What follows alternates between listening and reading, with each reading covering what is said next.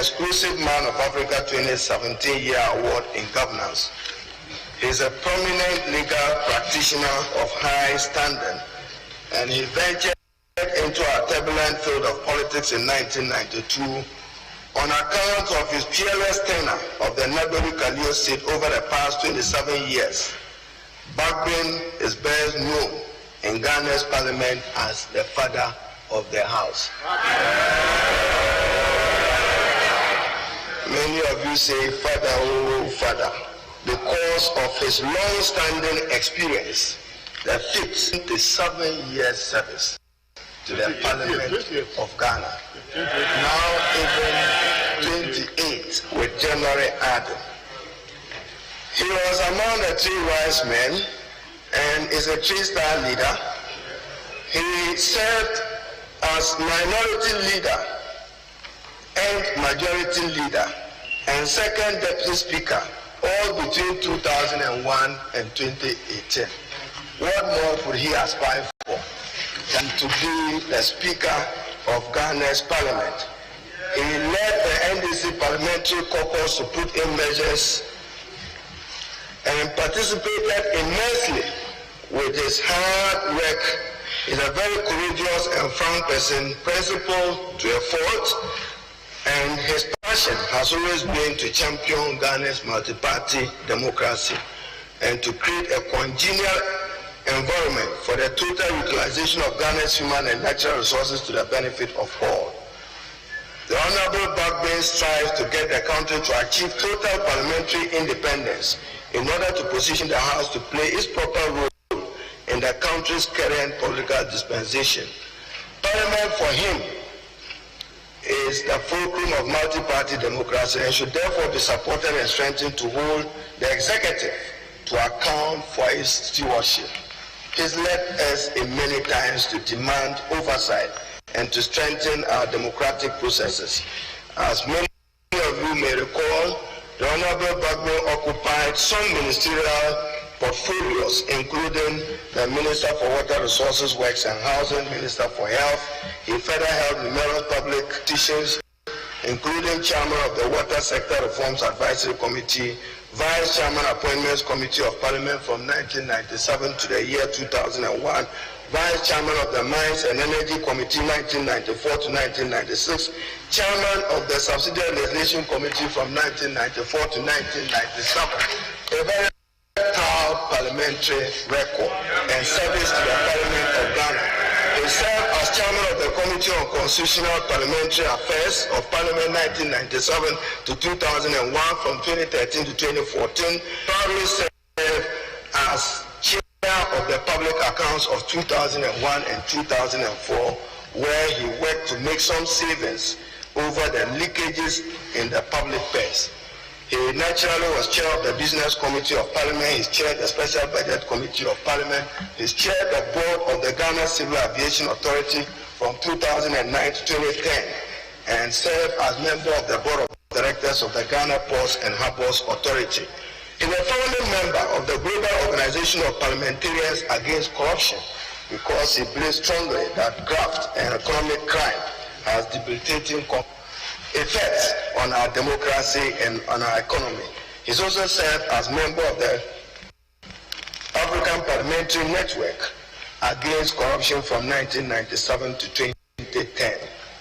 He's been council member and he's played other respected roles. Member African, Caribbean, Pacific, European Union Joint Parliamentary Assembly in Brussels from 2013 to 2014, participant National Conference of State Legislators, USA Conference from 2001 to 2010.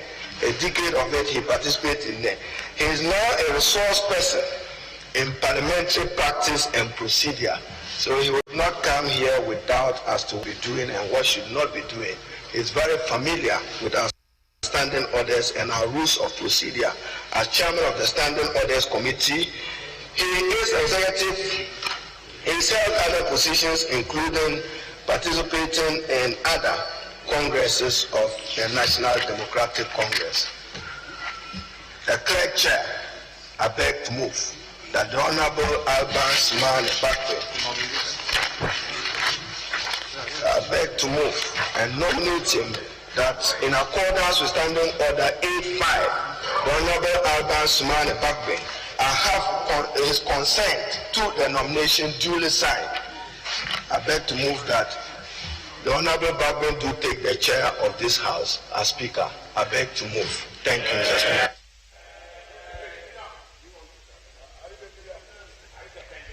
Any seconder? Any seconder? Sure. With respect. Honorable Fenyoma. Very well. Thank you, Mr. Chair. Mr. Chair, you had in your preliminary remarks referred to some communication, the basis upon which we are here. You referred to communication from the Electoral Commission. I am aware that the jurisdiction of a high court in this country has been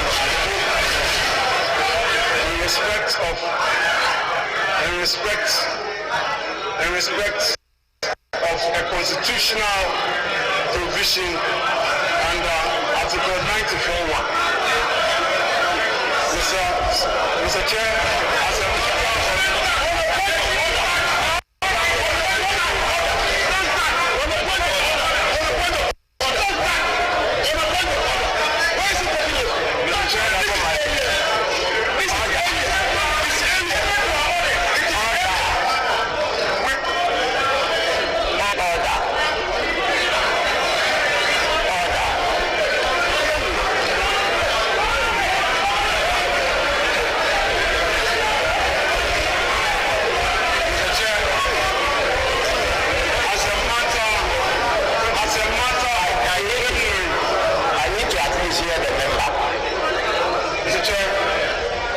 as a matter of preliminary inquiry from my side, I would want to find out whether you are on notice of a proceeding or an order from the High Court by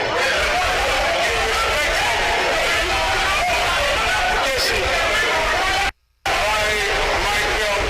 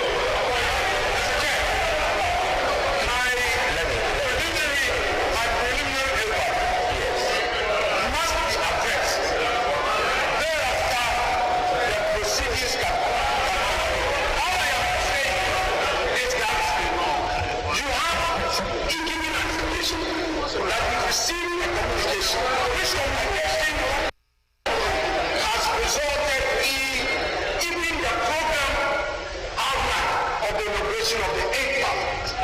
I want to find out from you, Mr. Chair, whether or not you have received a court order in respect of a plea by Michael Akumana, which order makes reference any person on the list as you provided.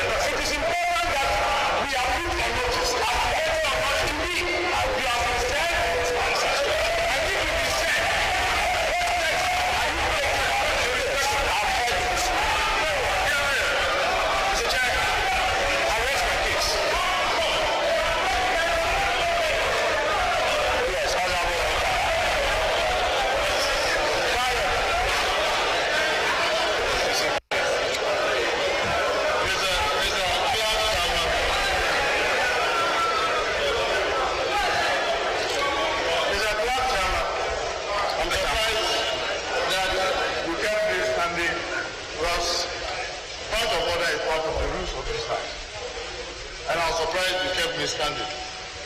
Mr. Clerk, Chairman, I want to refer my colleague to the specifically Article 95(3), and your permission I read, no business shall be conducted in Parliament other than an election to the office of Speaker at any time when the office of Speaker is vacant. And Mr. Clerk,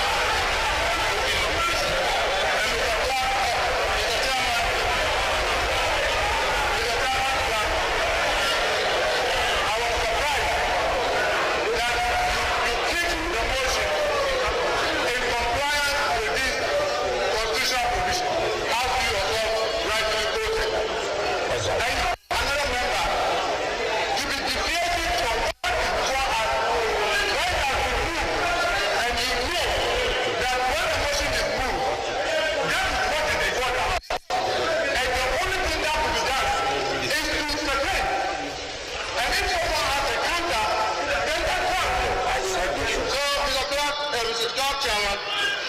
In order not to control wasting the time of this House and members, I rise to second the motion.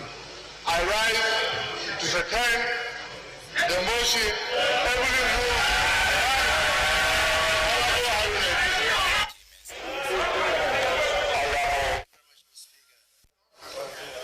Mr. Speaker, I think the issue raised by Mr. Chairman, the issue raised by the member for Efutu is very germane. You have indicated to us that you have received a writ of elections for constituencies from the Electoral Commission. Mr. Chairman, what you did not inform us about is, first, the number of constituencies. It doesn't.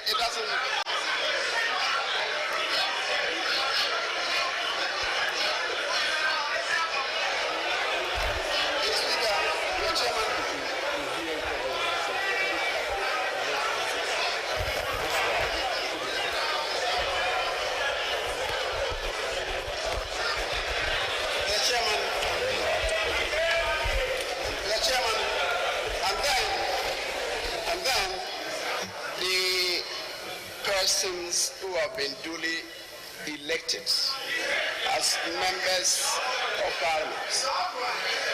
Mr. Chairman, beyond that, Mr. Chairman, this is not, Mr. Chairman,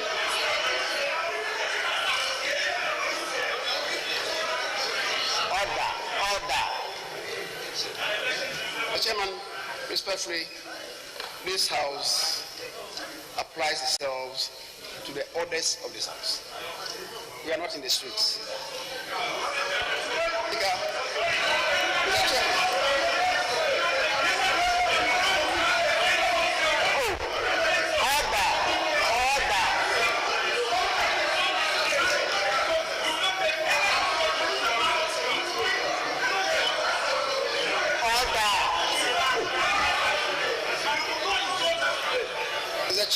Mr. Chair, the people who will qualify to participate in this voting should be a matter of interest to all of us.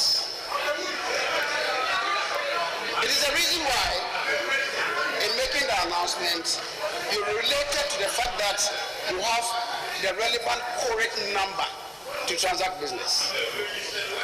Mr. Chairman, my colleague, who is the deputy leader for the majority caucus, raised a preliminary issue.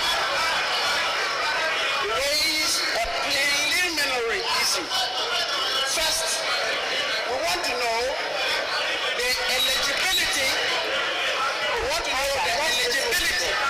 Of persons herein assembled.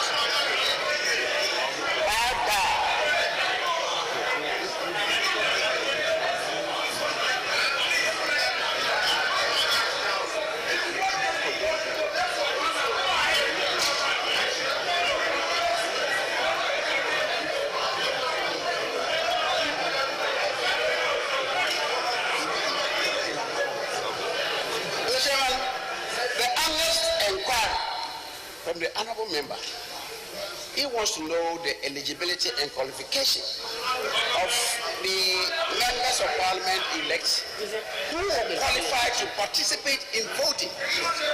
Mr. Chairman, it is the reason why before the motion was moved by my colleague, the honorable member for Tamale South, who is recently the minority leader, right?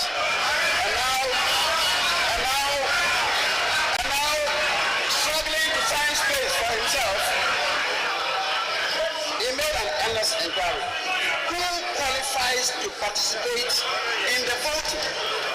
And he says to you that he's aware that court processes have been set injuncting. We have gone to court, somebody has gone to court, injuncting one person. And it's not about shouting, it's about applying yourself to due process. It's about applying yourself to due process. The chairman, this House has been served with due process, injuncting one person from participating in the business. The chairman, we are aware that the process has been set on the House, and it's been said duly on the clerk of Parliament. We want to know, as a matter of preliminary observation and statement and admission from you, whether it is true. If it is true, it will mean that person cannot participate in the voting, and it would not lie in the mass of people shouting no. It will lie in the bosom of due process, and we have our laws. We apply ourselves to the laws, and if anybody wants to be physical about that, the marshals are here. They will apply the rule to the letter. So, Mr. Chairman, your duty is to tell us whether in process has been served on this house in granting a member of parliament elect from participating in activities of today. Mr. Speaker, and just so the member was not out of order, he was not debating, he raised a plenary issue. He first got up, unfortunately he did not catch your eye, and you allowed my colleague, the Honorable Haruna Dusu, to move the motion. It is still not late. And it's the reason why before our orders provide that when a motion has been moved, it must be seconded. If it is not seconded, it is not properly before this house. And it is so, it is because of that he rose up boldly. This time you recognize him when the motion was not properly before this house, and he registered a point. I just want to reiterate the point that he made for you to tell this house the position of the law. Chairman, I rest my case.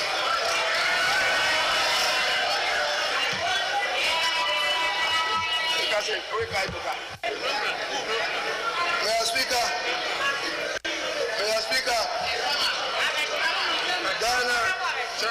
Chairman Clerk, this is a country governed by law, and this is a country with institutions given defined mandates and authorities. Mr. Speaker, I've heard the Honorable Afenyo Markins make reference to court proceedings. Let me remind him that courts don't determine elected members of parliament. The sovereign will of the people of Ghana vote. Courts don't determine. Courts don't determine. Courts don't vote.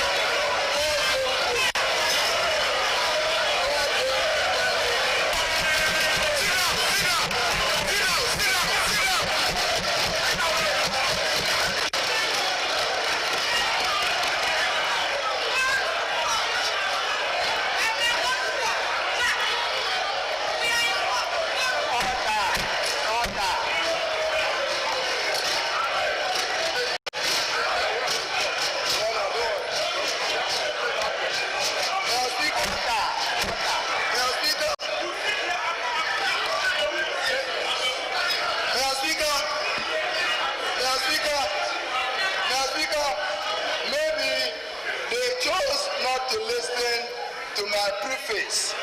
I said institutions have their mandate and authority. The court have a mandate to adjudicate on matters brought before it. But the election of member of parliament is vested in Ghanaian citizens.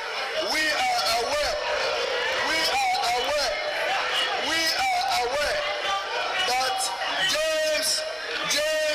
Jaje Kwesi of Asin North was duly elected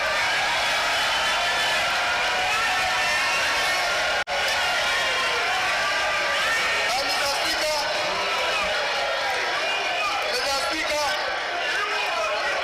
as far as we know, no court processes have been served on him personally, as far as we know. That is why he is here, having registered and having been recognized, even by the list of 275 MPs. And the official letter gazetted or remitted to the clerk does include Honorable James Jaje Kwesi. He is a law-abiding person. He will fight the merits of any matter in court, but he should not be denied subscribing to his oath as elected member of parliament in the name of some court processes.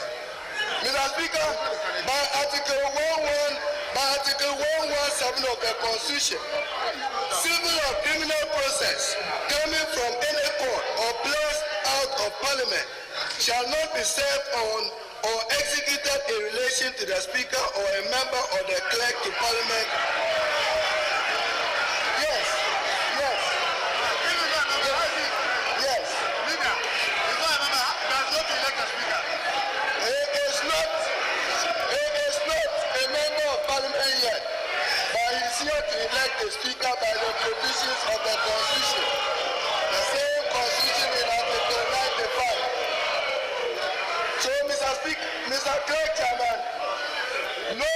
processes have been served on him. And he went through your registration process, having been notified by the official gazette published by the Electoral Commission of Ghana that he was a duly elected member of Parliament for Asin North. This is what is best known to us. I heard my colleagues say majority. By the official letter conveyed to you by the Electoral Commission, read it for its purposes. It's 137, 137, and therefore there is no political party with a majority. He is counting on the independent candidate. He has not even taken the oath yet for us to know where he wants to belong. If there's any official correspondence on him, share it with us. There's no official communication from him as far as we are concerned by the Easy Gazette notification. So get me right. I'm saying that in this country, the legislature is clothed with the mandate of legislation. The judiciary as arbiter and adjudicator. They don't elect. The election of member of parliament is vested in citizens of Ghana.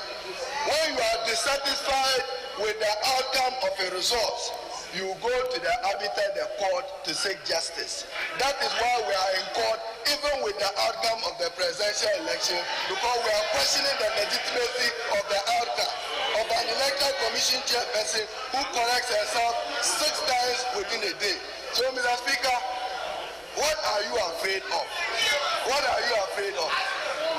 And in a country, the predictability of the judiciary is important for the future of our democracy. We have followed religiously the ruling in Hohoi, the ruling in Techima South, and the ruling in Asin North. Ghana will not be a one-man democracy where only the rights of one person and freedoms are respected. I rest my case.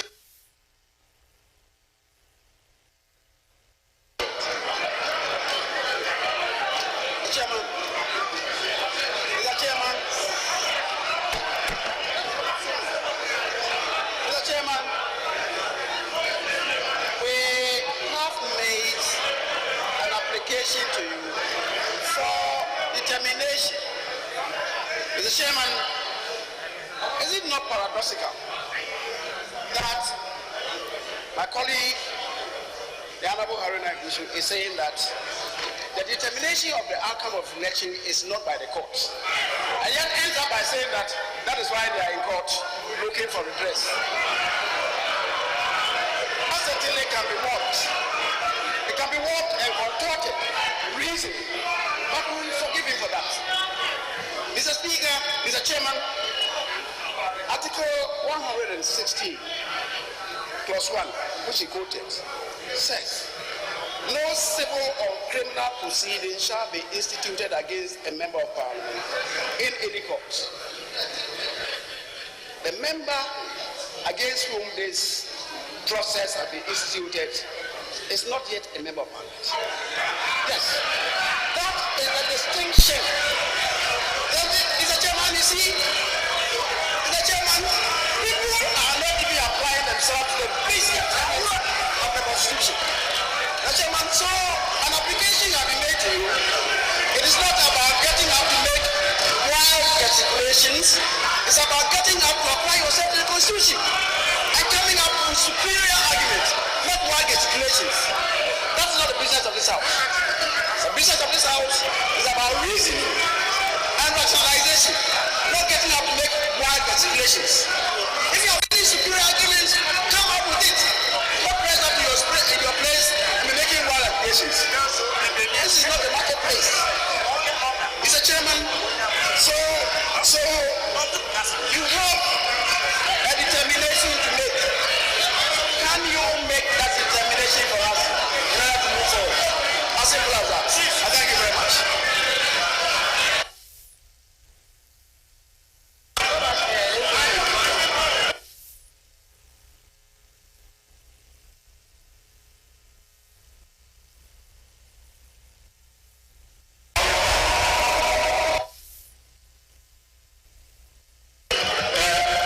Thank you. Mr. Chairman. The honorable member for Swami made the point that this house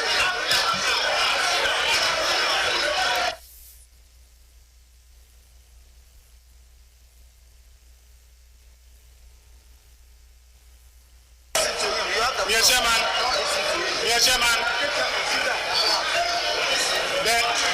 the honorable member for Swami made the point that this house is governed by rules. And the fundamental rule governing this house is the Constitution of the Republic of Ghana. And it was cited partially by the former minority leader. Mr. Speaker, the inquiry that was raised in the preliminary objection relates to service or process on the clerk of parliament. That is the substance of the inquiry. Mr. Chairman, the Constitution is very clear that you cannot be served with a process whilst you are attending at parliament. That is a constitutional problem. That is performing his function. Yes. Performing his function. Yes. It's a clear. Take your time. Mr. Chairman. Take your time. For the doubting Thomases, Mr. Chairman, for the doubting Thomases amongst us, let me.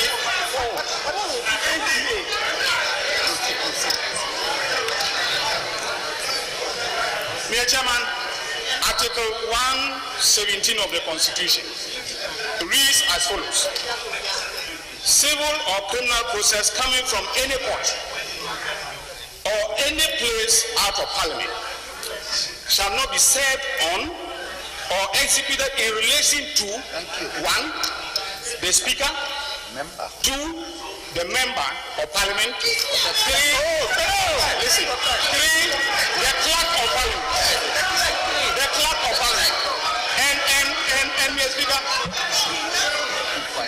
and Mr. Chairman. So it says that whilst he's on his way to attending at or returning from any proceedings of parliament.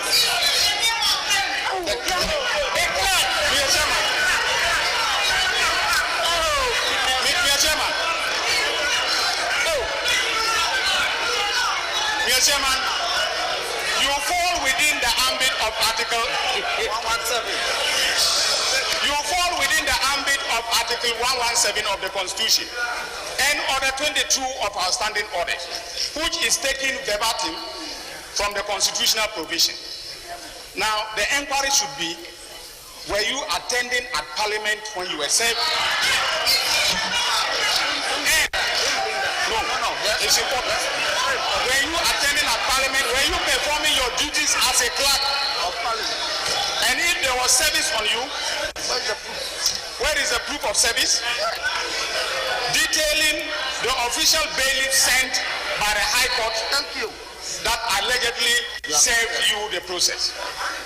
Mr. Speaker, Mr. Chairman, honorable members, I am speaking in conditional terms in response to the preliminary objection raised by the honorable member for Efutu.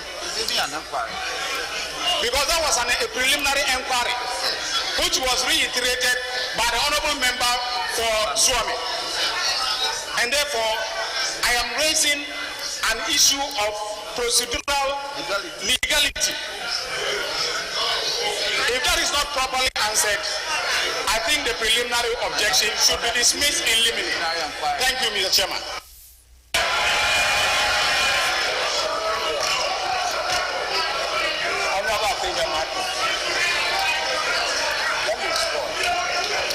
Mr. Chair.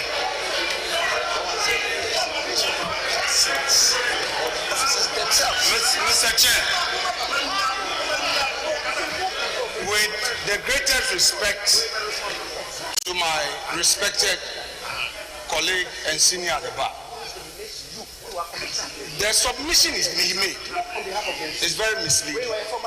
The provision is in respect of a matter of which a member of parliament, a clerk, or a speaker or an officer of parliament is a party to.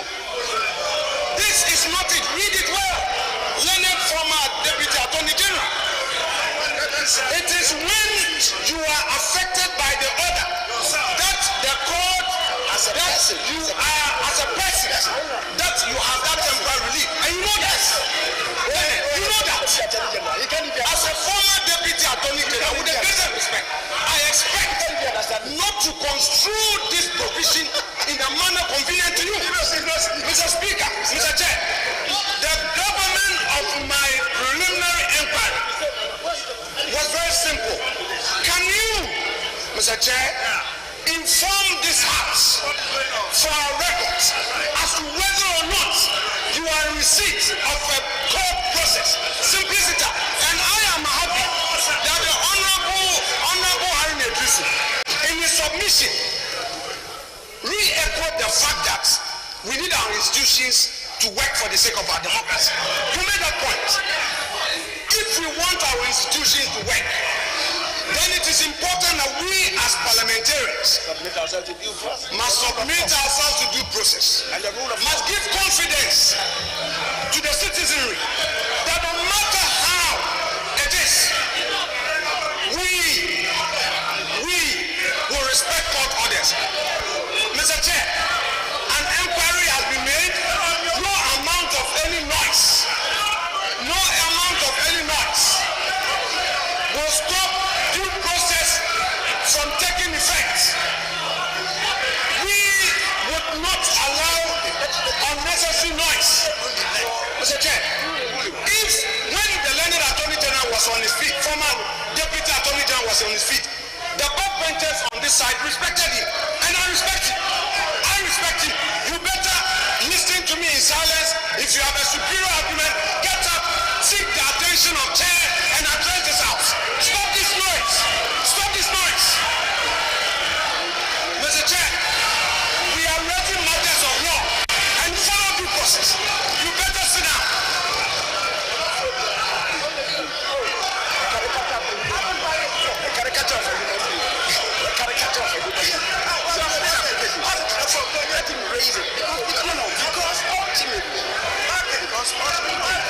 Because ultimately the Constitution recognizes that the person should be. Mr. Chair, if all of us go on the path that will help the cause of this matter, perhaps I would crave the indulgence of my colleagues to give due regard to Article 105 of the Constitution. Mr. Chair, with your leave, let me perhaps read that aloud and in extenso. A person who sits or votes in Parliament knowing or having reasonable grounds for knowing that he is not entitled so to do commit an offense and shall be liable on conviction to such a penalty as shall be prescribed by or under an act of Parliament. So, Mr. Chair, even if this determination, Mr. Chair, must come from you, and that is all. Let us know for the records. Thank you.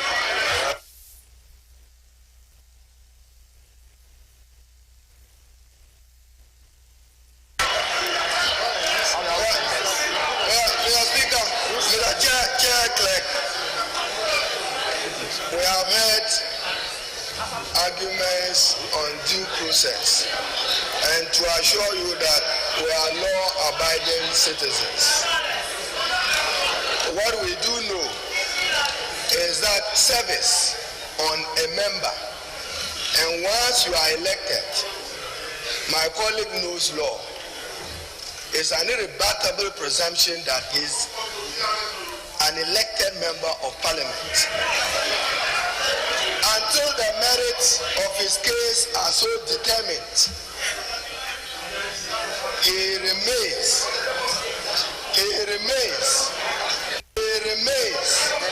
the elected representative of the people of Asin North. But for us to appreciate your due process, we should know when service was done, the bailiff who came to undertake the service, all that has to be tabled. But for our purposes, the Honorable Judge has not been served any process. He is going through lawful process, having been elected, and Parliament hasn't been notified. What I stated is that the courts are only called upon to resolve disputes and conflict relating to the election of member of Parliament. He is duly elected and has not been served any purpose. He went through his registration. His name is listed here.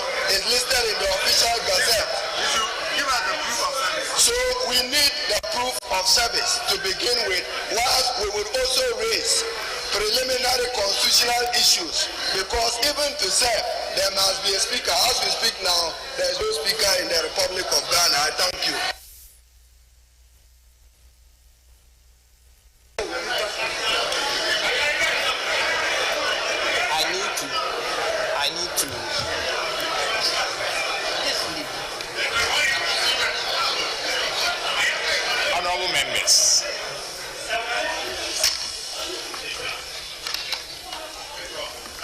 Honorable members, my view is that the preliminary objection relates to whether or not this House is properly constituted for the purpose of electing Speaker or Deputy Speakers. Now, today, this afternoon, late afternoon, I received an order of interlocutory injunction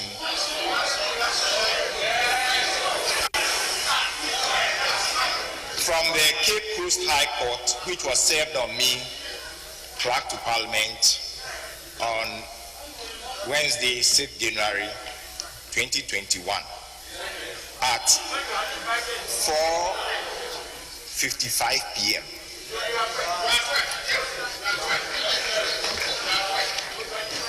And the order was issued by His Lordship Justice Kwesi Boakye, Justice of the High Court sitting in Cape Coast.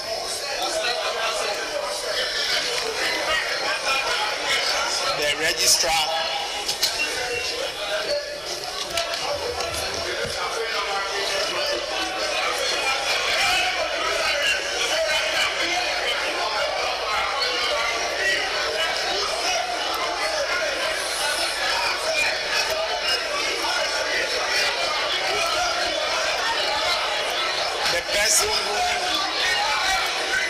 who stars Hamza, Deputy Chief Registrar.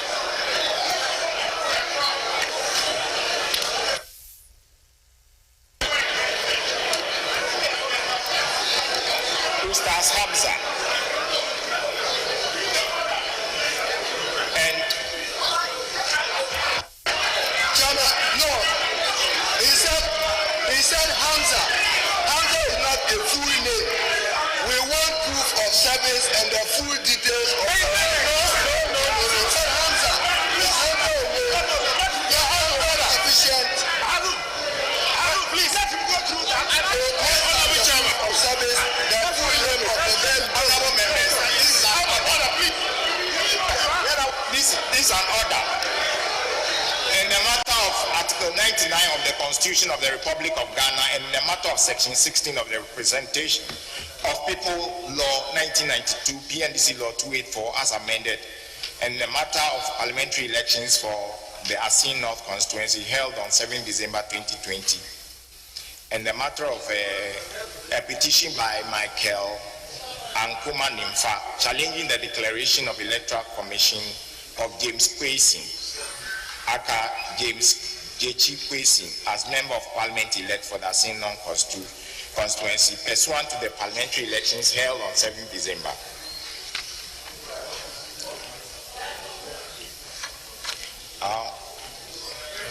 This application, having come on Monday, 4th day of January 2020,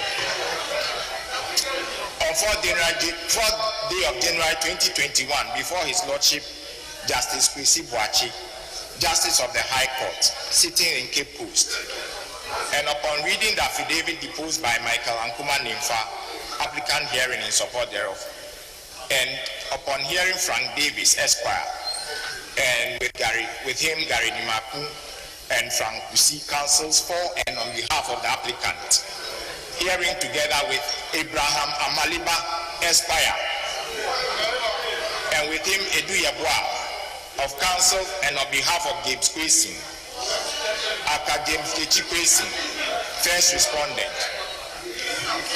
It is hereby ordered that James Kwesi, Aka James Kechi Kwesi, first respondent hearing, is hereby restrained from holding himself out as a member of Parliament elect.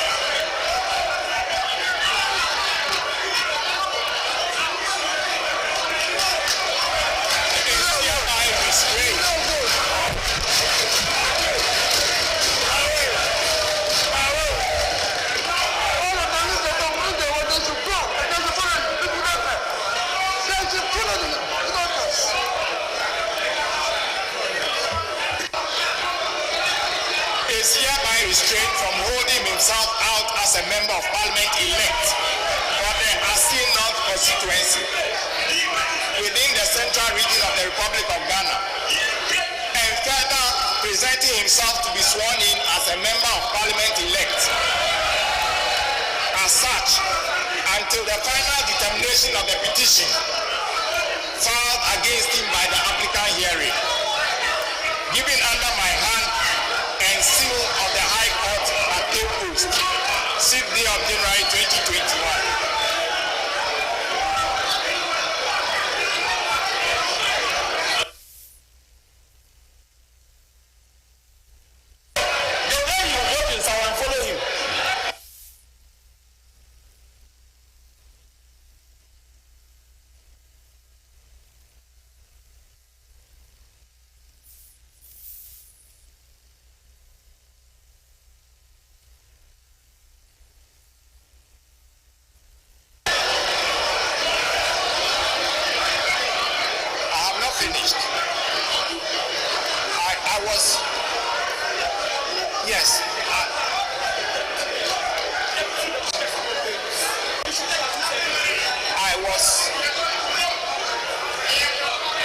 I was duly served,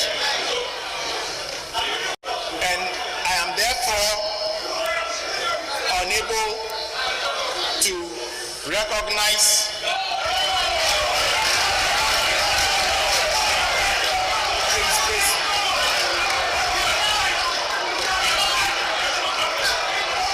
for the purposes of election of Speaker.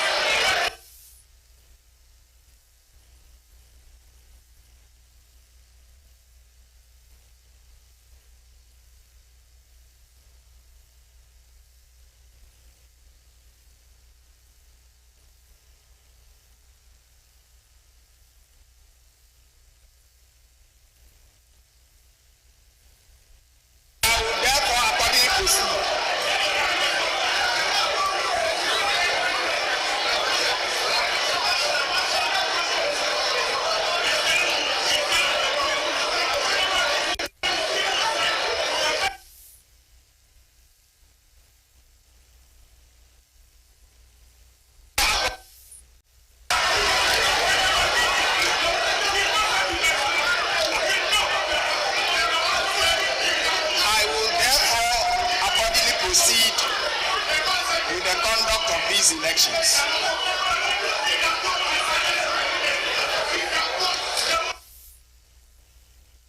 Honorable members elect, any further nominations? Your Chairman.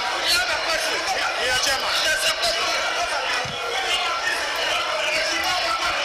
Chairman.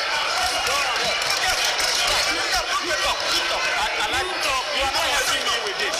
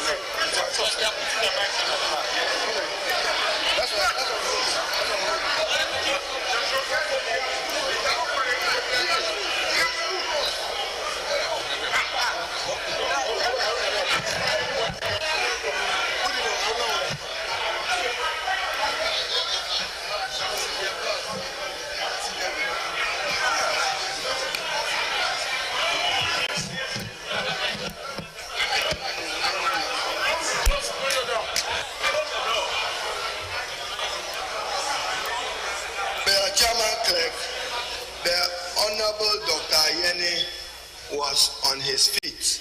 And he was on his feet, elucidating information. Just tolerate him for 1 minute. Let's hear what information he requires from you in respect of the matter, because this record will be important in court. So allow us to hear Dr. Yeni. You said due process. Hear Dr. Yeni. He's been on his feet before leader will move his motion. Thank you very much, Mr. Chairman. You say Hamza is a registrar. Mr. Chairman, when I was on my feet the first time, I raised a fundamental issue of legal procedure, due process of law. And Mr. Chairman, I am aware that Parliament is a master of its own procedure. However, Parliament is subject to the law, and the law of this land is that a procedurally defective service is legally ineffectual, is null and void and of no effect. And therefore, Mr. Chairman, I ask a factual question in relation to proof of service. Can you show the proof of service to my leader? And then also, Mr. Clark, I am aware that the registrar of the Cape Coast High Court is one Mr. Hamza. He's not a bailiff. I have dealt with him in my court practice. The registrar is Mr. Hamza. He's not a bailiff. And therefore, if you are not properly served, that service is not void and of no effect.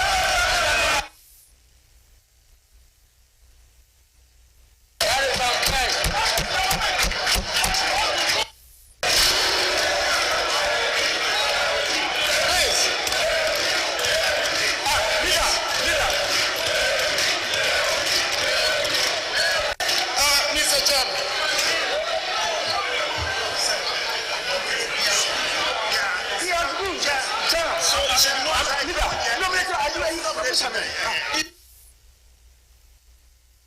Honorable Osachi Mensah, please, any more nominations?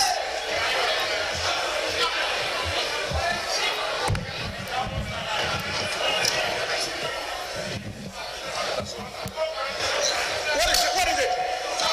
Stop what? No, he has spoken. Let the clerk speak. Let the clerk speak. Let him speak first. What are you talking about?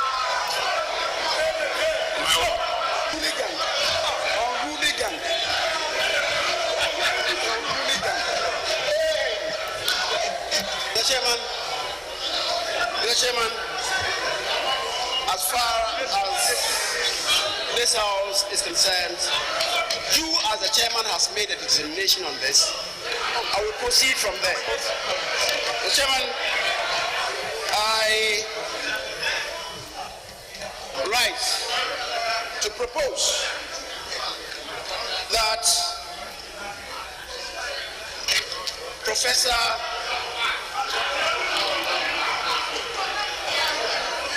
Aaron Mike Okwei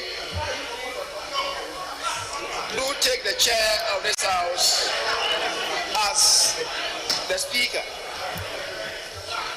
Chair, the Right Honorable Professor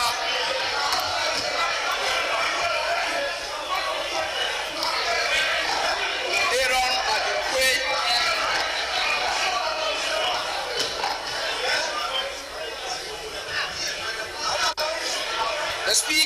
of the 7th Parliament of the 4th Republic, was born to Mr. E.G.N. Okwe of Osu, Accra, and he was a cocoa merchant. And also to Mrs. Felicia Awusiki Okwe, Nee Azu of Odumase Krobo, and the third of the 7 children on 4th April 1944. Professor Aaron Makokwe was brought up at Samakese in the Eastern region of Ghana, where he attended the Catholic and Presbyterian basic schools before proceeding to Presbyterian Secondary School, Udumase Krobo, his O-level and Apam Secondary School for his A-level. He studied further at the University of Ghana, University of London, and Lincoln Inn, London. He holds a BA Honors, Political Science, LLB Honors, BL, and PhD degrees, respectively. Chairman, Professor Aaron Michael Okwe's working life has been a combination of private legal practice, lecturing, active politics, civil society activism, advocacy on the marginalized in society, and pastoral care. Speaker Okwe is a barrister of the Supreme Court of England and Wales and a senior member of the Ghana Bar. As an academic, he achieved the similar distinction of winning within 4 years the coveted International Rockefeller Senior Scholar Award and the Senior Fulbright Scholar Award in 1993 and 1997, respectively. The Fulbright Award is considered the highest award in academia. He was a visiting scholar in connection with these awards in London and Virginia, George Mason, United States of America. He was the head of Department of Political Science at the University of Ghana, Legon, from October 1999 to January 2002, and also the Vice President of the Africa Association of Political Science from 1997 to 1999. He has researched and written extensively on good governance, conflicts, political education, decentralization, human rights, military intervention in politics, non-governmental organizations, rural development, parliamentary democracy, and gender. He is a keen advocate of the rights of women, including affirmative action. He's one man who has regularly featured in conferences on gender in this country and abroad. His books and articles have been published in England, Canada, United States of America, South Africa, Zimbabwe, and Ghana. His rich experience in African politics has been tapped by many institutions in Ghana and abroad. Professor Michael Okwe is an accomplished diplomat, legislator, politician, among others. Chairman, on the diplomatic landscape, he served as Ghana's High Commissioner to India between 2002 and 2004. As a politician and legislator, he served as the Member of Parliament for Bamekwa-Benya constituency from 2005 to 2013 January.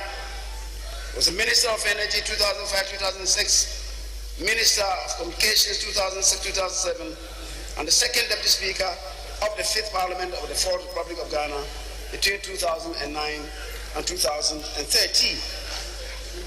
His tenure as Ghana's High Commissioner to India recorded unrivaled achievements, which include the Ghana Kofi Annan Center of Excellence in Information Technology, a showpiece in Africa.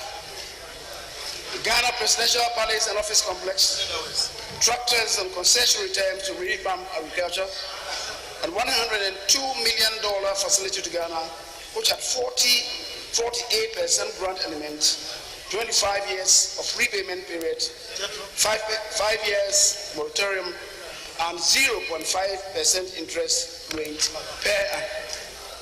He served as Minister of Energy, as I said, and presided over the deregulation exercise, expansion and maximum application of the Tema oil refinery, unprecedented petroleum exploration, and actually negotiated and signed an agreement between Tullow Oil, which led to the first discovery of oil in Ghana, a recapitalization of the Water River Authority and the Electricity Company of Ghana. Identified steps intensified to resolve state. Chairman, he also presided over the amendment of the VRA Act, the commissioning of the West African Gas Pipeline by President Kufuor, the signing of the Bui Dam Memorandum of Understanding with Sino-Hydro Corporation of China in September 2005. As Minister of Communication, Ghana and China signed a $30 million agreement for the National Backbone Project. The World Bank gave Ghana a $40 million concession facility after all the relevant benchmarks had been satisfied in record time. The Ghana Society for the Blind was provided a Braille computer system with the help of the government of India. He was in charge of the initial steps for the divestiture of Westel and Ghana Telecom. Ghana attained record tele-density and rural telephony targets with Chinese assistance. As a parliamentarian, he took keen interest in legislation and made meticulous endeavor in detecting minute slips. He made brilliant statements and various comments and contributions which were rich in depth. He served on the Committee on Members Holding Office of Profit, Standing Orders Committee, the Committee on Defense and Interior, Committee on Local Government, and the Committee on Communication. The second Deputy Speaker, his evenness and equanimity pleased both sides of the House whenever he presided. Having risen through the ranks to become the Speaker of Parliament for the 7th Parliament, Professor Aaron Michael-Okwe's aura attracted many distinguished personalities to Ghana and to Parliament House, including the august visit of the first ever sitting Speaker of the United States House of Representatives, Speaker Nancy Patricia Pelosi, who was also granted audience to address the House. The Prime Minister of Barbados, Excellency Mia Motley, who also addressed the House. The Speaker of the House of Representatives Nigeria, Right Honorable Femi Baja Mila, and the Speaker of Uganda, Right Honorable Rebecca Kadaga, who also visited on the Speaker's invitation and gave a very brilliant lecture on affirmative action and women's participation in politics. As a legislator himself, Right Honorable Professor Okwe's passion for affirmative action led him to initiate measures to advocate for women and children, inclusion, people with special needs, and gender equality. He has also shown interest in the welfare of the marginalized in society, including various donations to persons with disabilities, and sought release of a pregnant woman from the Islam female prisons. Chairman, the Speaker's passion, together with the assistance of leadership of the House, have led to the rapid passing of bills, albeit in a very meticulous fashion. A number of these attracted considerable public interest. The swift pace at which the number of sittings, question time, statements on the floor, and legislations have been heightened under the 7th Parliament led by Professor Okwe is progressively unparalleled. During his tenure, Speaker Okwe presided over 600 plenary sittings and accepted over 3,214 papers, including bills, reports from committees of the House and ministries, departments, and other agencies, waivers, resolutions, conventions, and loan agreements, among others. Speaker Okwe presided over the review of the standing orders to reflect the needs of the House, and it's unfortunate that the House could not adopt the review of standing orders before the House came to be prorogued midnight of the 6th of January. Professor Michael Quay was also the first to have introduced sign language interpretation in Parliament for very obvious benefits of our disabled brothers and sisters. On the 18th of December 2020, the House passed the first ever private members' bill. And these two bills were under the supervision of Professor Michael Aaron Okwe. Mr. Chairman, Parliament has steadily seen various extension works championed by Professor Okwe under the Physical Infrastructure Enhancement Project, which includes a 600 annex to accommodate offices for all other members of Parliament who hitherto had no offices, visitors waiting center, drivers waiting center, and the chamber support services block. He also spearheaded the facelift of the existing parliamentary chamber. As an academic, Professor Michael Quay took keen interest in revamping the Parliamentary Training Institute. There are many things that he has done to improve institutional structures in the system and human capital and talent development as well. He's also done a lot to promote staff welfare, and the measures that he has superintended over, Chairman, are unprecedented in the annals of Ghana's parliament, notably the 7th Parliament. He has also shown keen interest in building a knowledge hub for Parliament as an institution. The ingenuity of Right Honourable Speaker Okwe has provided members of Parliament and staff opportunities to participate in several sub-regional and international learning experiences. He ensured that the rich experiences and learning outcomes are documented and bound for historical references. It is noteworthy that under the leadership of Professor Aaron Michael Okwe, the following books have been published for the first time: The Rulings of the Speaker, Statements on the Floor, Private Members' Bills in Ghana, a guide, addresses by the Speaker and leaders of this House. Mr. Chairman, Professor Michael Okwe employed his diplomatic skills to resolve many conflicts, petitions, and issues brought before him. He would be remembered for resolving international trade issues between Ghana and Nigeria in September 2020, and several ambassadors and international partners have called on Speaker Okwe with regards to pertinent global issues. He is a founding member and a key spokesperson in advocating for Africa's debt cancellation to alleviate the unprecedented socio-economic pressures caused by the COVID-19 pandemic. Mr. Chairman, the Speaker Okwe, through his personal relationship with the Serbian government, acquired scholarships for 10 Ghanaian students. Through him, many students in Ghana have successfully completed their educational pursuits as he paid for their tuition fees. Mr. Chairman, Speaker Okwe also took upon himself to acquire invaluable assets for Parliament, including the Marine Drive Tourism Enclave and the Aviation Hub at Denton, which spans 20 acres. Finally, Professor Okwe was elected the head boy of PUSEC during the 80th anniversary of the school. An accompanying citation recognized his various contributions to the school and his pedigree attained nationally and internationally in politics, laws, and development. Professor Aaron Michael Okwe is married to Major retired Mrs. Alberta Boatima Okwe, and they are blessed with children. His hobbies include playing soccer, table tennis, reading, writing, and music.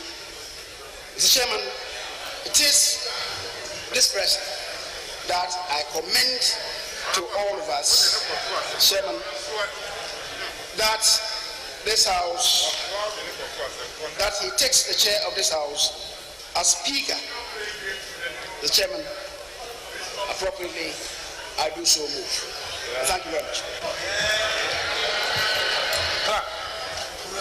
Any point of order? Point of order, sit down. Any You did the same thing, sit down. My microphone is live. You do the same thing. I second.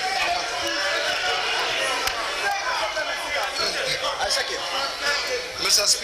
Chair. No, you cannot speak. You cannot speak. I am up on a point of order also.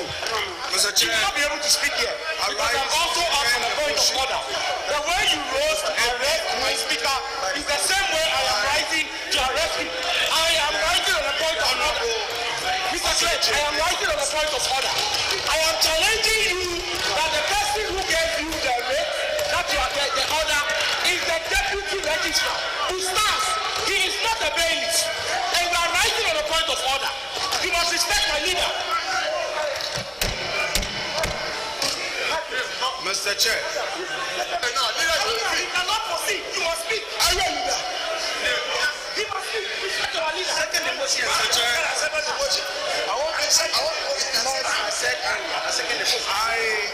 I rise to second the motion. Every moved by Honorable Oseche Mensabo.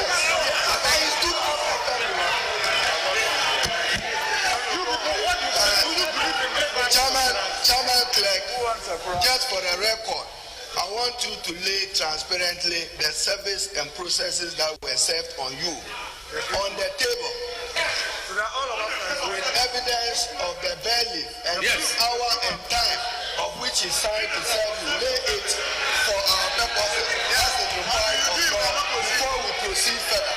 We want proof of service late, but I'd like to inspect it to satisfy myself and to find out from you, Chairman Clerk, whether when you receive service, you actually communicated same to the MP elect as is required by law. What time you serve?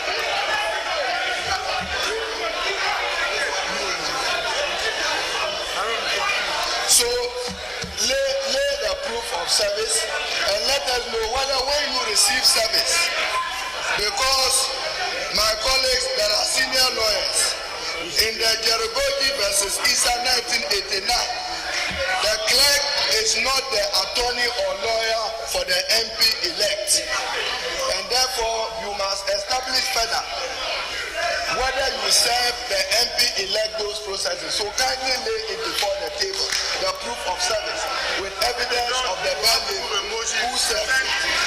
And then whether you have the power you are exercising, the question is whether clerk is check the ruling.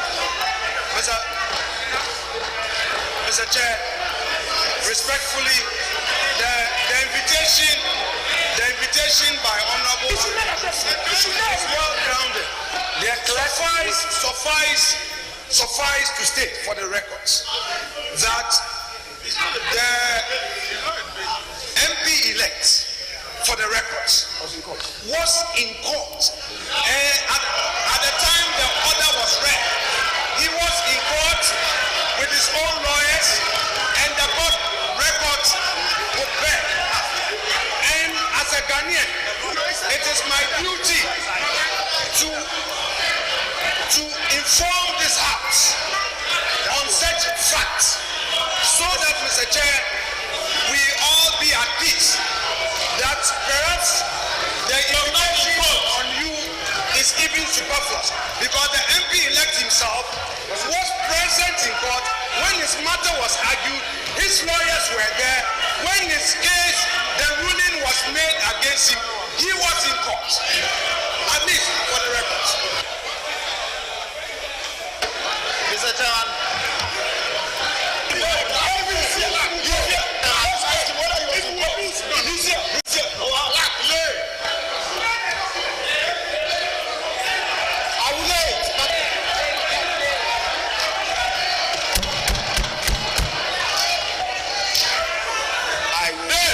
I will lay the document for the information of the House. The document was served on the clerk to Parliament for my action. So it wasn't served for the purposes of me serving the member.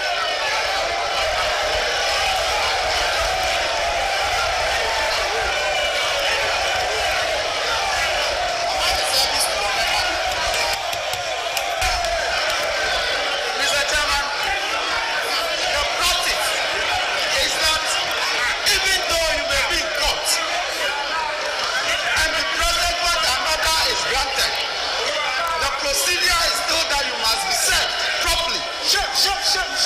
Of disgracer. Personal service. We are talking about personal service. We are talking about injunction. An injunction to the personal. An injunction to the house of jail. Election today.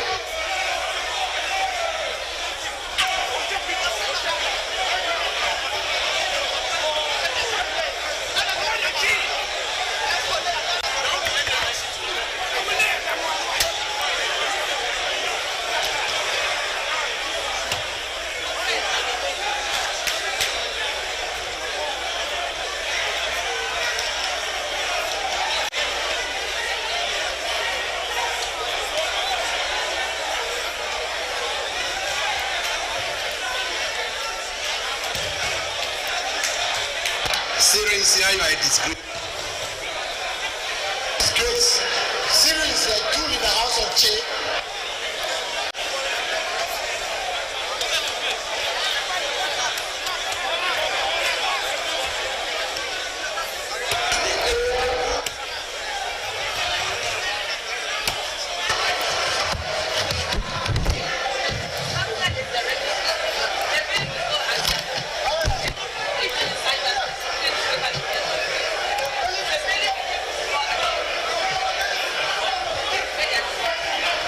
Please. Chairman. Please, you should call for order.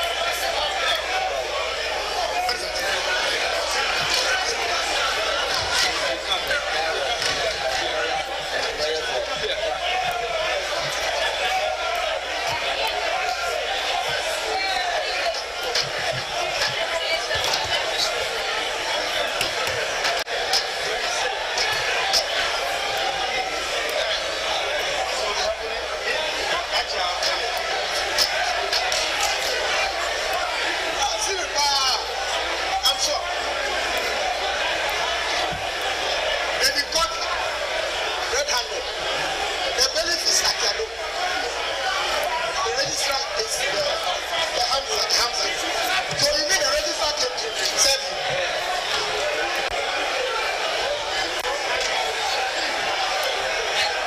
So you mean the registrar came to serve you? Thieves. No,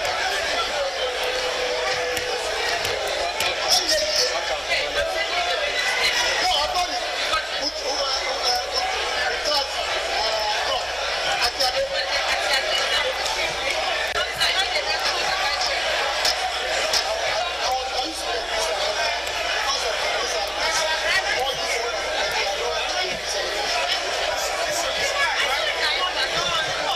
How can Parliament be used to perpetrate fraud on the people of Ghana? How can we use Parliament to perpetrate fraud? Fraud! It's fraud! How can we use Parliament to perpetrate fraud? This is our... It's that! It is fraud! If you destroy the democracy, you all lose your jobs. Take it. Azankwa. Continue playing games with the democracy, you will lose your jobs. Azankwa. You will lose your lives too in the process. Continue playing games. Take money. Continue playing games with the democracy. Continue playing games. You will lose your jobs and may lose your lives. And we are all in it. Continue playing games. You think you are smarter than the Ghanaian people. You think you are smarter than the Ghanaian people. They are watching you. democracy. Continue playing games with the democracy. You will destroy it and lose your jobs. You, the clerks, you will lose your jobs too.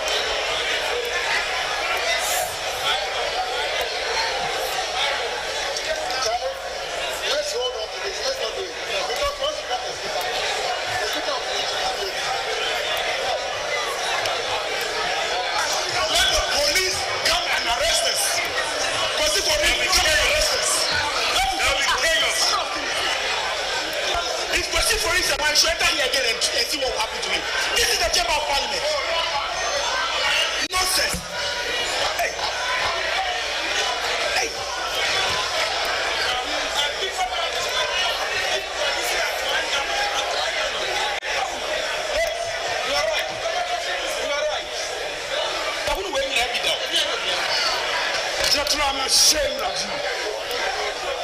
You're playing with fire. Democracy that has given you a job and you are playing games with it.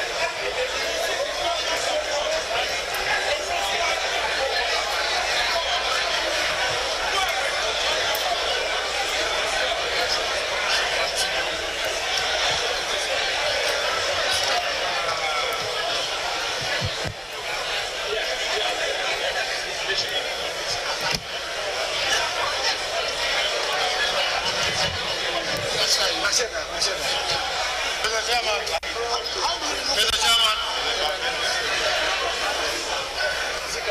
Mr. Chairman. Mr. Chairman. Unfortunately,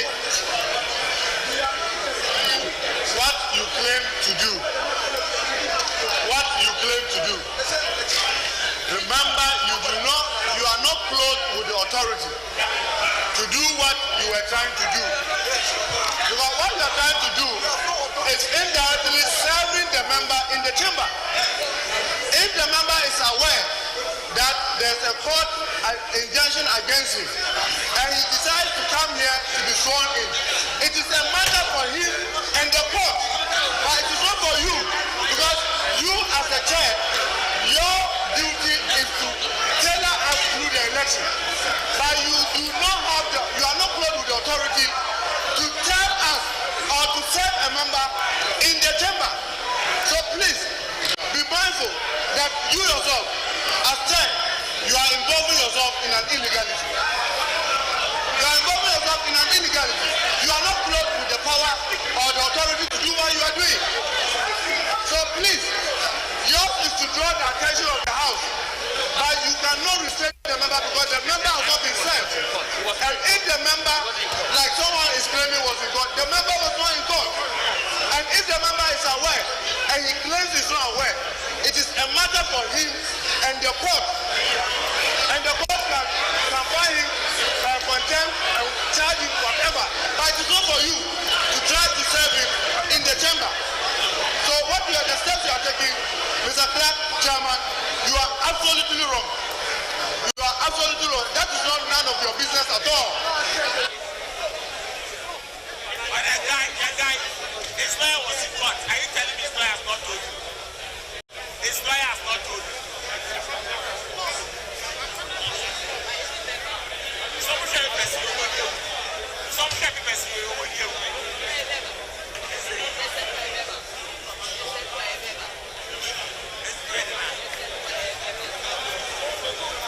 That's all of what? The judge, the lawyer of what? Yeah, but it's aware. So you want you to be in contempt.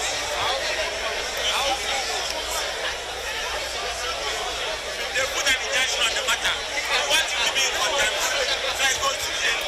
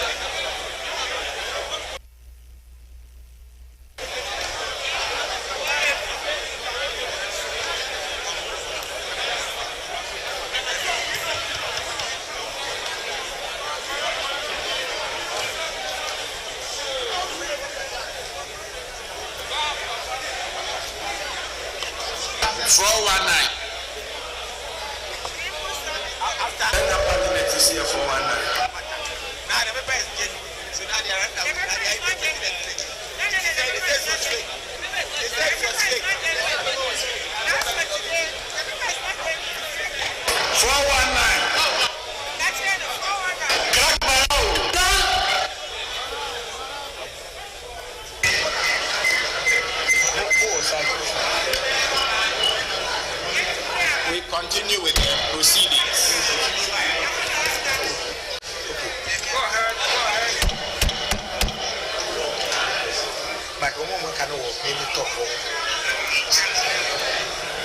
Any seconder to the nomination of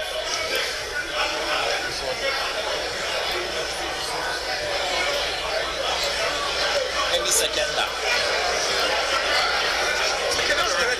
Chairman, I have already seconded the motion by Honorable Oseche Mensah-Bonsu.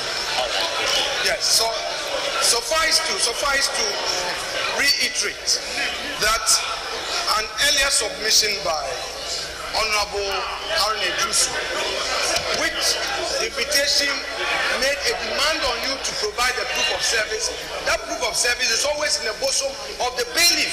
So, Mr. Chair, just for the records, so that we are all satisfied, that you as a recipient of a court process cannot have the proof of service.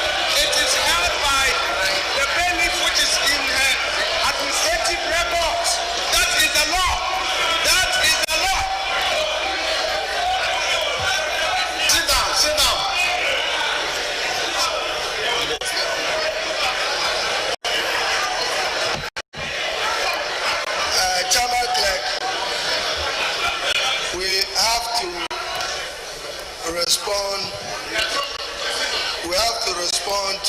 national duty that there is no interregnum in the governance leadership of the country Ghana.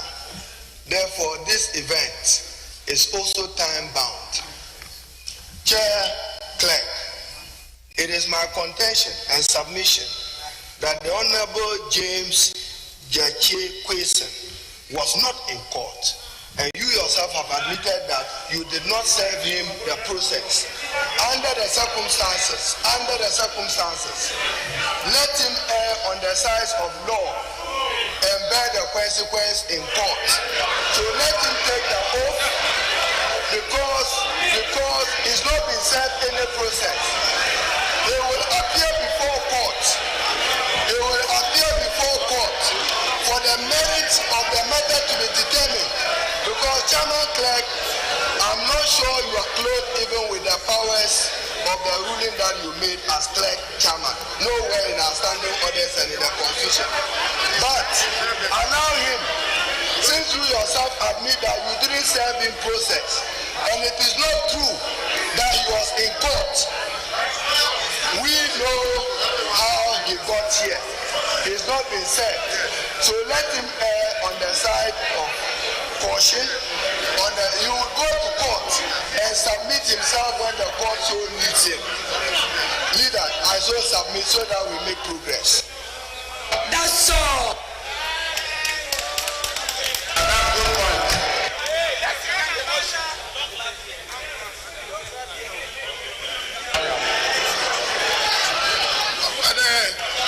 Clerk Chairman, this House cannot condone an illegality.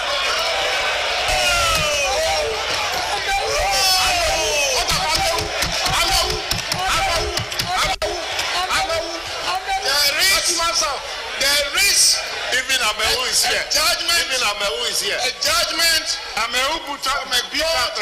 of competent jurisdiction. This parliament knows about it. You sit down. You are an illegality yourself. Sit down. You'll be complicit if you give a ballot to him because he's not supposed to hold himself as an MP. That will not vote. We will vote today. Mr. Chairman, you are boring. Sit down. You are boring. So, yes, you mentioned Amehu. Amehu had an injunction.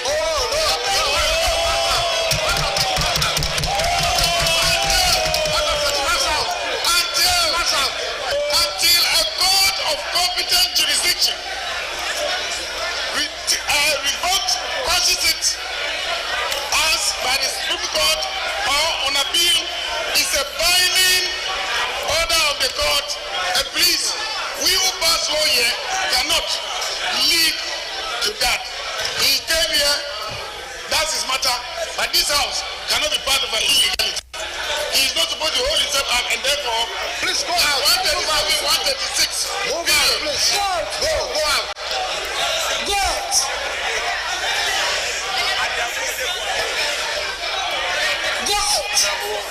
Honorable Aruna Ibusu, do you have the consent of the Honorable? Thank you very much. Do you have the Thank you very much, Mr. Speaker. Mr. Clerk. The consent of your Mr. Chairman. Please lay it on the table. Mr. Chairman, Please lay it. we are all arguing and acting on the assumption that there is a parliament. Mr. Chairman, as we speak, if you read Article 93 of our Constitution, we still don't have a parliament. We still don't have a parliament. Mr. Speaker, we have a gathering of MPs elect and a clerk of parliament with a very, very limited assignment. The assignment of overseeing the election of a speaker. Yeah. Mr. Clerk,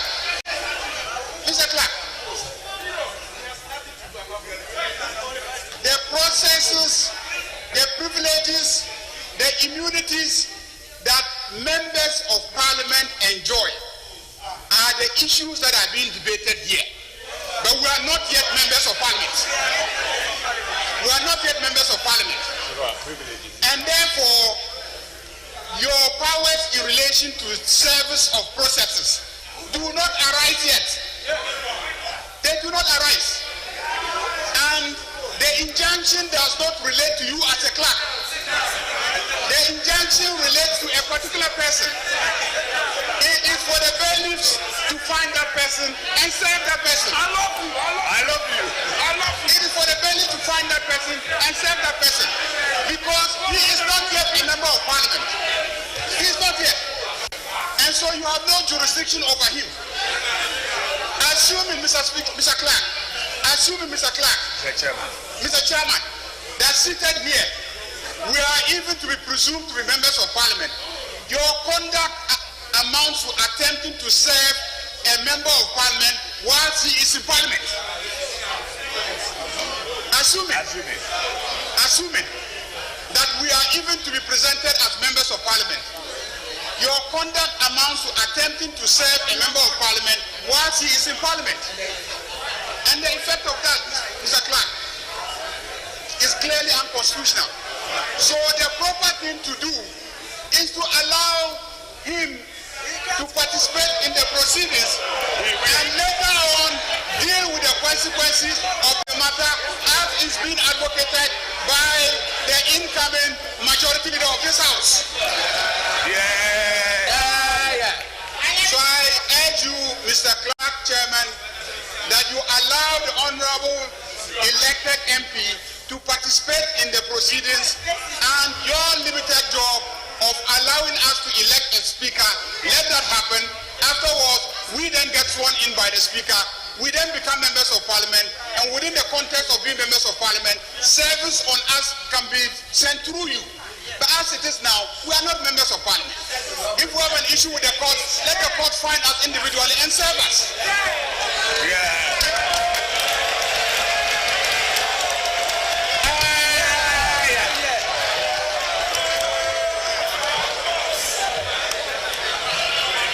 Mr. Chairman. Thank you very much. Thank you very much, Mr. Chairman. Mr. Chairman,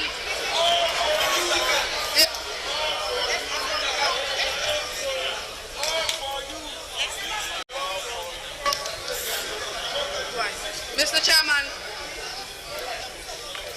Honorable Ayine, the former Deputy Attorney General, was the one person that made reference to Article 117 of the Constitution. Mr. Speaker, it was Honorable Ayine who introduced Article 117 of the Constitution in this argument. And his argument was that service could be served on a member of parliament, one. Service could be served on the clerk of parliament. Mr. Speaker, Mr. Chairman, in this argument that is on the floor of parliament, Mr. Speaker, on this argument that is on the floor of parliament, if you listen to the argument just raised by Honorable Ayariga, it is in contravention of Article 117. Mr. Speaker, Mr. Chairman, they are asking you as a clerk to this house, when there has not been any speaker or the house being properly constituted, to give them proof of service on the matter. Mr. Speaker, proof of service on the matter does not lie in you. It is the court that has that proof of service. Mr. Chairman, you have been served as the clerk to Parliament, and you have brought in your evidence here as your evidence of being served. The onus per our law is not on you to give proof of service. And there is an order of a high court, a court of competent jurisdiction. And the honorable member, during the arguments or debates on the floor, confidently rose to show himself in defiance of the court's ruling that he should not hold himself as an MP-elect. Mr. Chair, and that is is in direct contravention of the Constitution and the rules of this House. And it's actually contempt of the courts. So, Mr. Chairman, I strongly believe that your evidence that you brought here is good enough.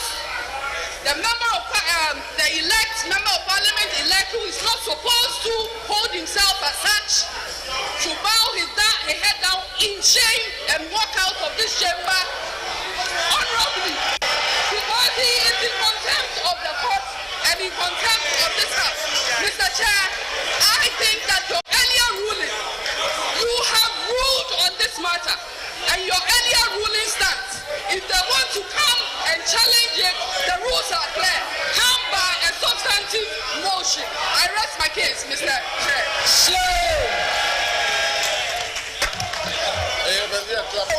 Nobody's going to be called in this house again, Mr. Chairman.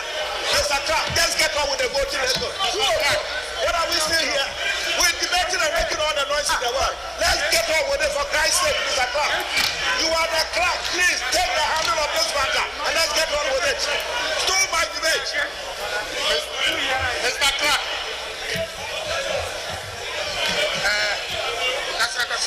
Mr. Clark.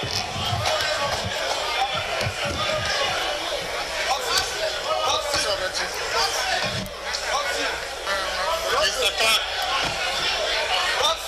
Your chairman. Hey, I have something to say. How can you let Ayarida's case go? Mr. Chairman. Go ahead. Mr. Chairman.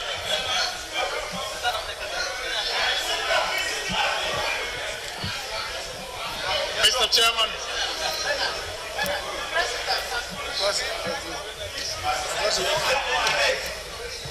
Why did kids come? Mr. Chairman, thank you very much. Mr. Chairman, why?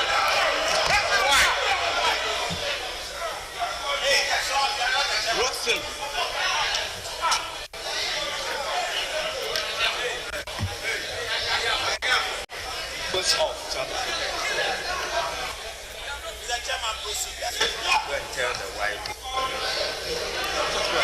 Honorable members elect, are there any other nominations?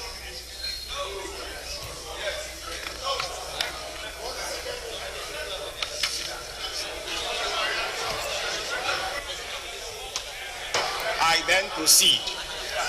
Honorable members elect, Article 104(4) of the Constitution provides that where, and I quote, where Parliament is considering a bill to amend the Constitution, or where the voting is in relation to the election or removal of any person under this Constitution or under any other law, voting shall be in secret.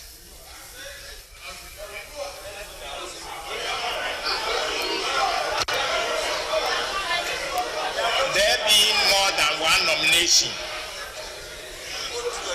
I am enjoined under Article 104(4) of the Constitution, as well as Orders 9.1 and 110 of the Standing Orders, to proceed to conduct the election by secret ballot.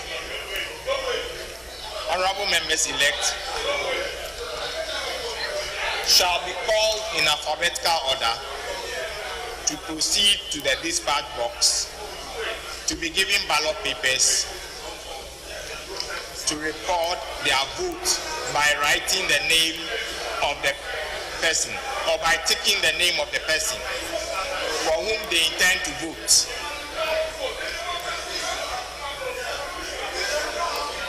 Honorable members elect, kindly note that you can only vote for a person who has been duly nominated and seconded. May I also inform you that this is a secret ballot, and therefore you are required to fold your ballot paper so that the name written on it is not seen by any other person when casting your vote. Thank you.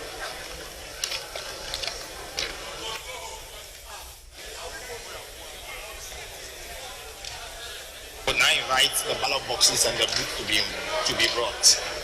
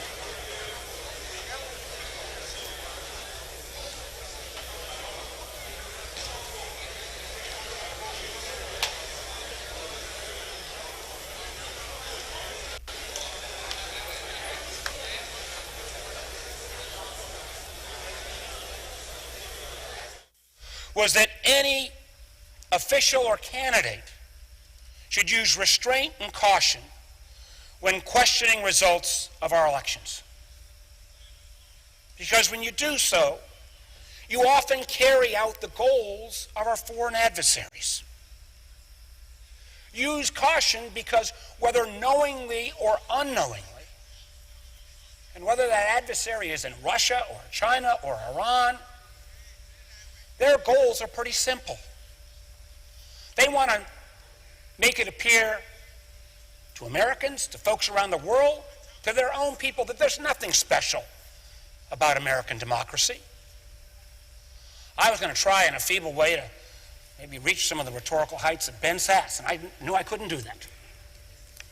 So instead, I know I'm violating rules here. Today's the day for violating rules.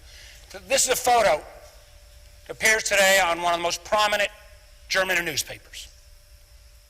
You don't need to draw up it. You can draw up photos from any newspaper or any television feed anywhere across the world. And what is this photo of? It's of thugs in the halls of this Capitol, diminishing everything we say we believe in this democracy. And when you look at those images, realize those images are priceless for our adversaries. God willing, tonight, in an overwhelming way, we're going to take a small step in a bipartisan way to start restoring that trust of our people and hopefully the billions of people around the world who believe in that notion of American democracy. Remember, these images will still endure. I yield back. Majority Leader. Mr. President, I yield up to 5 minutes to the Senator from Missouri, Senator Hawley. Senator from Missouri. Mr. President, thank you. I want to begin this evening by saying thank you to the men and women of the Capitol Hill Police, the the National Guardsmen, the Metropolitan Police, and others who came to this Capitol, who put their lives on the line to protect everyone here working inside of it. And I want to thank law enforcement all across this country, in my home state of Missouri and everywhere else, who do that day in and day out. And I just want to acknowledge that when it comes to violence, this has been a terrible year in America this last year. We've seen a lot of violence against law enforcement, and today we saw it here in the capital of the United States. And in this country, in the United States of America, we cannot say emphatically enough, violence is not how you achieve change. Violence is not how you achieve something better. Our Constitution was built and put into place so that there would be, in the words of Abraham Lincoln, no appeal from ballots to bullets, which is what we saw, unfortunately, attempted tonight. There is no place for that in the United States of America. And that's why I submit to my colleagues that what we're doing here tonight is actually very important. Because for those who have concerns about the integrity of our elections, those who have concerns about what happened in November, this is the appropriate means. This is the lawful place where those objections and concerns should be heard. This is the forum that the law provides for, our laws provide for those concerns to be registered, not through violence, not by appealing from ballots to bullets, but here in this lawful process. And so to those who say that this is just a formality today, an antique ceremony that we've engaged in for a couple of hundred years, I can't say that I agree. I can't say that our precedents suggest that. I actually think it's very vital what we do. The opportunity to be heard, to register objections is very vital, because this is the place where those objections are to be heard and dealt with, debated, and finally resolved. In this lawful means, peacefully, without violence, without attacks, without bullets. And so, Mr. President, let me just say now briefly, in lieu of speaking about it later, a word about Pennsylvania, which is a state that I have been focused on, objected to, as an example of why people are concerned, millions of Americans concerned about our election integrity. The state of Pennsylvania, quite apart from allegations of any fraud, you have a state constitution that has been interpreted for over a century to say that there is no mail-in balloting permitted except for in very narrow circumstances that's also provided for in the law. And yet, last year, Pennsylvania elected officials passed a whole new law that allows universal mail-in balloting and did it irregardless of what the Pennsylvania Constitution said. And then when Pennsylvania citizens tried to go and be heard on this subject before the Pennsylvania Supreme Court, they were dismissed on grounds of procedure, timeliness, in violation of that Supreme Court's own precedent. So the merits of the case have never been heard. The constitutionality of the statute actually has never been defended. I'm not aware of any court that has passed on its constitutionality. Actually, I'm not aware of anybody who's defended the constitutionality. And this was the statute that governed this last election, in which there are over 2.5 million mail-in ballots in Pennsylvania. This is my point, that this is the forum. The Pennsylvania Supreme Court hasn't heard the case. There's no other court to go to hear the case in the state. And so this is the appropriate place for these concerns to be raised, which is why I have raised them here today. And I hope that this body will not miss the opportunity to take affirmative action to address the concerns of so many millions of Americans, to say to millions of Americans tonight that violence is never warranted, that violence will not be tolerated, that those who engage in it will be prosecuted, but that this body will act to address the concerns of all Americans across the country. We do need an investigation into irregularities, fraud. We do need a way forward together. We need election security reforms. I bet my friends on the other side of the aisle don't disagree with that. We need to find a way to move forward on that together so that the American people from both parties, all walks of life, can have confidence in their elections and that we can arrange ourselves under the rule of law that we share together. Thank you, Mr. President. I yield the floor. Democratic leader. Senator from Pennsylvania, Mr. Casey. Senator from Pennsylvania. I rise tonight to defend the people of the Commonwealth of Pennsylvania, to defend the more than 6.9 million voters who voted in this election, and to condemn in the strongest possible terms this attempt to disenfranchise the voters of Pennsylvania based upon a lie, a falsehood. That same lie sowed the seeds of today's violence and today's lawlessness here in the Capitol. One of my constituents, Susan from the Lehigh Valley, the community of our state where Senator Toomey lives, recently wrote to my office and perhaps said it best. She said, and I quote, "We cannot allow anybody to overturn the legal votes of the citizens of Pennsylvania. This would be the ultimate destruction of our democracy," unquote. Susan had it right. We cannot allow anybody, and she put that word in all caps, to overturn the legal votes of the people of our state. Let me address the allegation regarding the Pennsylvania Constitution and the General Assembly. Somehow that the General Assembly didn't have the authority to enact no-excuse mail-in voting, that process for the people of our state. First, the law in question, Act 77, was passed in 2019 and was implemented without any serious question as to its constitutionality. The law was passed by a Republican-controlled General Assembly, House and Senate.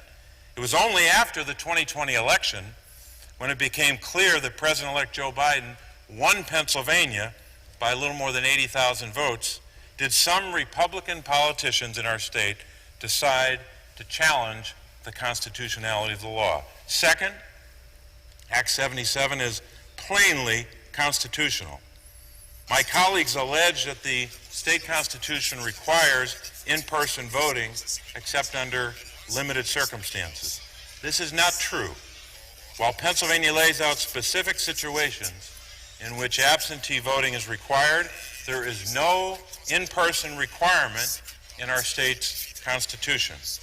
The Constitution set a floor, not a ceiling, for this type of voting.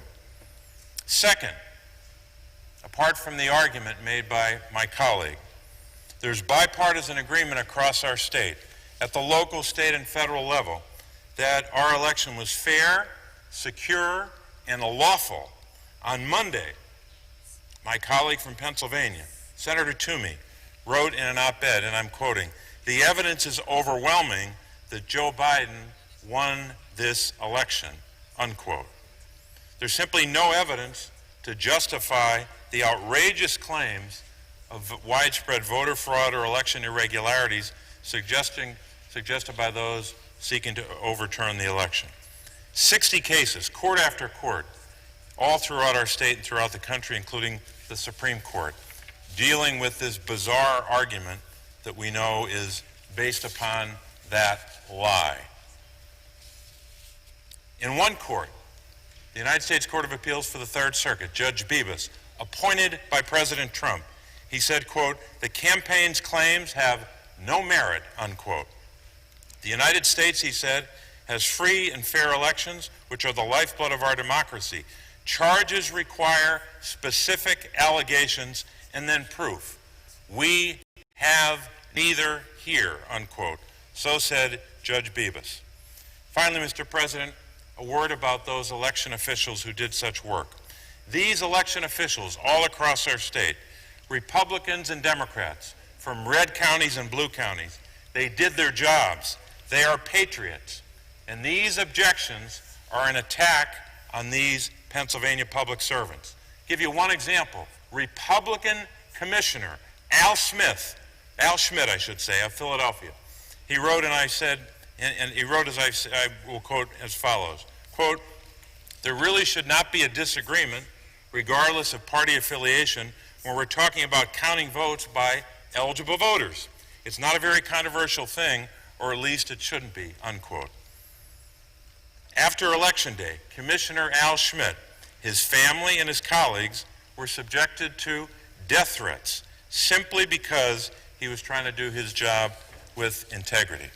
It calls to mind, Mr. President, that great line from America the Beautiful, "O beautiful for patriot dream that sees beyond the years." These election officials, like so many of our patriots, we heard from Senator Duckworth tonight, a real patriot. These patriots did their job. Let's support these patriots. Vote against this objection. Majority Leader. I yield 5 minutes to the Senator from Utah, Senator Romney. Senator from Utah.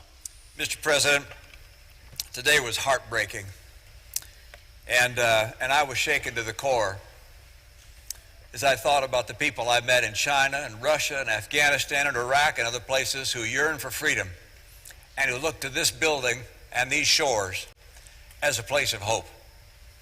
And I saw the images being broadcast around the world, and it breaks my heart.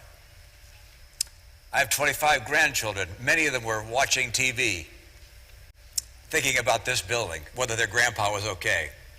I knew I was okay. I must tell you as well, I was proud to serve with these men and women. This is an extraordinary group of people. I'm proud to be a member of the United States Senate and meet with people of integrity as we do here today. Now we gather due to a selfish man's injured pride and the outrage of supporters who he has deliberately misinformed for the past 2 months and stirred to action this very morning. What happened here today was an insurrection incited by the President of the United States.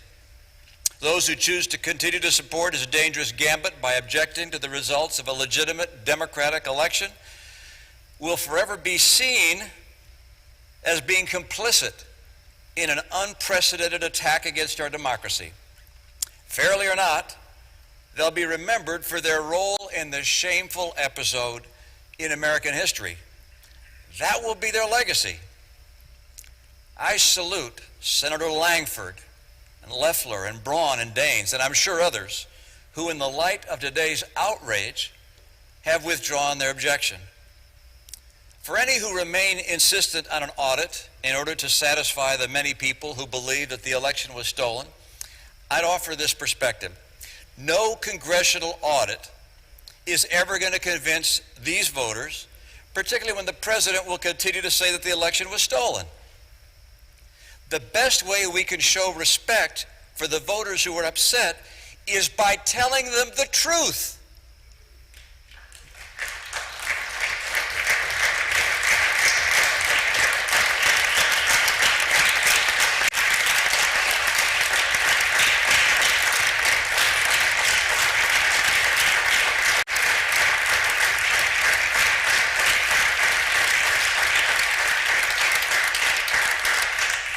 That's the burden. That's the duty of leadership. The truth is that President-elect Biden won the election. President Trump lost. I've had that experience myself. It's no fun. Scores of courts, the president's own attorney general, state election officials, both Republican and Democrat, have reached that unequivocal decision. And in light of today's sad circumstances, I asked my colleague, do we weigh our own political fortunes more heavily than we weigh the strength of our republic, the strength of our democracy, and the cause of freedom? What's the weight of personal acclaim compared to the weight of conscience? Leader McConnell said that the vote today is the most important in his 36 years of public service. Think of that. Authorizing 2 wars, voting on 2 impeachments. He said that not because the vote reveals something about the election, it's because this vote reveals something about us. I urge my colleagues to move forward with completing the electoral count, to refrain from further objections, and to unanimously affirm the legitimacy of the presidential election. Thank you, Mr. President.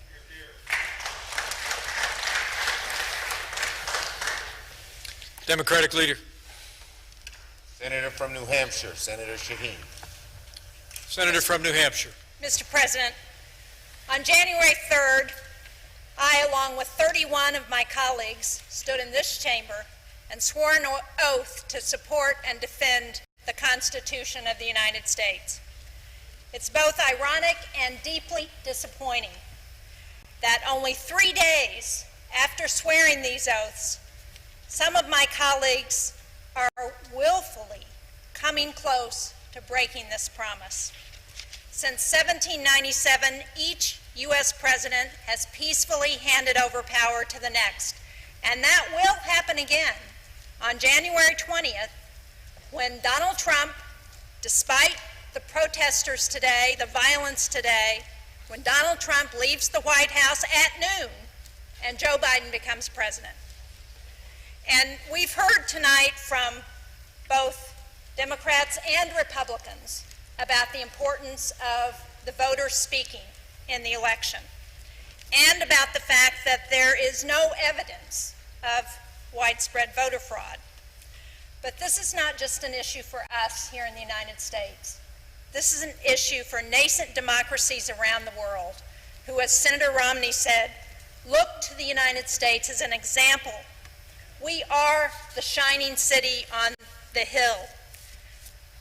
We give those struggling under oppression hope for a better future. Now, like so many of us in this chamber, I've traveled to developing democracies around the world, to Afghanistan and Iraq, to the Western Balkans, to Africa, to the country of Georgia. I went there with my colleague, Senator Risch. In 2012, we went to Georgia to observe officially, on behalf of the Senate, the election between outgoing President Mikhail Saakashvili and his United National Movement Party, and the challenge by Georgian Dream, which was a newly formed party supported and funded by billionaire oligarch Bidzina Ivanishvili. It was a battle for parliament, but also for control of the government. Senator Risch and I visited multiple polling places on election day, and we agreed with the international assessment that that election was free and fair and that Georgian Dream were the winners. But there was real concern in the country that Saakashvili was going to refuse to give up power, that would lead to violence, it would end the nascent democratic reforms that were happening in that former Soviet republic.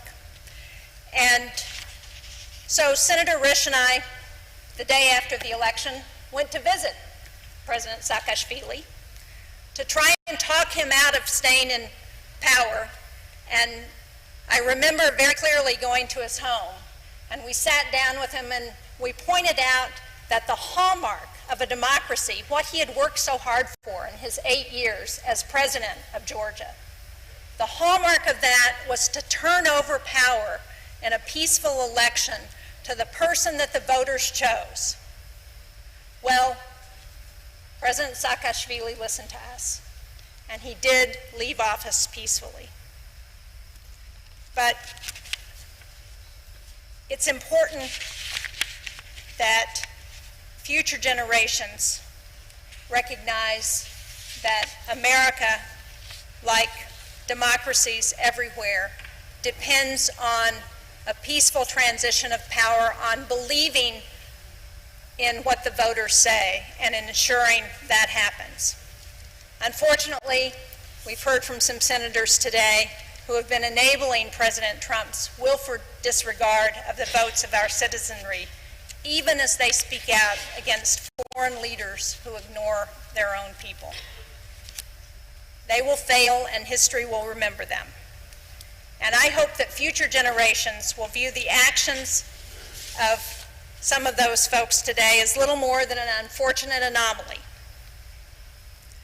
Future opportunists may use this ill-fated effort to seek short-term political gain over the long-term stability of our republic.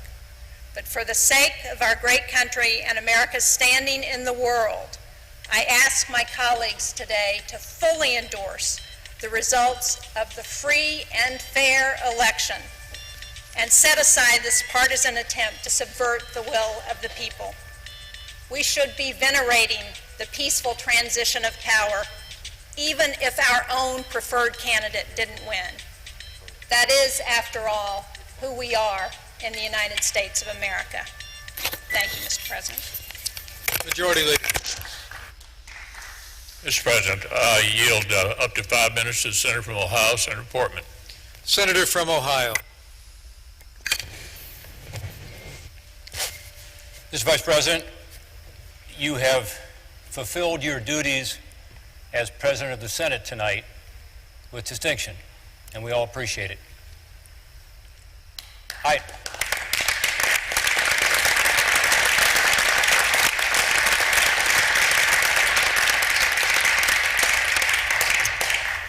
I thought about changing my mind and not speaking tonight, given the lateness of the hour, and I know all of my colleagues would have appreciated that greatly. But I thought it was necessary to speak because I want the American people, particularly my constituents in Ohio, to see that we will not be intimidated, that we will not be disrupted from our work, that here in the citadel of democracy, we will continue to do the work of the people. Mob rule is not going to prevail here. Now, let's face it, we did not reclaim this chamber tonight.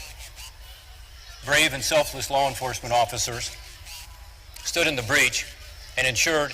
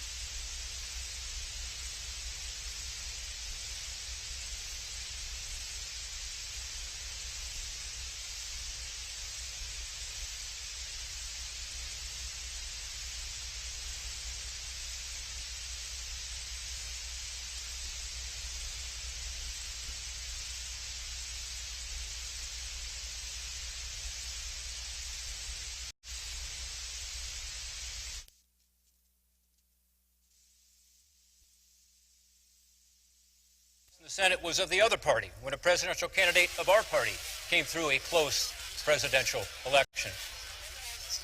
Would you want a Congress controlled by the Democrats to play the role you now intend for us? It is asking Congress to substitute its judgment for the judgment of the voters, and its judgment for the judgment of the states that certified the results. And even forgetting the dangerous precedent that would be set, what would be the basis for objecting in this election? Look, I voted for President Trump. I supported him because I believe the Trump administration's policies are better for Ohio and for the country. And I supported the Trump campaign's right to pursue recounts. They had every right to do it. And legal challenges. I agree that there were instances of fraud and irregularities in the 2020 elections. I think we all do. And by the way, there is fraud and irregularities in every presidential election. But it is also true that after 2 months of recounts and legal challenges, not a single state recount changed the result. And of the dozens of lawsuits filed, not one found evidence of fraud or irregularities widespread enough to change the result of the election. This was the finding of numerous Republican-appointed... Is the City FMC TV a private legal practitioner as well? I really wish I knew exactly what they were talking about, because there you have the NDC's chief whip pointing to the standing orders, and I don't know what point he's making, because the standing orders are clear with respect to the nature of this particular process. It is supposed to be secret balloting, so I don't even know what he is worried about. Well, it's all over the place. I don't know what he's worried about. I don't know what the contention is. I don't know what both sides are worried about. Just let your people vote, and that is it. Of course, I understand the critical nature of this and the need to deploy the 3-line waivers you have it. I think it's going on, for far too long, and we need to have a resolution to it. The votes must happen. Let them count it. Let's have a speaker declared. Let's have deputies selected or elected. Let's have members sworn in, and let's have our lives back. Another interesting thing that is also, it looks like, interestingly, the members of the parliamentary press who are back to the press gallery. They are back to the top. Interesting. We don't know the kind of conversations that have transpired. So they have complied with the directive. You can see that the first sitting row is free, and we have an announcement coming in from the chair of the occasion, Cyril Insia, who's actually issuing out instructions, calling out on members of parliament to sit down so that the voting can start. It's a few minutes to, it's actually 42, some 18 minutes to 3 a.m. In the anticipation of many. By this time, this event should have been long over. It's supposed to have taken little over 2 hours to happen, but almost 3 hours into this sitting, into this meeting, into this sitting actually, we still have MPs elect. We have no speaker, we have no first deputy speaker, no second deputy speaker, and the parliament, the 8th parliament itself, as it stands, is not properly constituted. You can still see Muntaka Mubarak, whip of the NDC caucus, very, very animated in an argument with another senior member of the House, 2 senior members actually, the Honorable Obi Amwa MP for Krapim South, Ibri, and the Honorable Minister for the Interior, Ambrose Derry. So it's going to be a long night. Things are far from over. We would hear the names called out one after the other to vote, and based on the 3-line whip system, we are told that they will have to show their votes to the whips before they drop it in the ballot box. And many will be questioning how secret then this would be, because if you are voting and after voting you show it to someone, it leaves much to be desired. But in all of this, the leaders are trying to confer and see how best to get the process smooth sailing. The Honorable Haruna Idrisu as we speak, is in conference, some sort of a mini conference, a slight conference, a mini conference with his colleague, the leader of the MPP caucus. Yes.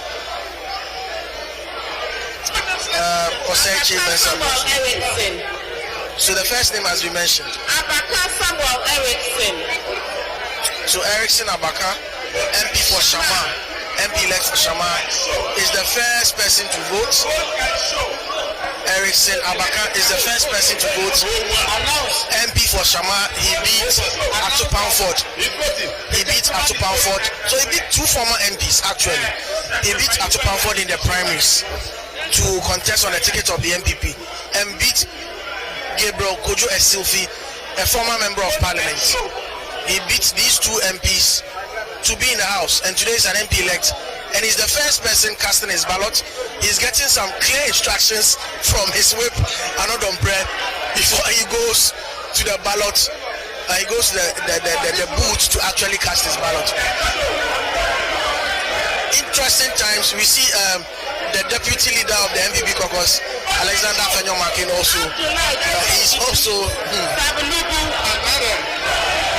Hey, what is going on there? What is going on? I think the MP wanted to show the vote to the MPP whip, and so Muntaka had to go in to prevent him from doing so. So that's what I just saw. He just walked in. The gentleman was trying to open the votes for his whip to look up, and just before he would do that, Muntaka just rushed to him to prevent him from doing so. Perhaps. So now we get why there was that prolonged argument. The argument is Muntaka is insisting on the NBC side, and now it makes sense. The NBC side is insisting that they would ensure that this is indeed a secret ballot. The MPP side is ensuring that no, you can't trust any human being. Once you vote, show it to the way before you go and drop it. And that is what Muntaka was trying to prevent from happening. And now we have this degenerating once again. It is so embarrassing and it's getting physical. This is so embarrassing. And we've not traveled all the way, to this point. I mean, what's happening? I mean, tempers are flaring. Members are getting this one. You can see I'm making a point to the clerk. I'm sure trying to insist that secret ballot it should be and nothing else. I wonder how the speaker, the clerk of parliament will resolve this. The law is actually clear on this. The standing orders at order 9 says that where more than one person is proposed, the motion shall be made and seconded in respect of each person, and the House shall proceed to elect a speaker by secret ballot in accordance with the provisions of this order. So that's clear from their own rules, the standing orders of the House. So it's interesting how they are trying to go around that and how that is degenerating into the scenes we are seeing currently. Marcelo, how is this a secret ballot when you have this urgent desire for members to see who they actually voted for? But why should they see who somebody voted for? I mean, the law is clear. The law says it should be by secret ballot. So secret ballot, it should be. And it's interesting that we just went back and forth on arguments of law and what the law has said in certain circumstances. And now the law has said secret ballot. So why are we trying to go around it? I mean, what is secret ballot should be secret ballot. So I don't really get the point at all. I don't really get the point at all. Secret ballot should be secret ballot. And I think that the clerk should stamp his authority like he did in the first instance. So we get this process underway and quickly concluded. So we have not even gone beyond the first person voting, and there's chaos, absolute chaos here. What the members of parliament should know is that the world is watching Ghana.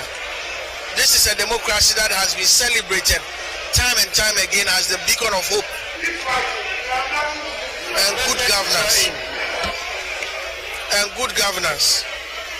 But it looks like it is degenerating here on the floor of parliament.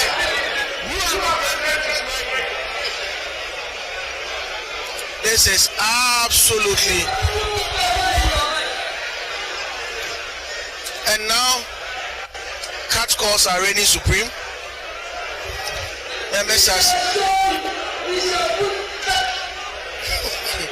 interesting catcalls there from members of the NDC caucus.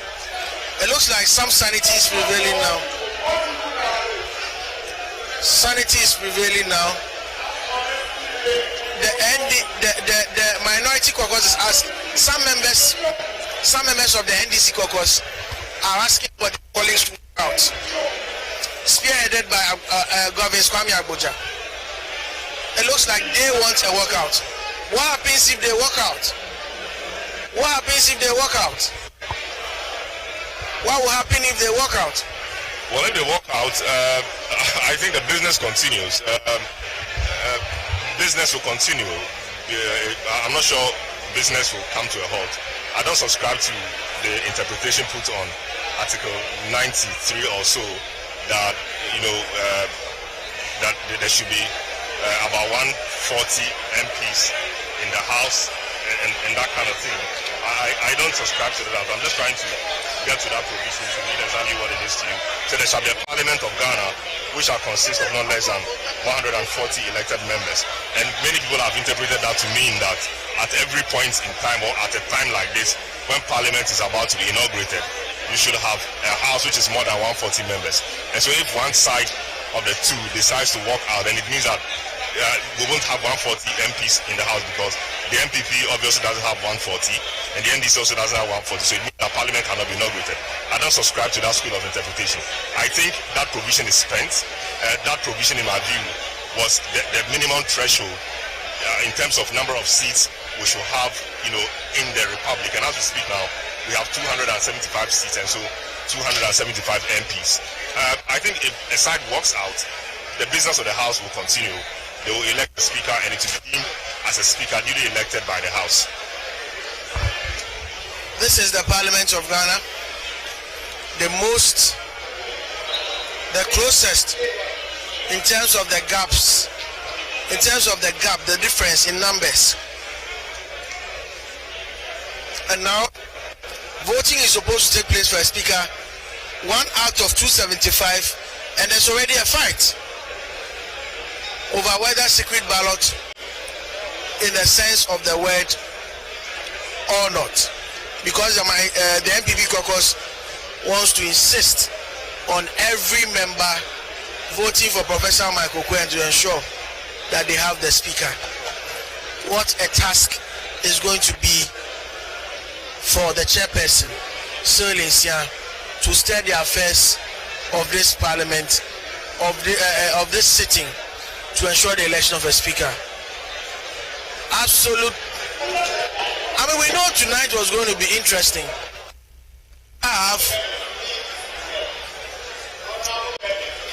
It looks like there's some resolution now.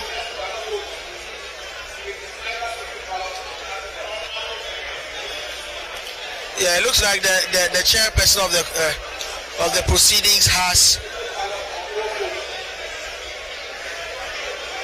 some announcements to make with regards to the ongoing process.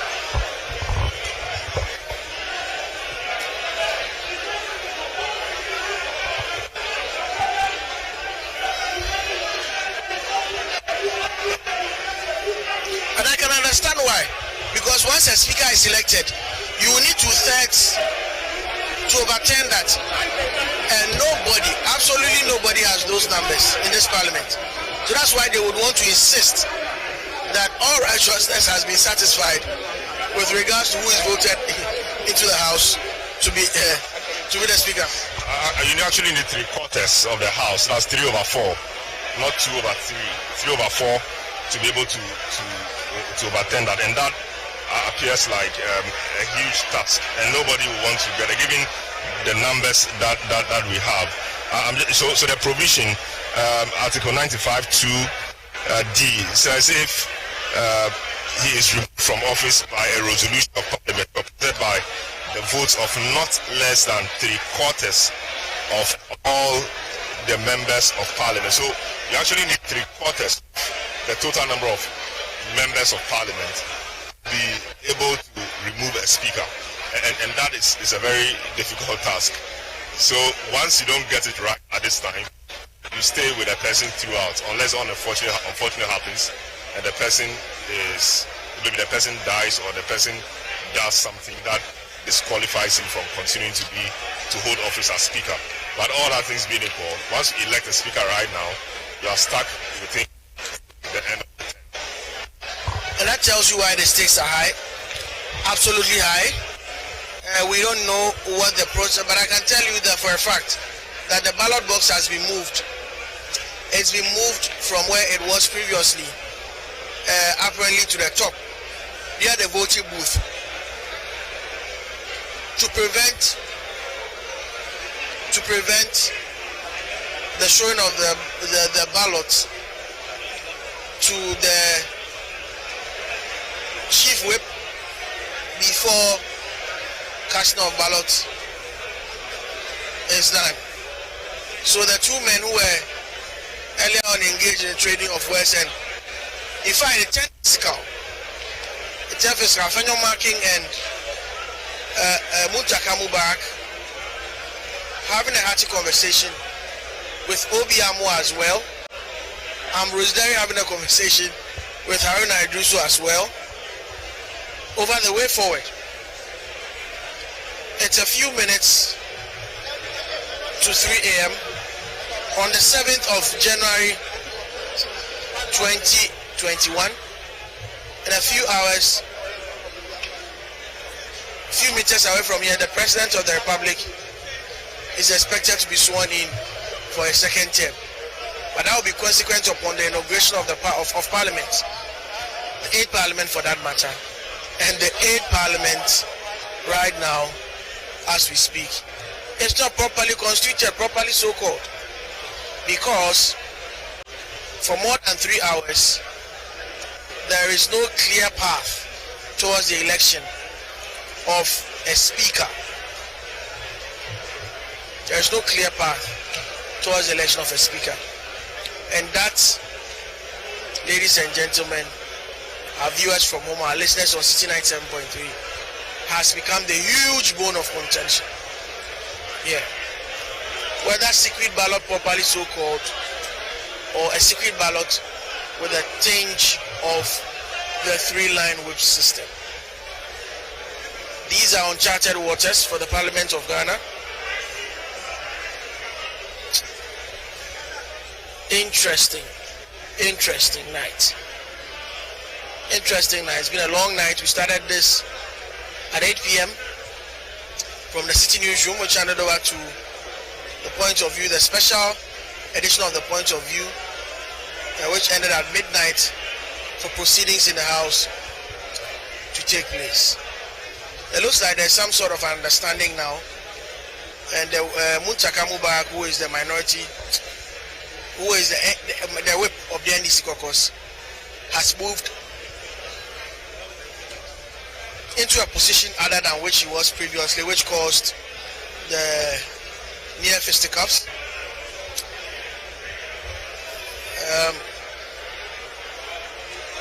Frank Anodombre, who is the whip in question, who tried to see the way the voting was being done, or the voting had actually been done by Honorable Abaka of Shama, tried to block him, and that caused the degeneration, and that caused the fiscal violence almost on the floor of Parliament. We were expecting the Clerk of Parliament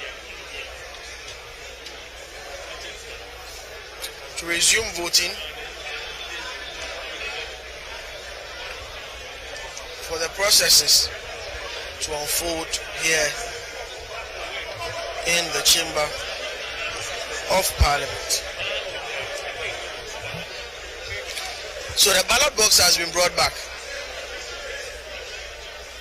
Another ballot box has been brought back. It's unclear what the EC officials and the Marshal's Department wants to do. And it's obvious that we are nowhere near a resolution to this matter.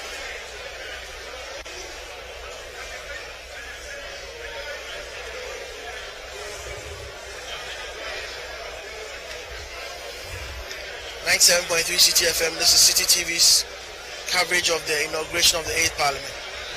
It's the inauguration of the 8th Parliament, but in terms of the laws that govern this country and the standing orders of Parliament, the 8th Parliament, as we speak, is not even properly constituted because there's not been the election of a speaker and the swearing in of the MPs elect. It looks like this will go into the early hours.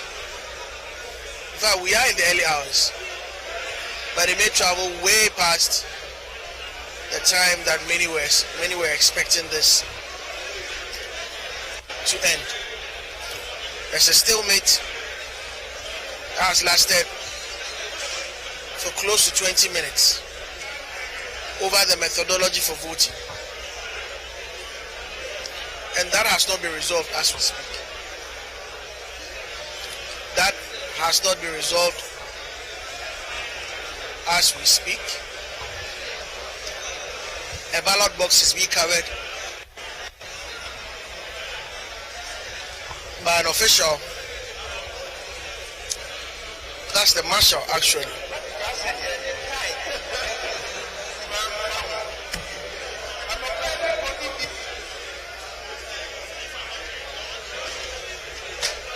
We really don't know what is going to happen next. We really don't know what is going to happen next. But this is a stalemate. A real cliffhanger. A stalemate here in Parliament. Cool heads need to prevail. Extremely cool heads need to prevail. At this point, what should they do, Selo? Well, cool heads should prevail. I mean, the clerk should stamp his authority, look at what the law says, and ensure that what the law says prevails. That essentially is what it is. In the first instance, when the MP-elect was in the House, he made a statement, and the statement he made was in fidelity with the law, and so he stamped his authority. He should stamp the authority on this one as well, so we get a process underway. We are 3 hours into the new day, and nothing has happened. We just wasted the 3 hours for nothing. We don't have that much time, in fact. He should stamp his authority, give clear instructions as to what is to happen. If there's another definition of secret ballot known to Parliament, they should make that known to all of us, so we make progress. At this point, we have to bring in security personnel to keep the order in the House. Well, I'm sure Parliament has marshals, right? And marshals know their job. Their job is to ensure there's law and order is maintained in the House. So they should just be doing their job. But how are you going to do that? The people, everybody is shouting and talking. Are you going to stop the people from shouting and talking? That would be difficult to do. Looks like the clerk has some instructions for the members very soon.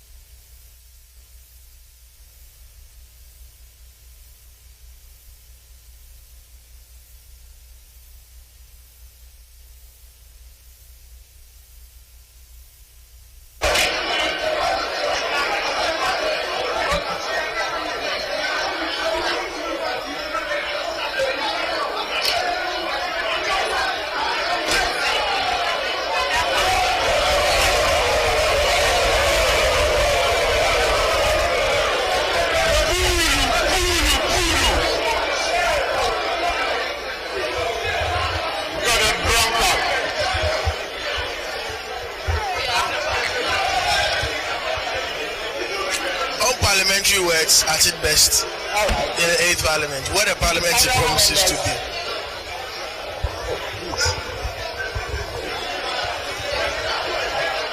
Honorable members elect, I want to draw attention to Article 104 of the Constitution, which provides that, and I quote, where Parliament is considering a bill to amend the Constitution, or where the voting is in relation to the election or removal of any person under this Constitution or under any other law, voting shall be in secret.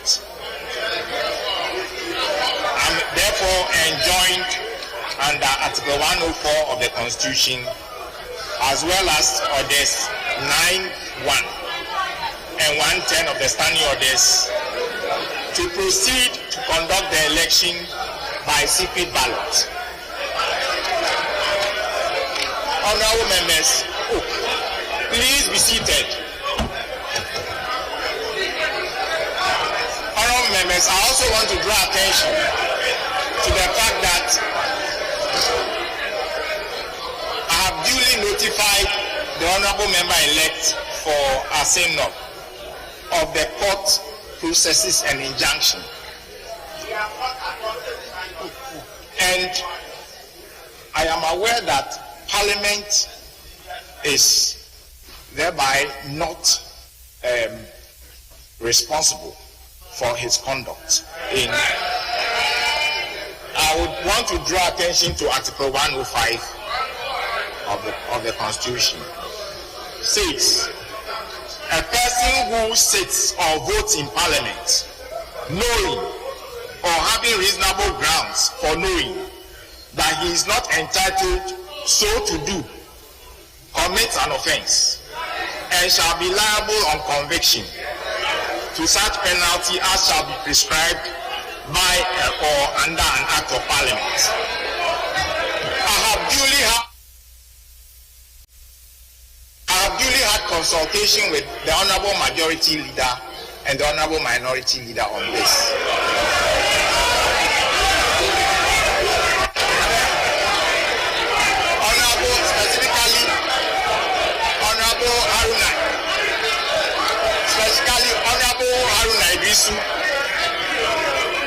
And Honorable Osei Mensa Bonsu.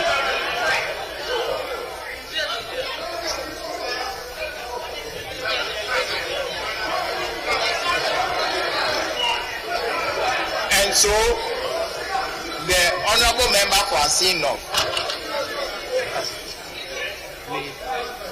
may elect or choose to cast his vote, but the consequences are entirely his.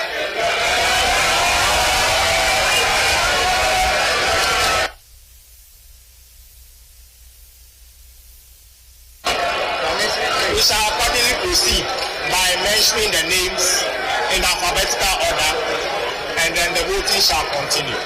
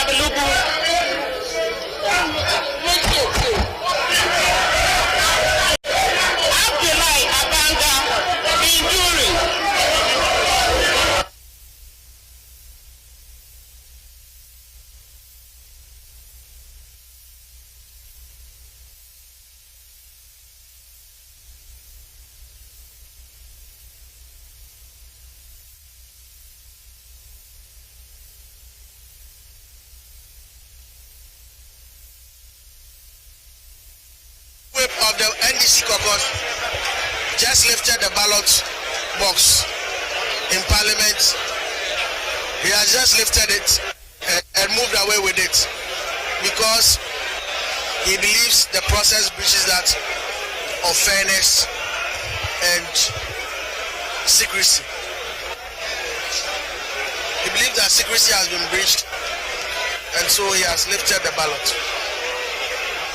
taking it out as we speak. After about some 5 to 10 minutes of absolute calm and order, the disorderliness is back. What a night. What a morning on the floor of Parliament.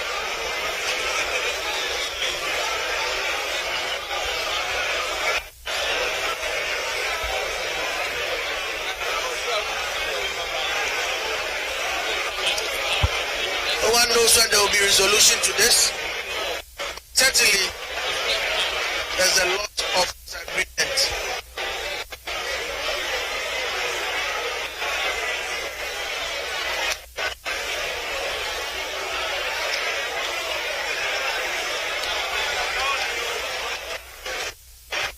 There's disagreement all over in Parliament as the votes as proceedings unfold. There's a vigorous exchange of words between Al-Hassan Sweeney and John Kuma. John Kuma and Sweeney are exchanging words. And there's a female MP now also joining in. Are you free? Has also joined the fray. This is indeed very, very, very interesting.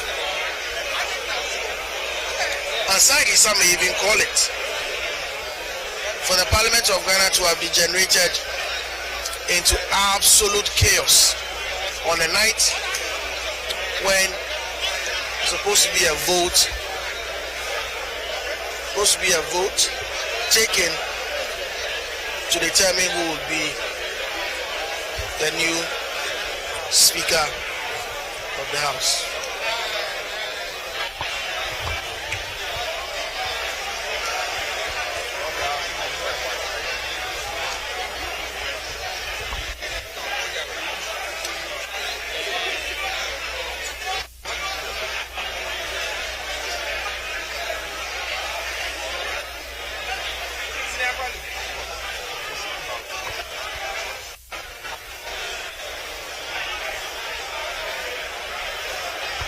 So the argument and the fight is over whether the secret ballot is indeed a secret ballot. Whether the secret voting is actually secret. The NDC seems to want to enforce it strictly. And so Muntaka Mubarak has taken the ballot box because in his mind, it is not a secret ballot that has been breached, and so he has taken the ballot box away. Osei Chairman Sabos is also hurling out invectives at the members of you don't even trust yourself. Simple secret ballot you cannot do.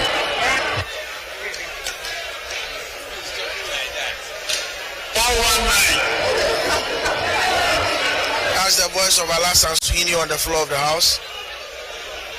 Throwing out some chariots. If you trust yourself, fold the ballot and put it in the box. As simple as that.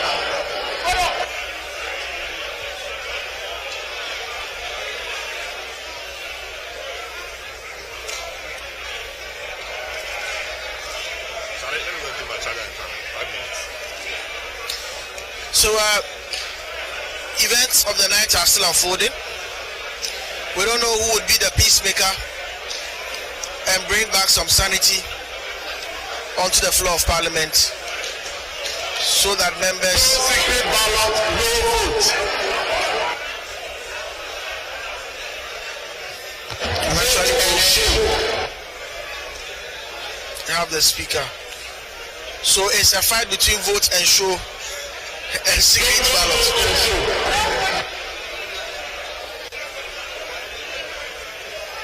Osei Chairman Sabosu. So the second name is being mentioned. But I wonder which ballot box he will be putting that in. I wonder which ballot box he will be putting his vote in. Since Muntaka Mubarak has taken away the ballot box.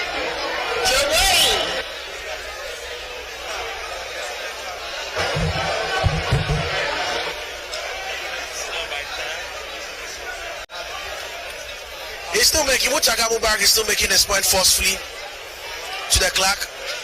Silence, yeah? He's forcefully making his point.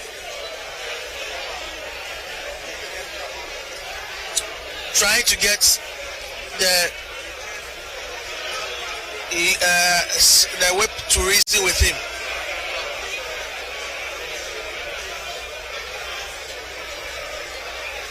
To reason with him with regards to how the voting should go. There is an urgent need for a peacemaker here.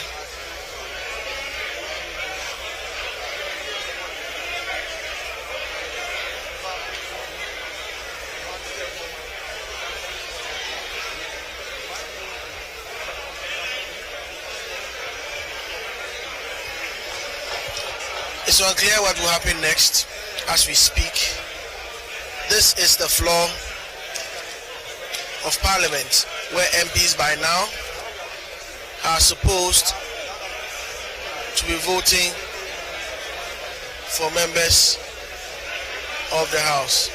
So it looks like the MPP caucus has devised a certain means also. So members are going into the booth to vote.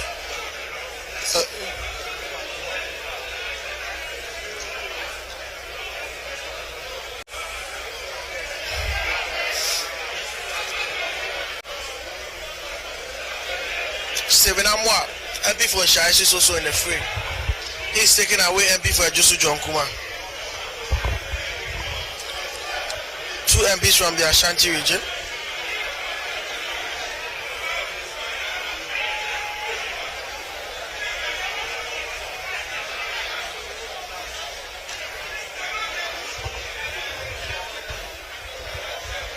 There's still chaos. Absolute chaos on the floor of Parliament.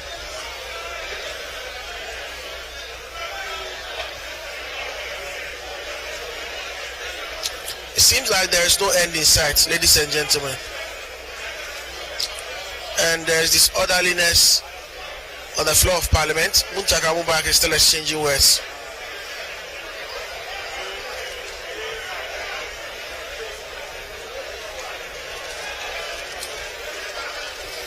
Nobody clearly knows what is happening at this point in time. It's a free-for-all disturbance on the floor of Parliament. Members hurling invective at each other,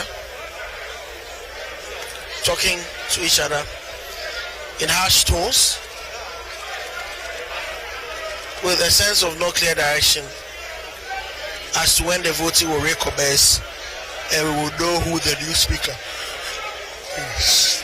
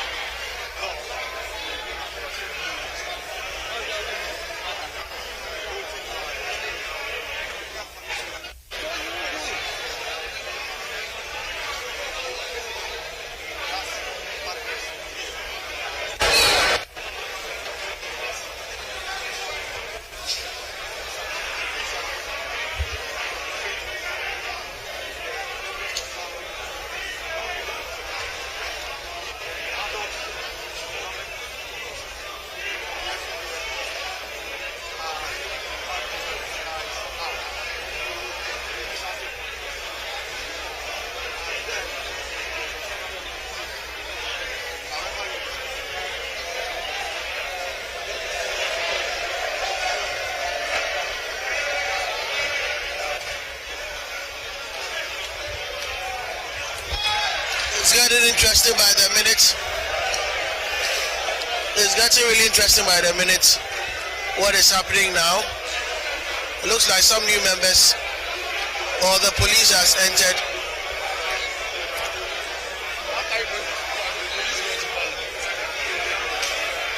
The police has entered.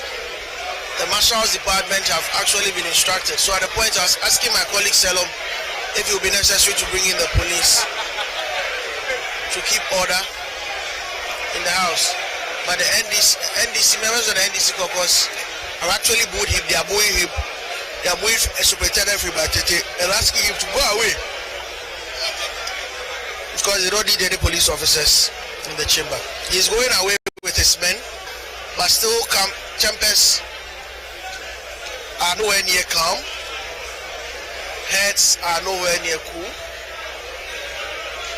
But members are abundantly on their feet. One wonders what kind of points they'll be raising.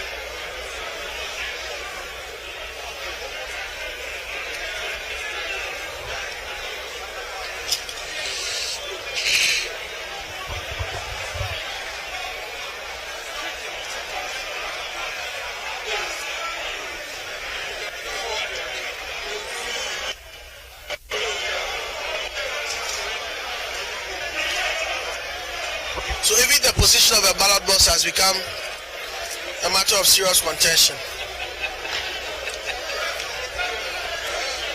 After Nelson Dafiawa tried to change it, 2 MBB MPs have gone back. Joseph Paul, MP for Abreu, and one other have gone there and ensure that the right thing, at least in the view of their party, has been done.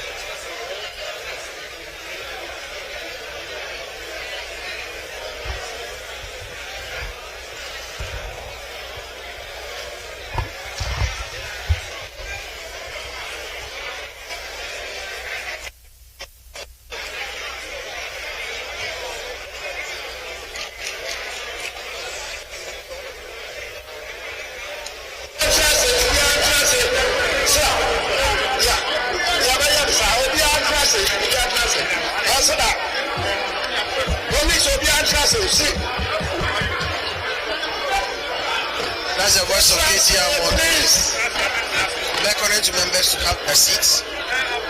It looks like there is some resolution and it looks like there's a certain consensus as the process of voting. Let's see what will unfold here. Let me take you onto the floor of Parliament now. When I talk, I'm talking ballot.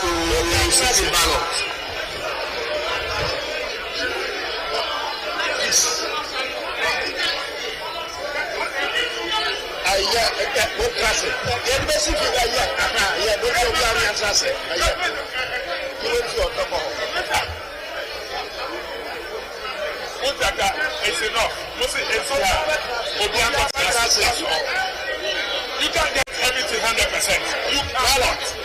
What transfer? That's right.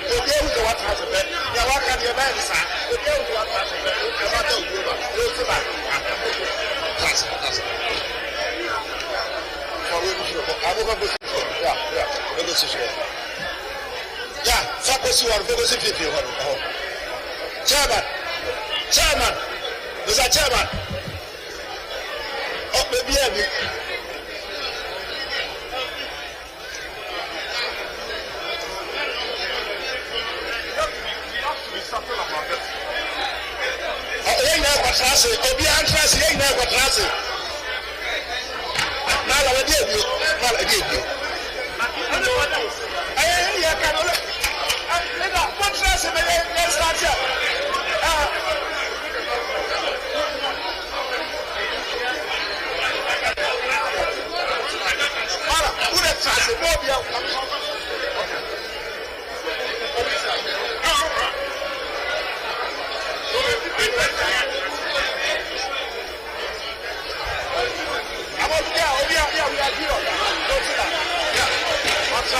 So the proceedings for the election of a speaker for the 8th Parliament is still on. It's been a long drawn night. Swords are drawn. We've seen a lot of disagreements. In fact, now the ballot box has been relocated and placed at the sitting position of the speaker. Well, if they are voting for a speaker, they might as well put the ballot box in the position where he sits, and that would make absolute sense. That would make perfect sense, away from the prying eyes of the whips. And that seems to have been a solution acceptable to all parties, that makes sense.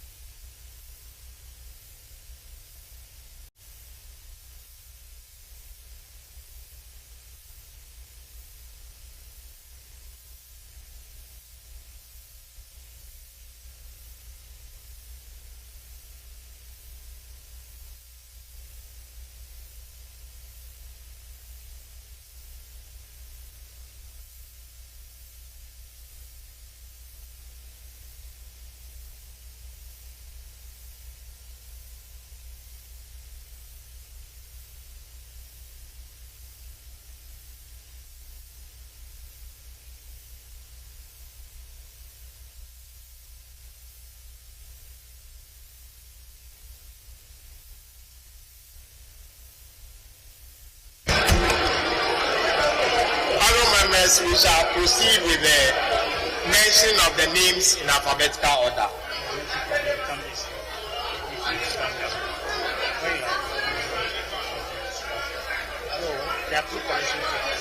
Who is the first one? So there will be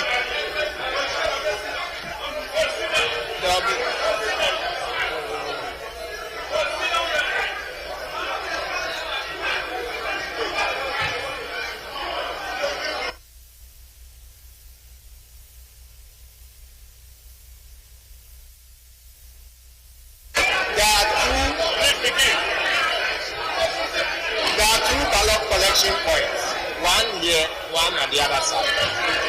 So your name will be mentioned and then you proceed to come for your ballot paper. Thank you.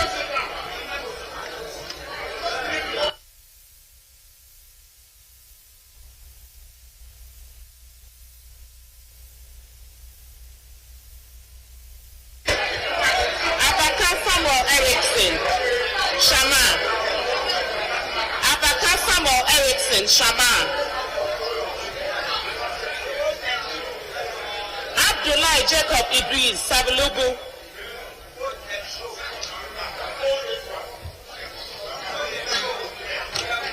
Abdullah Abanga Binduri. Abdullah Jacob, second one.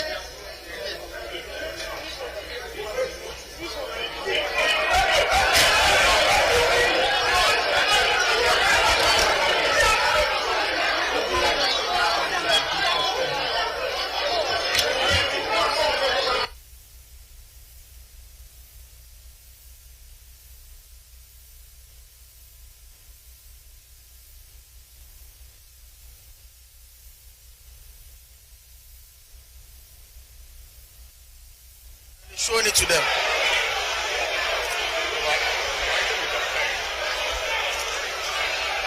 So they seem to have devised a methodology, still showing it to them how they vote.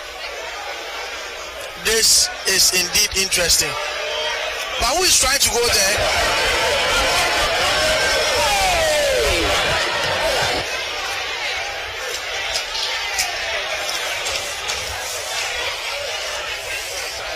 There's a real fight.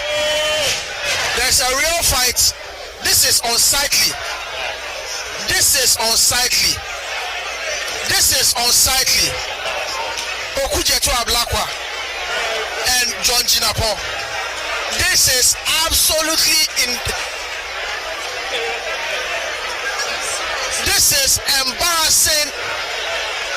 This is really embarrassing. The use of buttons.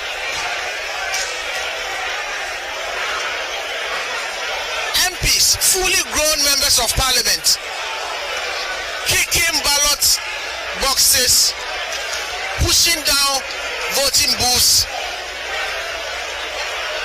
because they insist this is hooliganism on display. This is absolutely unsightly. Wow. Cello. It's embarrassing, and I think the clerk should stamp his authority and insist on the right things to be done. But the manner in which the MDC caucus rush onto the stage, kick the ballot boxes, the booths, etc. But why are they so confident that if it's a secret ballot they will win? Well, you never know. I mean, maybe they have done their calculations and permutations.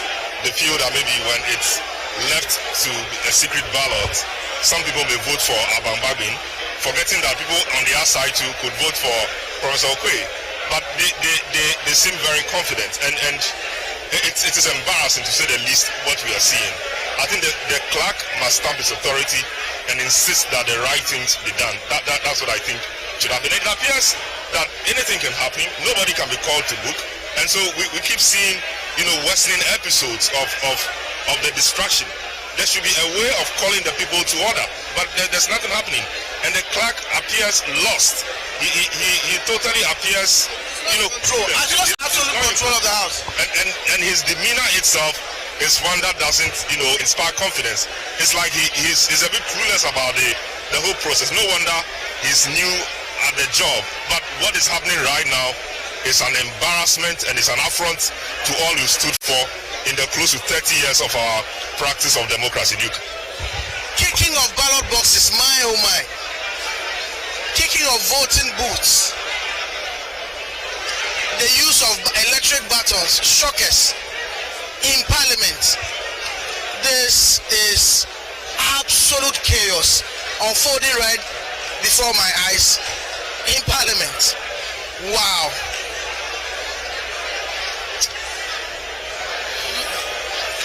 And that is how the 8th Parliament is beginning its journey.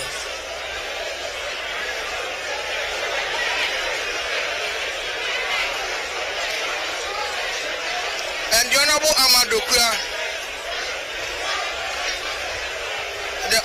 Amadokuya Siama is also actually hurling insults at his colleagues on the majority side. This is absolute chaos. We wanted a closed parliament. Many people wanted to see how it would work. And now even electing a speaker to preside over the affairs has turned into something else.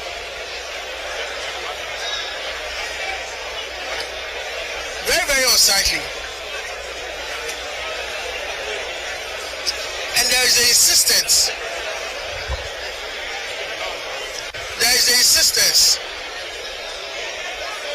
On a secret ballot, without which the MPP, the NDC caucus is saying that they will not agree.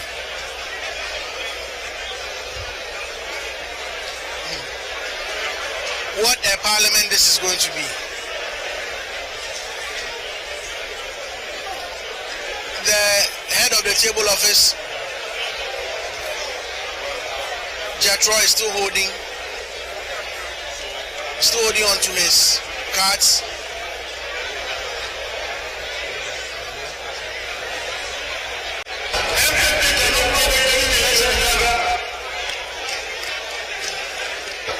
So the cause of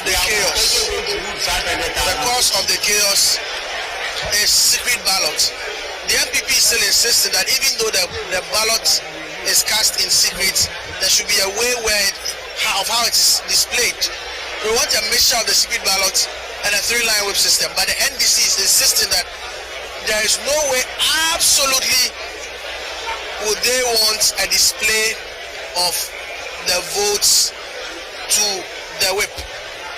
They want everything to be done in absolute secrecy. That's why 2 members of the NDC, 2 NDC MPs walked onto the stage, booted their ballot box somewhere, and pushed things down. And that's where we are. Stalemate.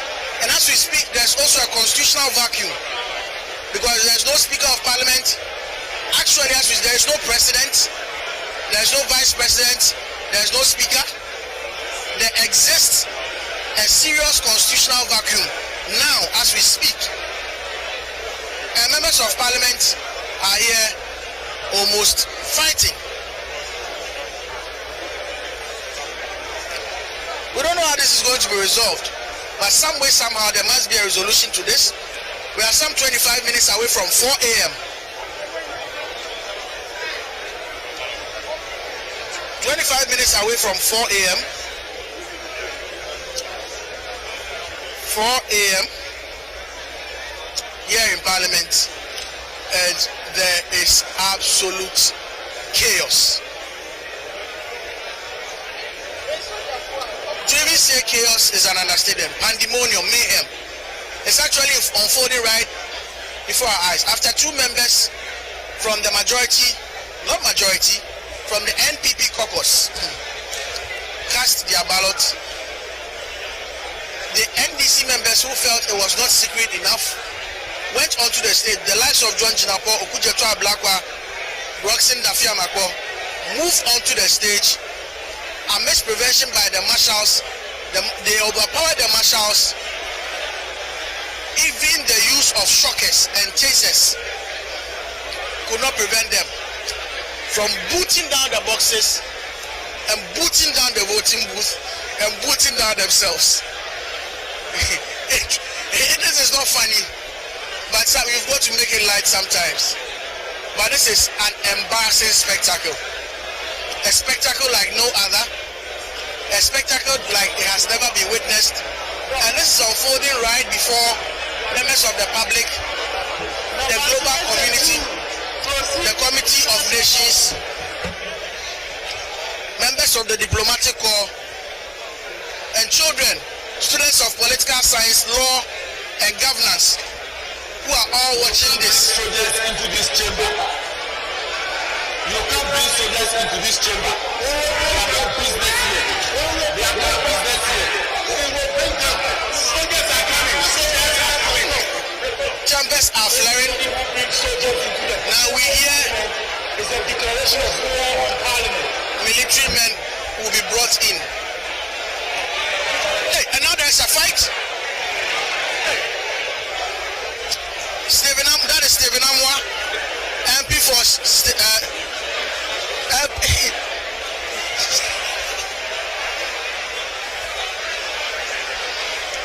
MP for Shaiso and MP for Ayawaso North. They want us to actually turn this place into a boxing ring for them to fight. Is this really Parliament, Selo?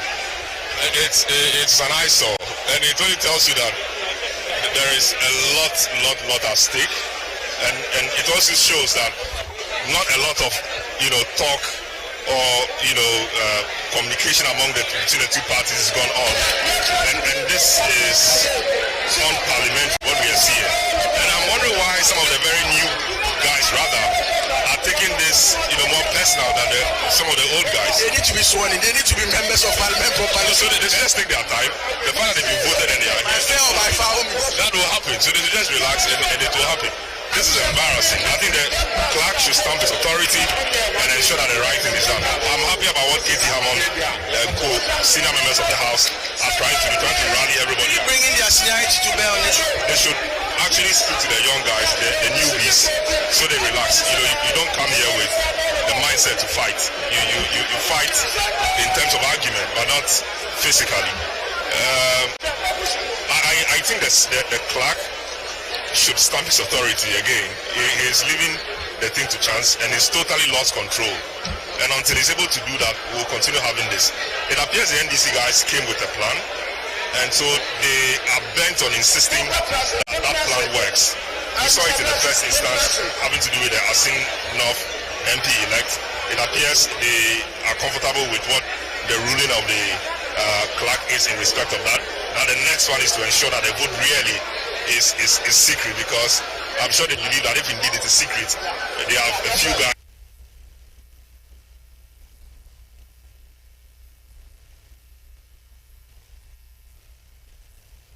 that as much as possible. And if it will mean we'll spend the whole day here and the inauguration of the president will have to wait, that will have to happen according to their plan I'm seeing, and that is manifesting here. And it looks like Katie Hammond has succeeded. About it at all. So Katie Hammond is now standing there. I wonder in what capacity, because normally you would expect the whip to stand and do what he is doing. But let's see if they can bring their experience and maturity and seniority to bear on. I see Kennedy in Japan also coming around the place. I wonder what he's trying to do. But I see him gesturing to the people as in trying to beg them. Speaking to, is that Sam George is speaking to? Trying to tell them to tone down and hunker down, because I don't know. I hope they're able to bring their seniority to bear on the whole process. The clerk is lost it totally. For now, it looks like Katie Hammond has succeeded with his many years of experience. He's the one who brokered the first reign of peace we had here before the voting started again. Now, the members of the Marshal Department are trying to reconstruct the voting booth. We are told that police and actually members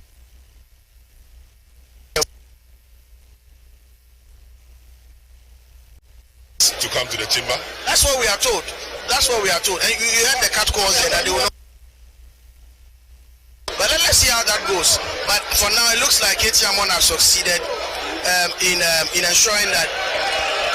Yes. So the soldiers are in now.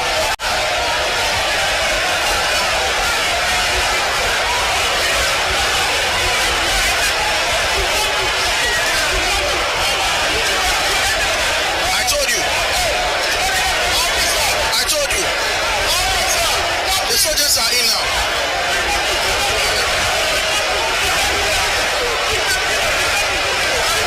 The soldiers are taking position.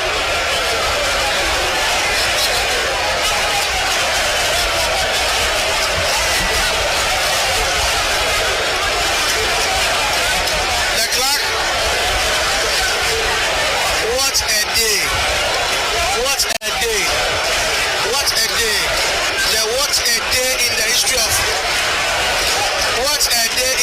of Ghana's politics. The clerk has been escorted. The clerk has been escorted.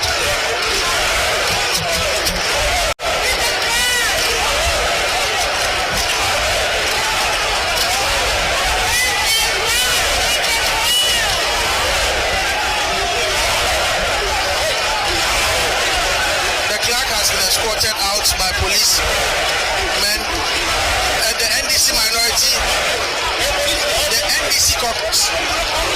The NDC caucus are trying as much as possible to get the military men out. The military, I must say, at this point are being very professional.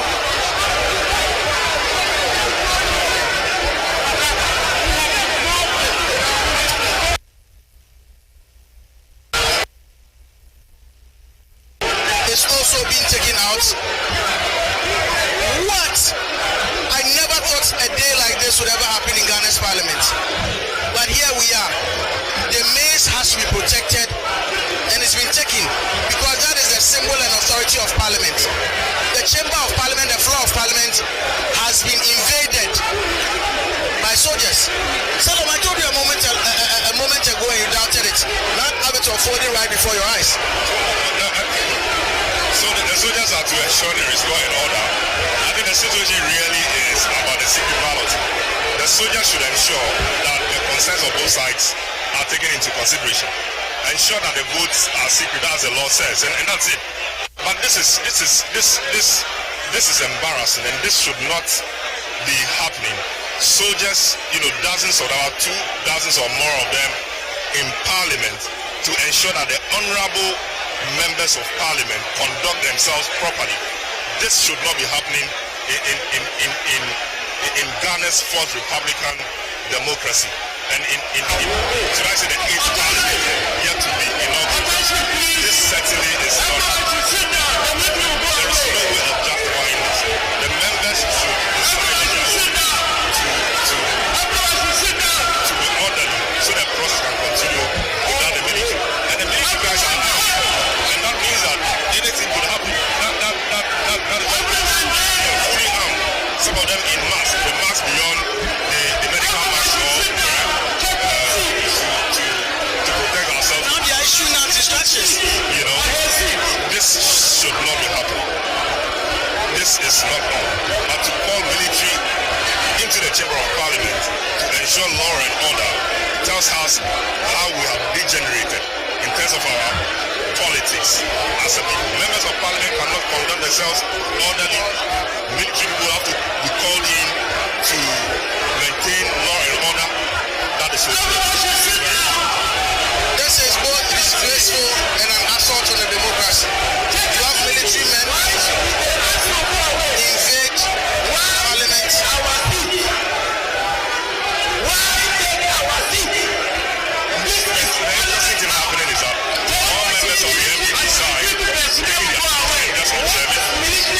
All the NDC are on their feet around the soldiers, insisting that they will not take their seat and that the military have no place in the chamber. It is interesting what the military guys will do if it appears they are not having their way. It is very interesting to know if the soldiers, given that they are fully armed, whether they will give up and leave or they will insist that why they are here or the reason why they are here is something of the field.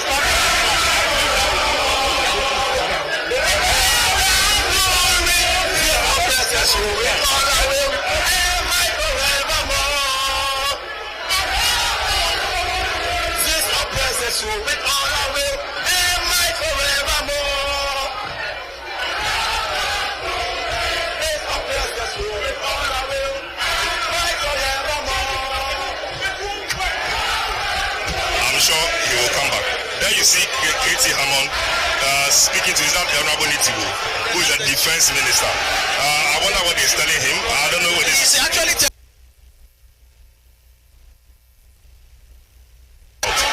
and I see him beckoning to some people. I'm sure, I don't know who he's calling. I'm sure he called one of the leaders of the military. There they are chanting the words of the national anthem. Oh, this is so poor. This is not what we expect coming here today. And they appear resolute. None of them is sitting. They are all standing, pushing what they believe is right, whilst the members of the MPP side are comfortably seated and observing proceedings. This really is so poor. Our parliament should not degenerate to this level.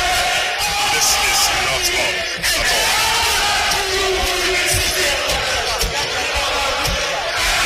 This is absolutely knackers.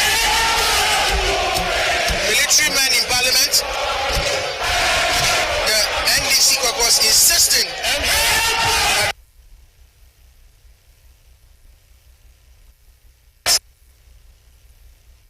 What a day.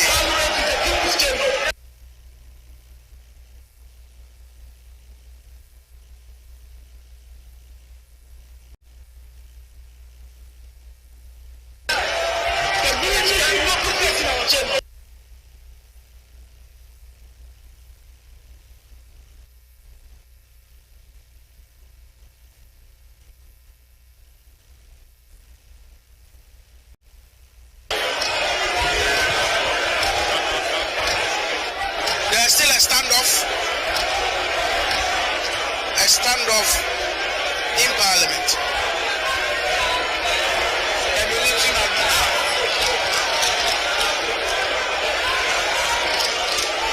The military are here.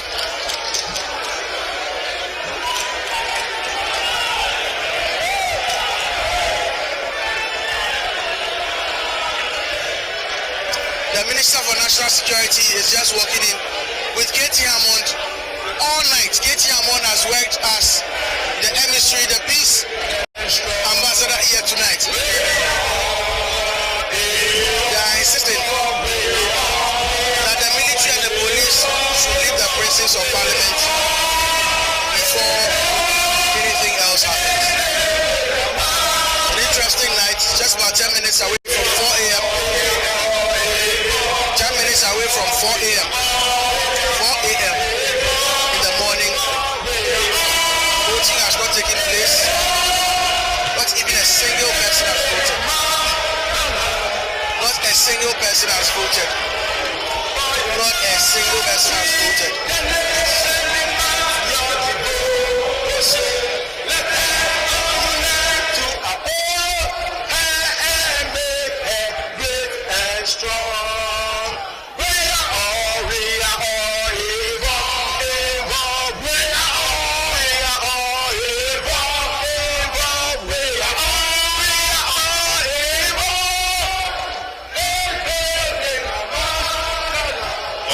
Instructions the military guys are working or operating.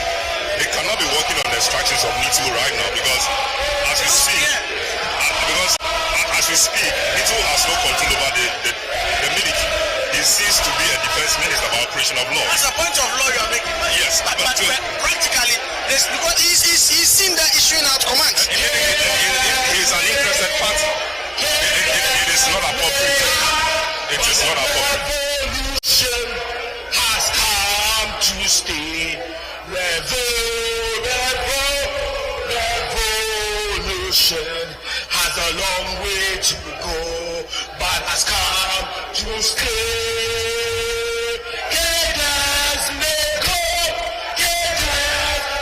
Going this way, so they make a point to the international community, and for I think the MPP side should NITU and co should ensure that cool heads prevail because they have more to lose than the NDC side as we speak.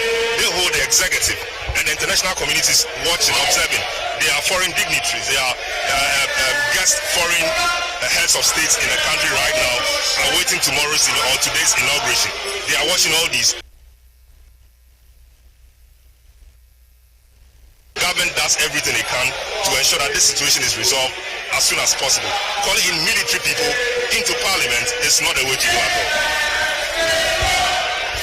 So we're broken into the revolutionary chant song going on. We are told that another batch of military men, and they're actually working in now. They're actually working in now. They're actually working out now. So they have received instructions to move out now. So the military men are moving out now. That is the way to go. The military has no place in this at all. Not even the police. The police should be the first instant force or security body that should be called in things like this. The military has no place at all in matters like this. And here you are talking about parliament, the place of debate, the place of argument, the place of dissent. And if they are, portraying what really they do as in parliamentarians, you don't need military to come here. What are they here to do? And what can happen? What is the worst? So if the NDC MPs fail to budge, are they going to be shooting? That is wrong. We don't need them here. If anything at all, it's the police. But we don't even need police here. They are marshals of parliament. They are elders amongst them who should be able to ensure that cool heads prevail. We don't want to go back to the days of the military at all. So that's what is happening. And the military men are filing out. Oh, but they're actually not gone entirely. They are standing by the door. Hammond, I think KT Hammond is been the star of the day. He has been the star of the day, and he's bringing a lot of his experience to bear on everything that is happening. So there he is, accompanying the military guys out, ensuring that cool heads prevail. And indeed, he's been a deputy minister for interior before, even though the military guys operate under defense, but they are security people. So he appears to have some understanding into that operation. I think he's been fantastic on the night, and let's see what else he has up his sleeves to bring up to ensure that sanity prevails, to ensure that we're able to get this thing properly underway and sorted, so we can have a speaker, and so we can also have parliament inaugurated, so president can also be inaugurated, vice president, so we can have our lights back. So you can see the NDC members now moving back to their seats, chanting a song as if they've scored the first victory. But the real action has got to do with the election of the speaker. And Shalom, I won't be surprised if after all this, the MPP caucus decides to punish them by not supporting them for the second deputy speakership. Well, of course, that was written on the wall even from day one. In 2005, when they fielded Peter Lajiti against MPPs, Regina Sechi Hughes, they were punished. So you realize that, what's the name? Current chairman of the party, Freddie Blay, was first deputy speaker. Second deputy speaker, so Freddie Blay was from the CPP.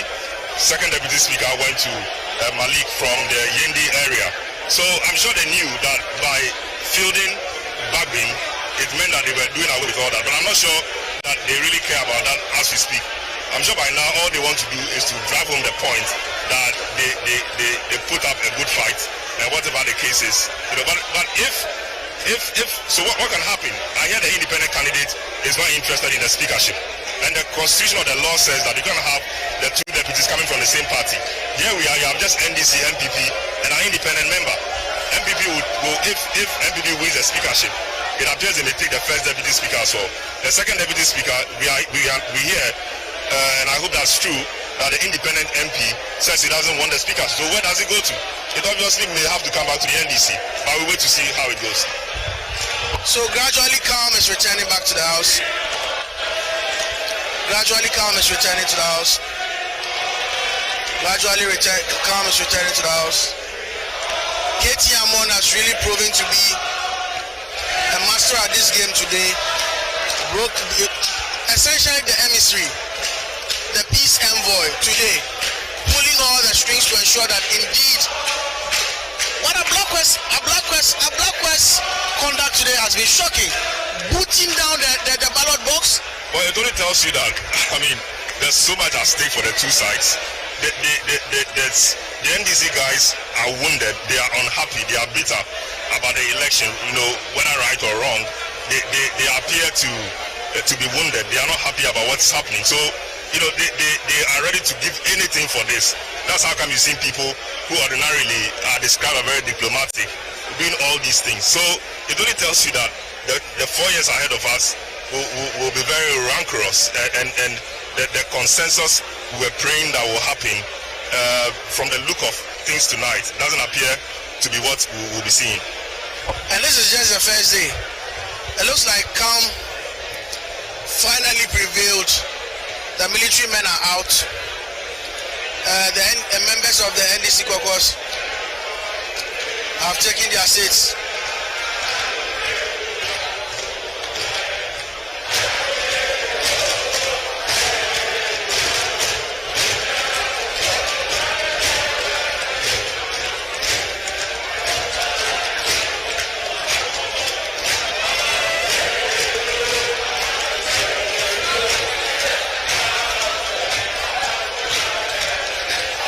The international community is watching Ghana, and this is how our members of parliament are behaving. Let's see how things will unfold now that they've sat down, waiting for what would prevail. What a day! What a day! What a day! 4 hours into the life of the 8th Parliament, and there's absolute chaos. Now there's a semblance of peace. The clerk of parliament, who is the chairman of this occasion, who was shepherded and moved out to a safe place in the midst of the chaos, would have to be brought back to continue with the proceedings.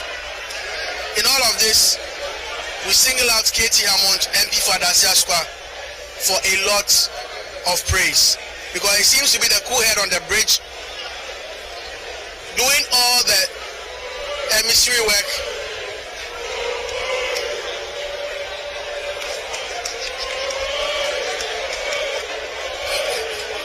Now, this is, you see former Deputy Chief Vandal, Dr. Apak, on his feet, probably reminiscing his days in the Commonwealth. You see another member of the Traditional Council of the Katanga Hall, the University Hall in his student days, Sam George, also on his feet. So in your shot now is the military vehicles that brought the military reinforcements and the military men. That's actually in your shot right now. While Katie Hammond, who is a Legonite, and I'm not surprised, Legonites from Legon are known for being peaceful men. Yes, unlike our brothers on the hill. I'm known for being peaceful. I know I may not go home because of these comments, but as a product of the Premier Hall and a former JCR president for that matter, I must say I'm proud of Katie Hammond, a proud Legonite, a proud member of the Legon Hall, for showing leadership and for showing his premiership here in Parliament, and absolutely under his keen diploma. And Katie Hammond hardly shows this side of his. He's known as the rabble rouser. He would ordinarily be the one leading this, yes, but today he's really shown his. I think that's that's how he comes across. But I think he's actually a peacemaker. He can rabble rouse, but when the situation calls for it, he does. And if you look at even how he behaves, he's a peacemaker actually. The Marshal of the House has an announcement.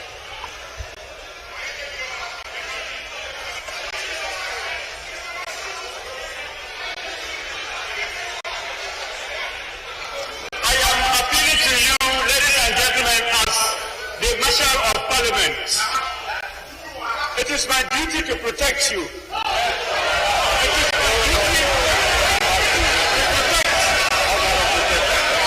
my duty to protect the property of Parliament House.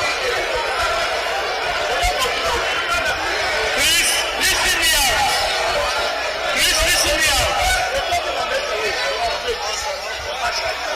I know the whole world is watching us. So please let us listen to our leaders. I know that things have gone beyond our wildest imagination. But we need to listen to our leaders. Our leaders will confer and then we'll get business going.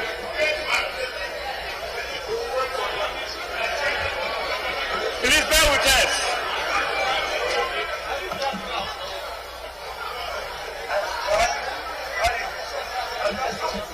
They should just go and say that Mabin should be the speaker, and then we go. Yes, simple. Mabin should be the speaker, then we go.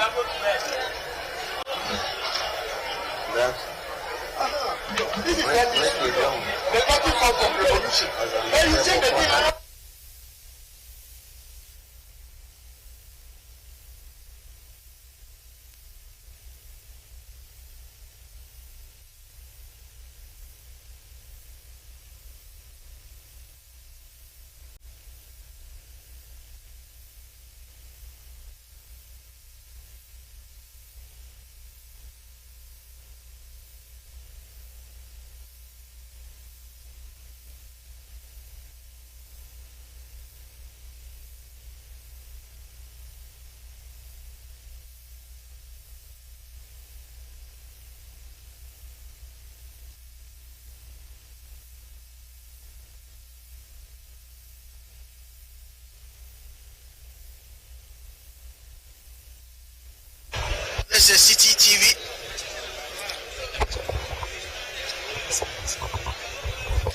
This is City TV and City 97.3 FM. An average of the inauguration of the 7th Parliament. 4 hours into this sitting, and there's no clear headway. Thank you. We have brought back the negotiation spirit.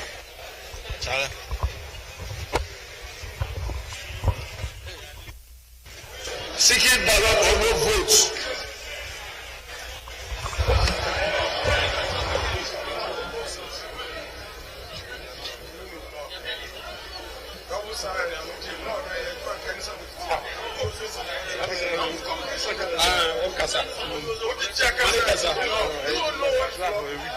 You know what? You are too part of it. Yes.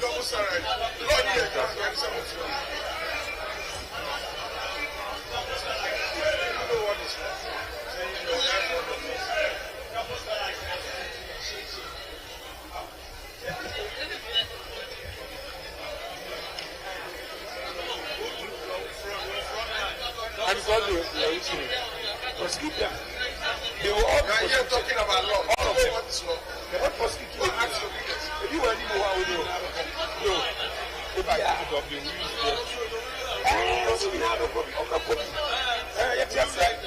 yes. I love Ghana. I don't care. So, friendly chairman. I love Ghana. What would you be? So, take care of your work.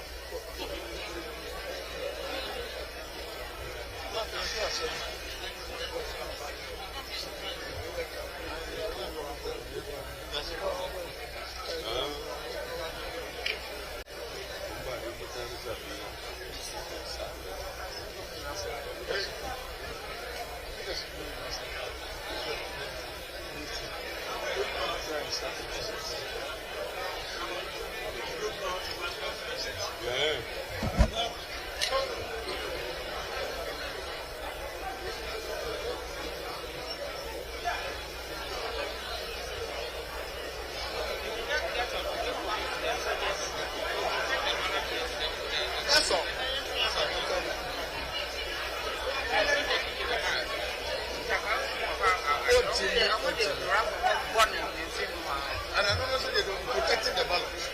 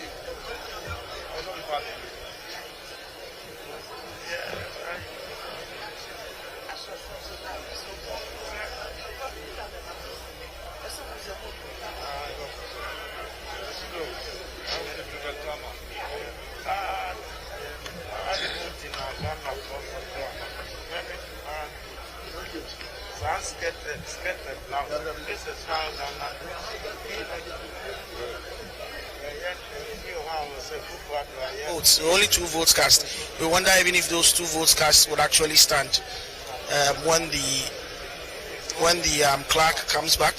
So Kwabena Otinsia comes back, or the voting will start afresh. Now all of this is being done within a certain time frame, because as we speak, there is no president, there is no vice president, there is no speaker. All of these are the constitutional vacuums or constitutional vacancies constitutional vacancy created because of the absence of a Speaker of Parliament at the moment. So we are expecting the Clerk of Parliament to walk in any moment from now to continue with the processes.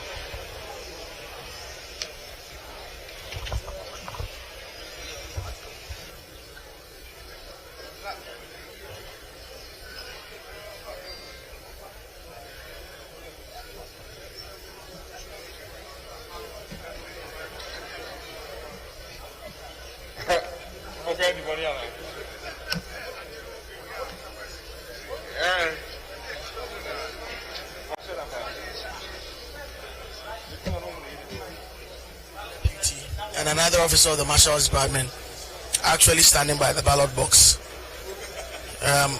waiting for the clerk to Parliament to come in and officiate the process of voting. The NPP caucus has insisted on many occasions that it wants to have a measure of the secret ballot and a three-line whip system, which many believe it's not possible. Once secret is secret, once it's open, it's open. But that is what the NDC caucus is in absolute disagreement with. They want secret voting and secret voting alone. So that's been the story here for the past 4 hours. Only 2 votes have been cast. Only 2 votes have been cast.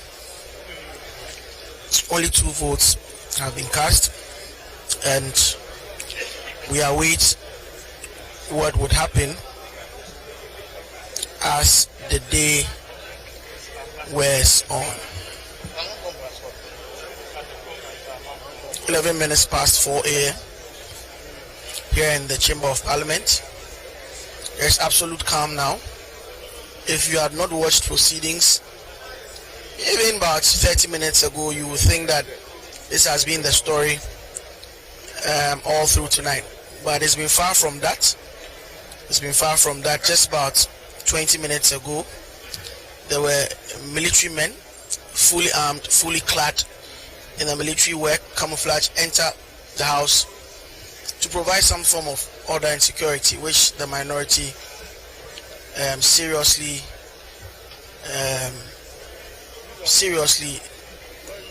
opposed. I just saw a moment ago the National Security Minister Albert Kandaba, himself a former member of the House, beckon to some of his colleagues. So you have Henry Quartier, his deputy. Henry Quartier, his deputy walk out to meet him, but he's just going to come back. The Interior Minister has also walked out, Ambrose Derry. It'll be interesting what is going on. There's kind of discussions that are going on behind the scenes as we speak.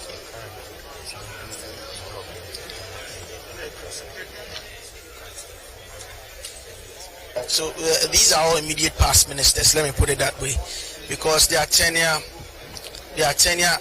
expired with that of the president at midnight. So all of these persons are no more ministers. They are immediate past ministers until they are renominated and probably vetted and sworn in again by the president. So as we speak now, there are no ministers of state.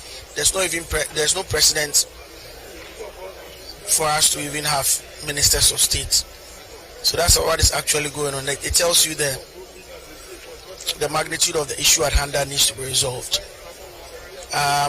We don't know the kind of backroom discussions that is going on currently, but we see that some senior members file out one after the other. It was Kandapa signaling Ambrose Derry a moment ago to go out. Now we see some of the NDC leaders also. Harun Idrisu, as we speak, is not here. The leader of the MPP caucus, Oseche Mensah, as well, is not here. And they've actually gone out. So, which suggests that there's a conclave unfolding right here. Salam, that's how far we've come. In fact, when I was coming here yesterday, I knew it was going to be a difficult night, but I never anticipated, it at this level. The magnitude of it, I never anticipated. Yes, the senior members have filed out. You can see from the NDC leadership, Harun Idrisu is not there, Honorable Veji is not there, and then Muntaka himself is not there. Same for the MPP side as well, and some senior former members of government, I should say, Katie Hammond, Ambrose Derry, and a few others have also filed out. Obviously, there's some discussion going on, and I think what is important is that this is a House of Parliament. It's a place where laws are made. Their own standing orders, the standing orders of Parliament have rules that they have made for themselves to conduct on how to conduct business in the House. They should just look at what the rules say and adhere or go by those rules. There's a call for secret balloting or secret ballot. They just have to find a way of doing that, unless, of course, there's another interpretation or definition of secret ballot that we don't know of. But as far as secret ballot is concerned, as far as we know, secret ballot means exactly what it is. And so I think that the clerk must stamp his authority and ensure that the right thing is done. Indeed, bringing in military for me was the lowest point of the whole day. Of course, Parliament, they will talk, they will shout, they will make noise, etc. But to bring in the military, for what? And what were they supposed to come and do? A person who issued the orders, what did he tell the military guys to come and do? And these are not people that will be intimidated by the military. Indeed, from the look of things and from how they behaved, it told you that anything could happen. A lot of them were ready for anything. Given the heat and the passion we are seeing here, I wonder what the military were told to come and do, whether their presence was to intimidate them so they calm down. I just don't know why they were called in. And indeed, they did not achieve anything, and they've gone back. But that has left a very dark spot on the proceedings so far. It should never ever happen again. Parliament should not be a place where military or even police will enter and get onto the floor of the House. For what? It should never happen again. Indeed, I agree. It's a blot on the conscience of the 8th Parliament that on the day that is being inaugurated, the military has to be called in. It's not the best. It's condemnable, especially when with the kind of history that we have, when every time there is a military takeover in the country, one of the first groups to suffer is Parliament. Parliament almost every time is suspended when there's a takeover of government by the military. And so to have them here is it's an assault on the very essence of Parliament and democracy. So it's good that calm heads have prevailed now. They are out. And there's a leadership. Looks like the leadership meeting may end anytime. So another MP elect has also been called out. I'm trying to find out who that is. Looks like immediate past Deputy Chief of Staff Abu Jinapo. Another one has also been called out. That's Brian Champong. Brian Champong was a Minister of State at the Office of the National Security Minister. It's now Minister of State at the Interior. Immediate past, because no more a minister. Nobody's a minister now. Immediate past. He served in the previous Akufo-Addo government, and they are all being called out. It looks like the security heads are in a meeting with the leadership of Parliament, trying to craft a solution, a one-size-fits-all solution that would bring an end to what has been really a night of agitation and rancor. If you were in the meeting, Salom, what would be your suggestion to to your colleagues as to how to get this resolved? Well, it's clear. The law is clear, and we are all, being guided by law. Fortunately, it's not one of those situations where you would say you want to apply your experience, etc., to get things sorted. The law is clear on this. It should be secret ballot. They might just ensure that that particular constitutional provision is respected or obeyed, and will be fine. Once that is done, I'm sure we should be out of the place in less than 2 hours. Okay, so I've also been joined by Richard Alaska, a man I call a parliamentary correspondent extraordinaire, plenipotentiary, or even emeritus, as I may want to put it. He is here. I would want to take his thoughts briefly on what he thinks about the events that have unfolded tonight. Richard. I think there's clear failure of leadership, and both sides have demonstrated clearly that they cannot use the rudiments of politics and democracy, for that matter, to resolve whatever differences they have. And that is a monumental failure and an embarrassment to democracy as we know it. And for the situation to degenerate to a situation where we saw military men on the floor of the People's Parliament, I mean, that is such a monumental assault on the entire democracy that we Ghanaians have elected to be a part of. And I take this very, very seriously, because politicians know how to resolve their differences. We don't need the military in here to tell politicians how to behave. This is an august house of parliament. Now, what has to happen is that this house must at some point investigate the circumstances surrounding the intrusion of the military into the belly of this parliament. Because, look, this is what the CNN, the BBCs, all these big international media houses, that intrusion, that's what they will be playing on their screens. Questioning our commitments to democracy. And we cannot allow that to happen. The question is, who gave the order? Who asked them to come here? Under whose authority? As we speak, there is no Minister of Defense, there's no Minister of Interior. All those offices have expired with the tenure of the President. But of course, there are systems in place to ensure that things work in an orderly manner. So if you have a situation where politicians disagree as to what should happen and what should not happen, it is not the business of the military to intervene and solve that, because you send a wrong signal. Completely unacceptable. It has to be investigated. Yes, condemnable events transpired on the floor of Parliament here. It's been condemned by all well-meaning people on social media, on Twitter, on Facebook. A lot of people are actually talking about that. The fact that the military men, soldiers, fully clad, fully armed, appeared on the floor of Parliament. Apparent response to an order from who we don't know. And now we saw some gestures and gesticulations, but we can't attribute that to anybody now. But Sky, let's look at the issue that brought about the chaos in the first place, the issue of secret balloting, and whether some people, the whips, should be seeing how the voting has gone. That seems to be the major issue of division which has stalled the process thus far. You see, I've made a point much earlier during our interactions earlier, that was yesterday, that the provisions of the Constitution are clear, that when it comes to votes of this kind, including how to elect the Speaker of Parliament, it is a question of secrecy of the ballot. It means that you go into the booth, you make your choice, and that choice is between you and your God. And you take whatever choice you have made, and you go and put it in the ballot box. That's a decision you have made. Now, the provisions do not allow for you, a member of Parliament elect, voting to show your vote to someone else.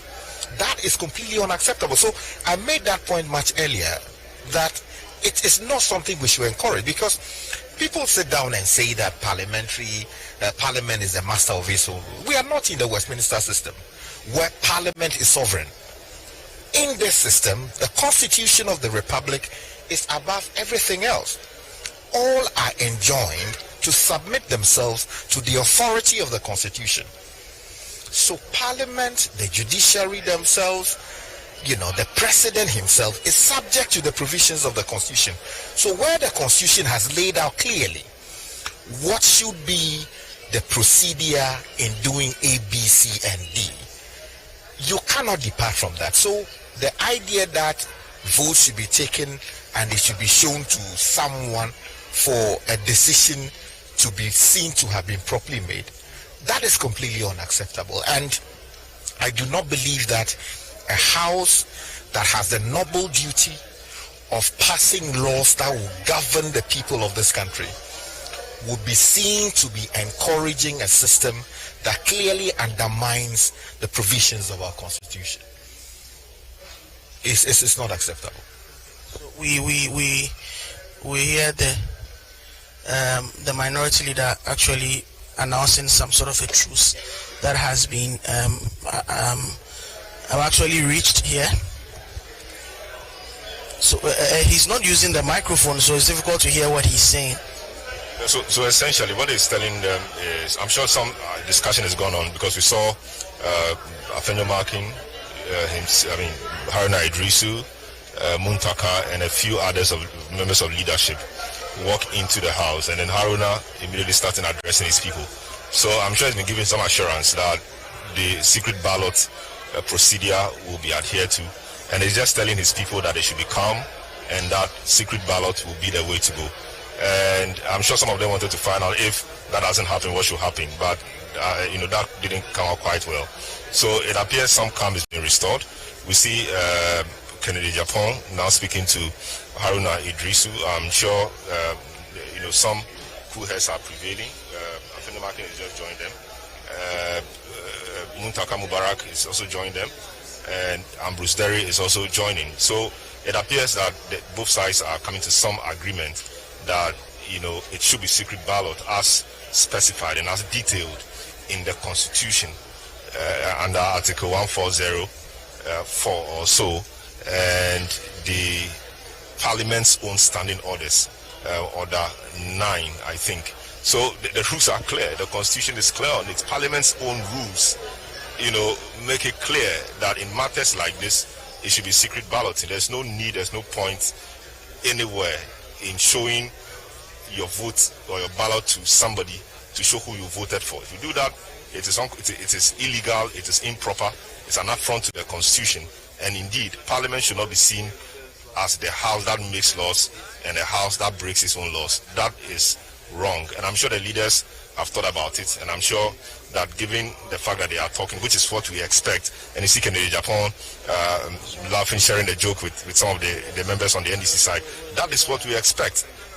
Isaac J. Mensa, MP for one of the Wasame East. Yes. That is what we expect, and it's good that the elders in the house, so Ambrose, a lot of them are now deliberating and caucusing to ensure that we get back to business. And that seems that would look like. It looks like that's what will happen anytime soon. Return to business and to the voting. I must apologize and withdraw unreservedly. There was a mix-up with the kicking of the ballot box. A man also dressed up in a three-piece suit. Because they are wearing masks, it's very difficult to distinguish between the two. We mistakenly indicated that was the Honorable Samuel Okujeto Ablakwa. I will review the footage and tell you indeed who did that. But they are dressed in similar clothes. They are all wearing a three-piece white agbada with a gold design in front. But we subsequently found out that it's not the Honorable Samuel Okujeto Ablakwa. So we unreservedly apologize for that. He is not the one in the video. We would look at the footage closely and tell you who actually perpetrated that. But I must say that it's not the Honorable Samuel Okujeto Ablakwa, MP for North Tonga. We unreservedly apologize for what happened in the melee. But for now, though, it looks like there is a silver cloud lining to the clouds. The Honorable clerk of parliament, the man on the hottest seat in the whole country tonight or this morning, is actually now coming back into his seat. It looks like there is some consensus as to what should go on, and very soon he will be seated and the voting will recommence and we would see what happens. Well, once again, regrettable sights and scenes in Parliament here, especially with the invasion of the floor of the House by military men under whose orders no one seems to know. Yeah, so that is what is actually transpiring. That is a matter that is unprecedented in the history of the 4th Republic. Once again, it looks like the shouts are starting again. It looks like the shouts are starting again. We don't know why. Is it because the ballot box is being taken out?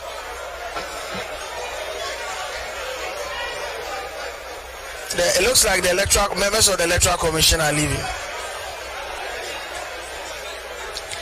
So look, what is going to happen now may be the use of the old system. The old system as we know it. Okay, so they're bringing the ballot boxes being brought back. The voting will start all over again.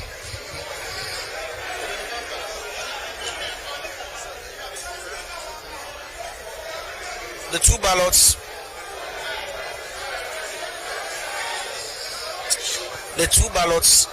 will not count.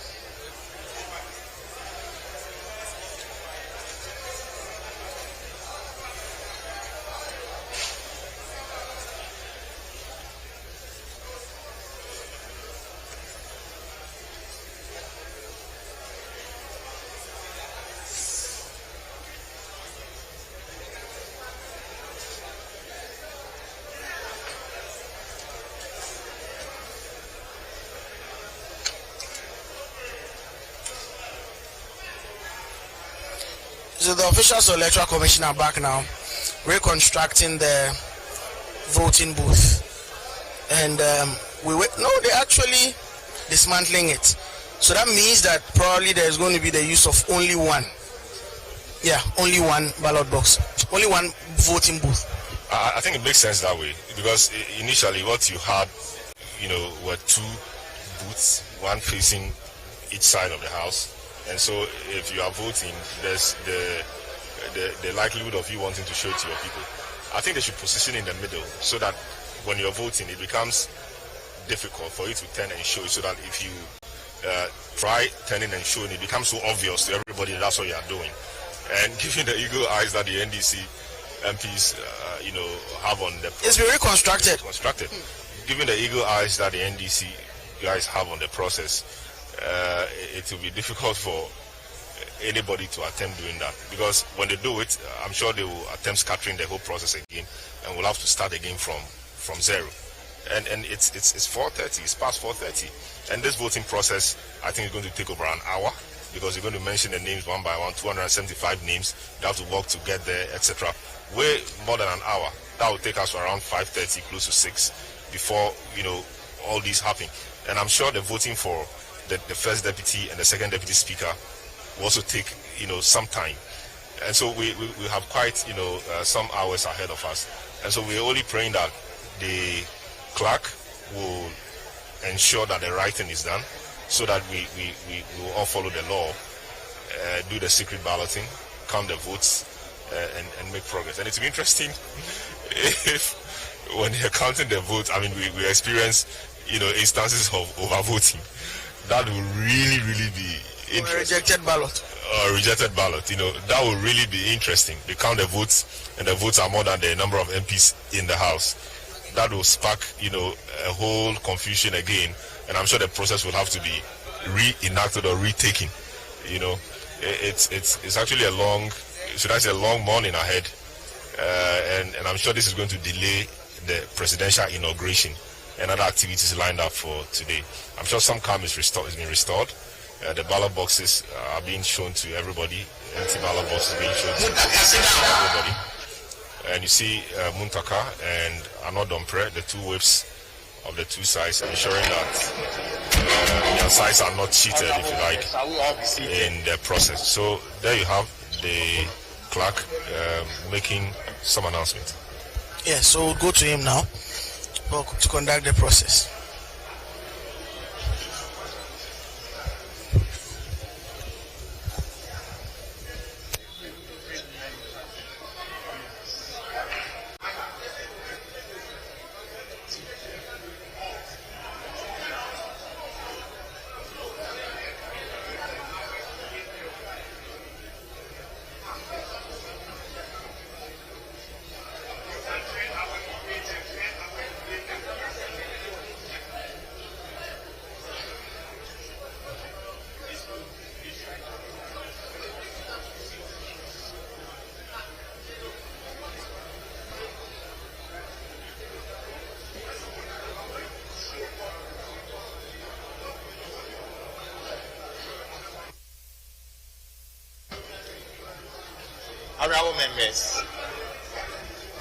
Honorable members elect.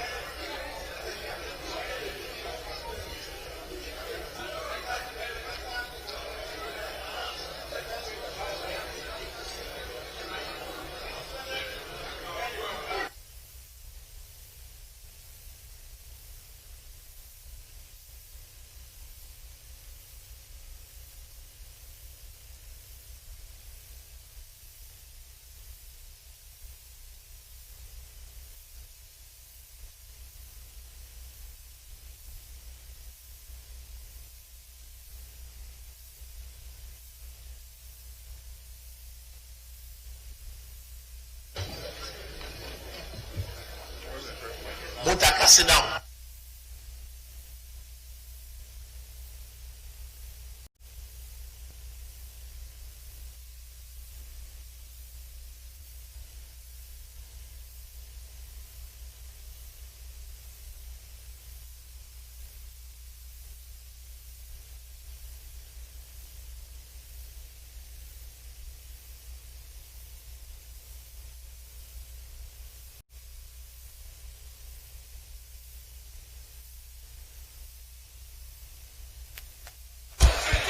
Looks like the processes are set, but they're still receiving some disagreements.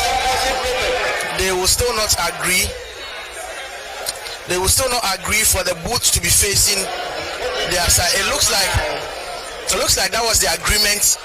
Well, that may be conjecture because I was not in that meeting, so I'll stay away from that. I'll actually stay away from that. So I'll actually stay away from that. So actually stay away from that and see what would unfold here in Parliament. So we're waiting for the instructions of the leader, the chairman of the occasion, that is Cyril Nsia, to tell us, start calling out the names for the voting to start. And we thought this had been resolved. I don't know why we can't just get this right.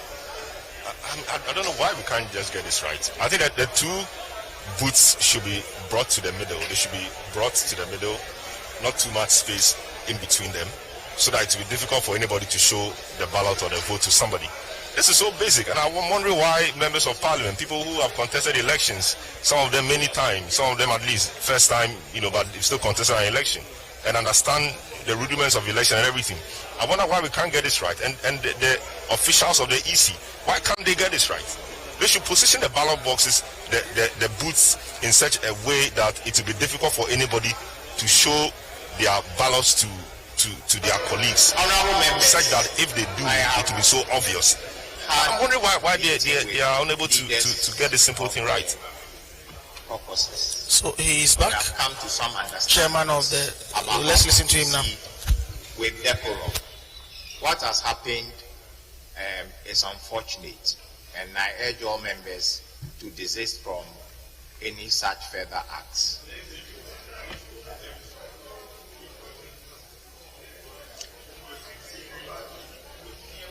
We will proceed with the voting. We have already announced that this is a secret ballot process, and so members should ensure the secrecy of the ballots. We will restart the whole process again. So we have placed before you a new ballot box. And we'll start by mentioning the names, as we said earlier, in alphabetical order. Thank you. Abaka Samuel Erickson. Shaman.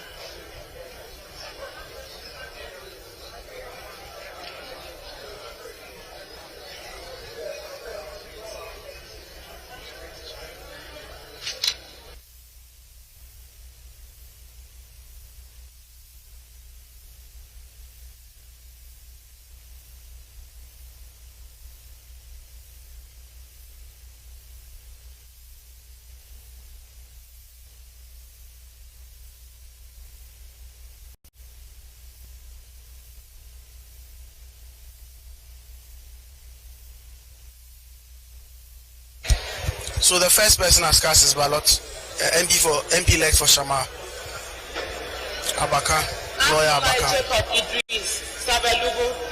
So the next person is NDC MP for Savelugu, Abdullah Idris. He would cast his ballot next.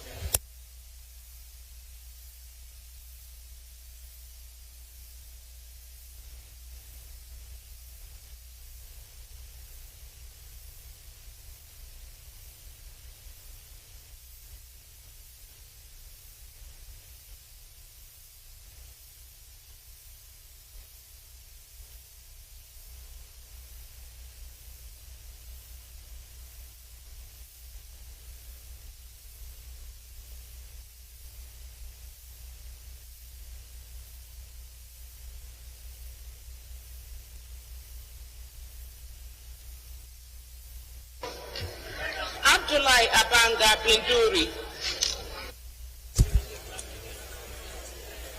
So next is MP for Binduri, Abdullah Abanga. He would vote next.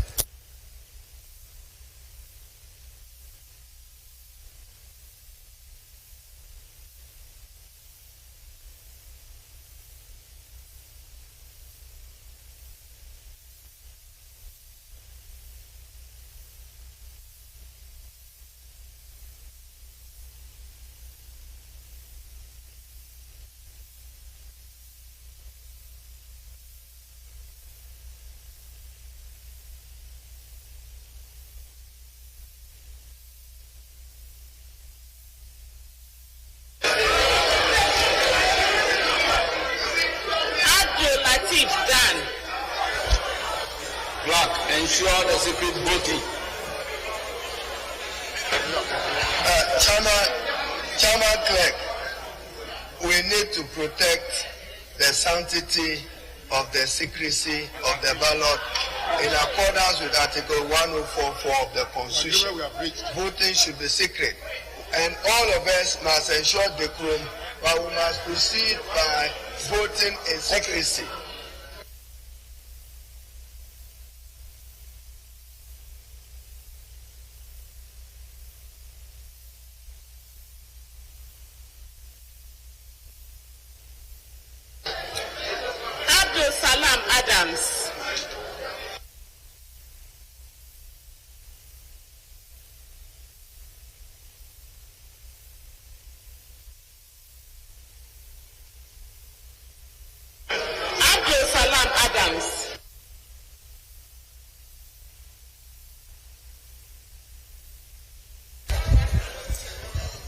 That's Abdul Salam Adams, MP for New Edubiase.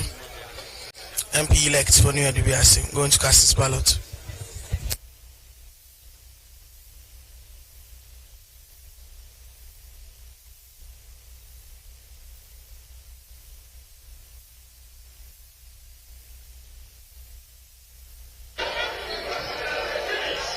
Ablakwa Samuel Okujeto.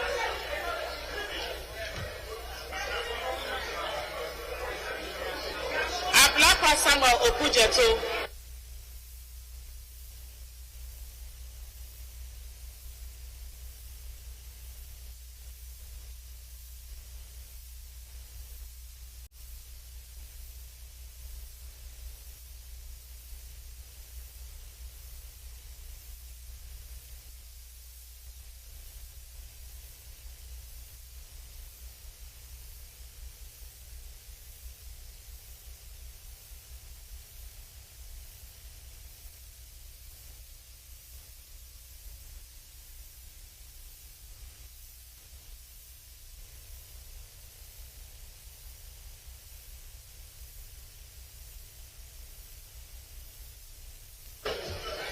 Adeji George Kwame.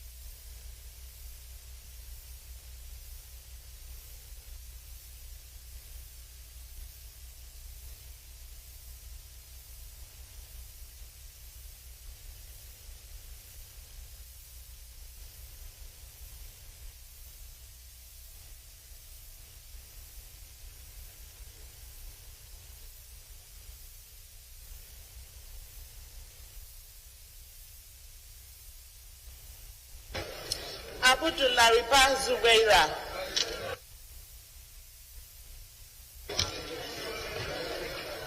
Abudulariba Zubeira. Wale Wale.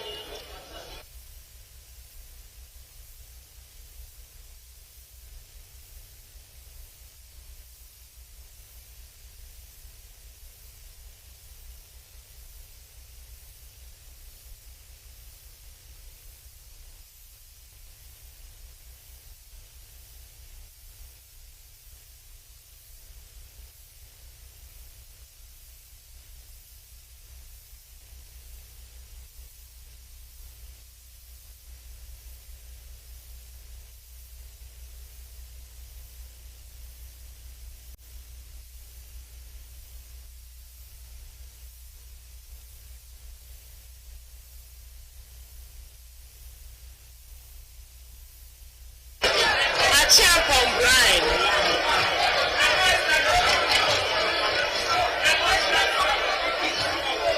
Achiapon Brian. Achiapon Brian.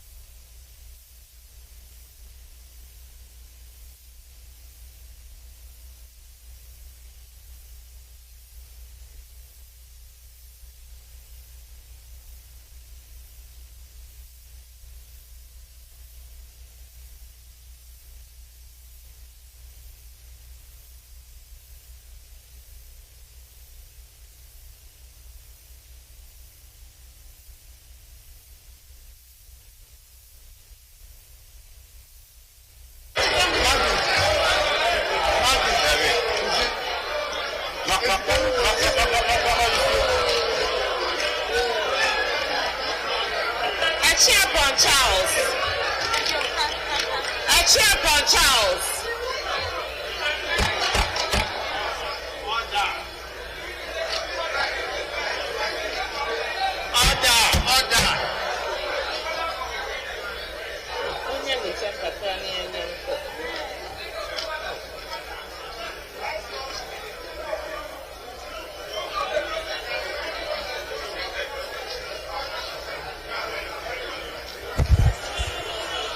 It appears some members of the NDC side of the House are not happy about a few things because they think that the last two people might have showed their ballots to their colleagues. So you have Katie Hammer moving across the aisle and is currently speaking to Haruna Idrisu. Honorable Rashid Popo is also on his feet meeting with leadership. Afenyo Markin, who is deputy for the MPP side of the House, is also having some conversation. It appears all is not well as we thought. I mean, it's pretty simple. I mean, just vote and don't show your votes to anybody. And it's interesting. MPs are unable to do this simple thing. And so you see Honorable Dompre now engaged in some heated argument with his other colleague on the NDC side. It's not clear what exactly the concerns are. Haruna Idrisu is trying to calm tempers down, and Katie Hammond, the star of the evening, is also trying to work things out there. It is so difficult to understand why members of parliament cannot just adhere to simple rules. It's so difficult to understand why they cannot adhere to simple rules. And so what may happen is the process may be disrupted, and we'll have to again start from point zero, and that will not be good for all of us gathered here. It's almost 5 o'clock, about some yes, it's some 10 minutes to 5 a.m. and the voting has just begun. Just about 10 or 12 people have voted. We have some over 250 more people to vote. That is even just for this first round speaker. I'm sure the deputy speaker's matters will also be put to a vote. And it's interesting why members of parliament cannot just do this simple thing. So we quickly conclude this process, swearing a speaker, swearing members of parliament, and then we move on with our lives.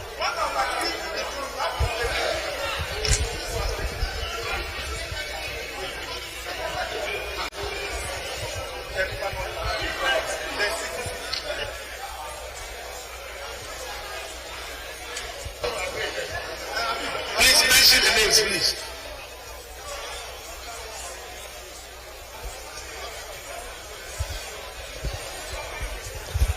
The leadership of both sides are trying to talk their people into ensuring that this process resumes. In the meantime, the ballots are still being issued. Ballots are still being issued and members are voting. Katie Hammond is doing a lot. He's currently on the NDC side, talking with people. He's now talking with the NDC leader, Haruna Idrisu. He's been joined by Muntaka Mubarak, member for Asawase, the whip for the NDC side. Alexander Kwesi.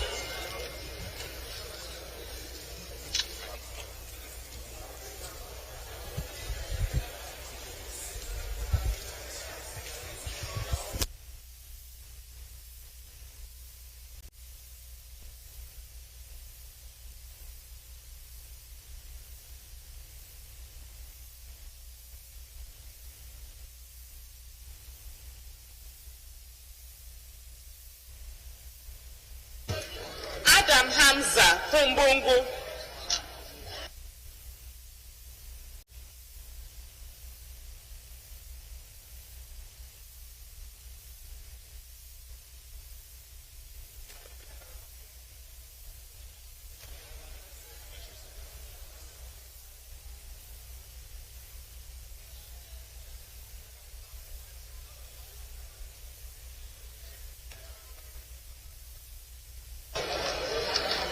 Mohammed Amin Karaga.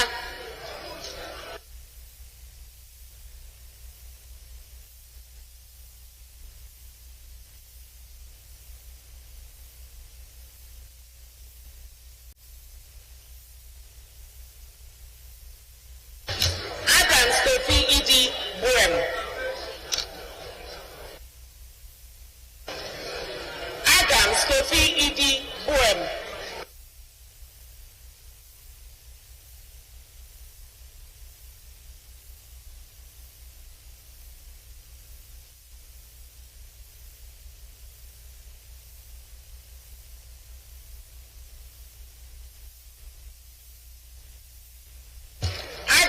Kevin Safori, Ayeswano.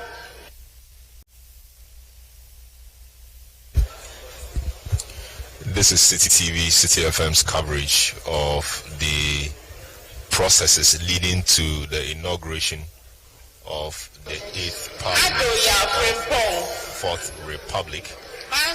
Currently ongoing is the process of secret balloting or voting for the Speaker of Parliament. As we are aware by now, the two sides of the House, the NDC side and the MPP side. Now it's difficult to say which is majority, which is minority, because of the splits and because of the happenings earlier in the day, where the NDC side came early to take the majority side of the House, that is to the Speaker's right, leaving the MPP to occupy where traditionally the minority occupies.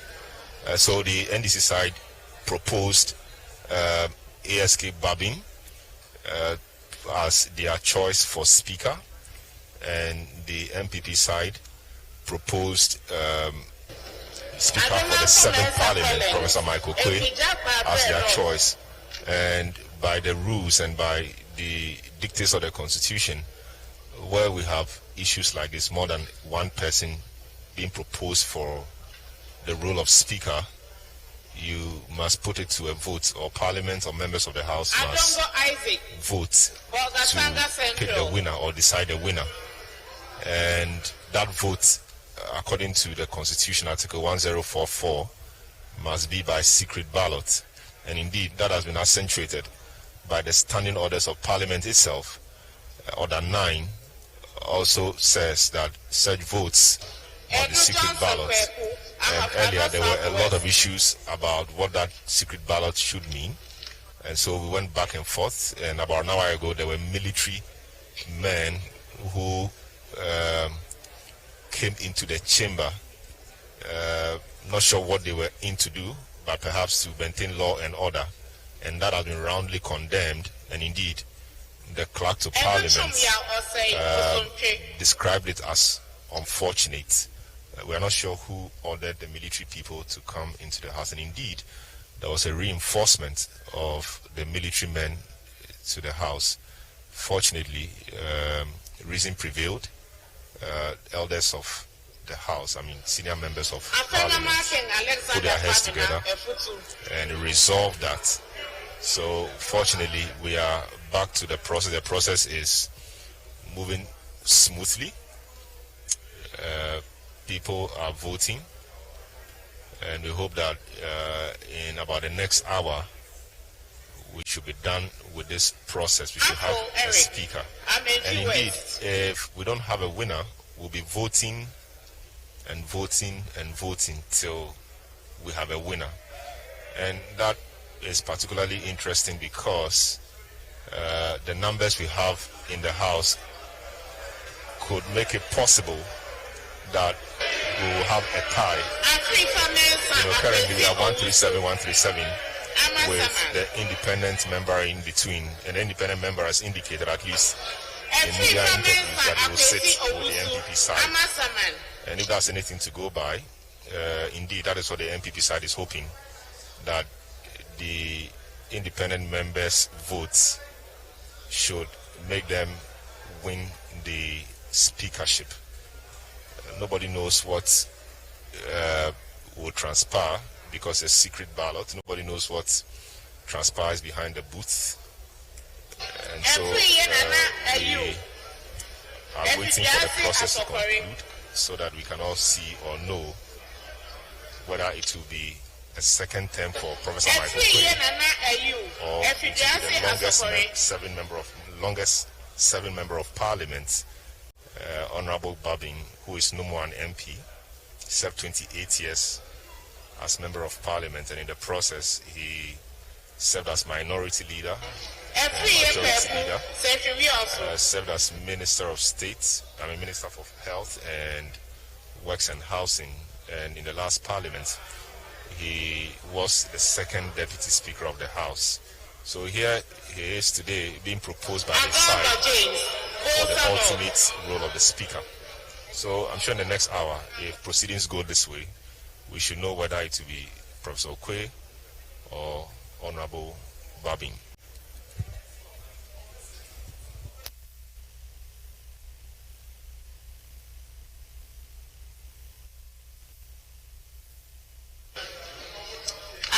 Charles, I got him as your pay.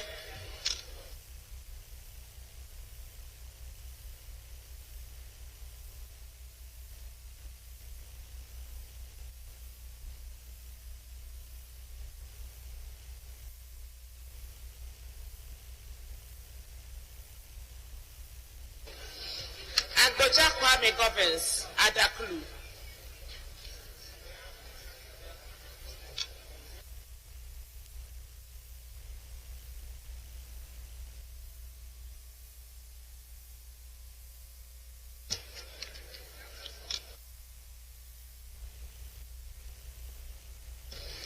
Three Gazelle Tetep, I also Senya West.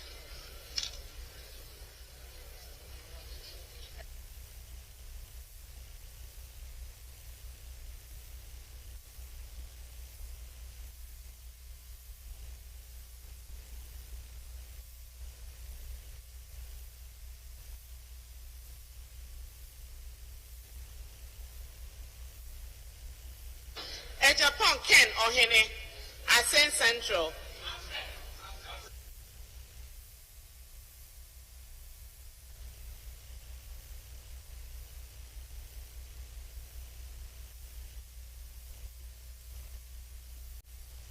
Ejari Alexander Kede.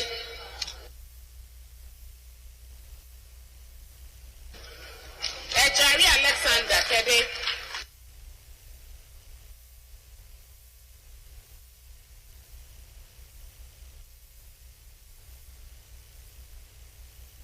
Ejai Kwesi New Drabin North.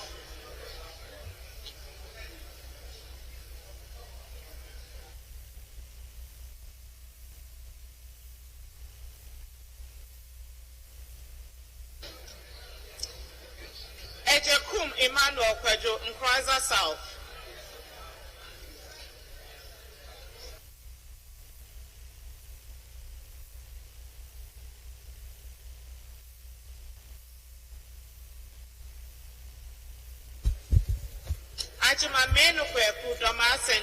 This is City FM, City TV's continuing coverage of processes leading to the inauguration of the 8th Parliament of the 4th Republic, and currently voting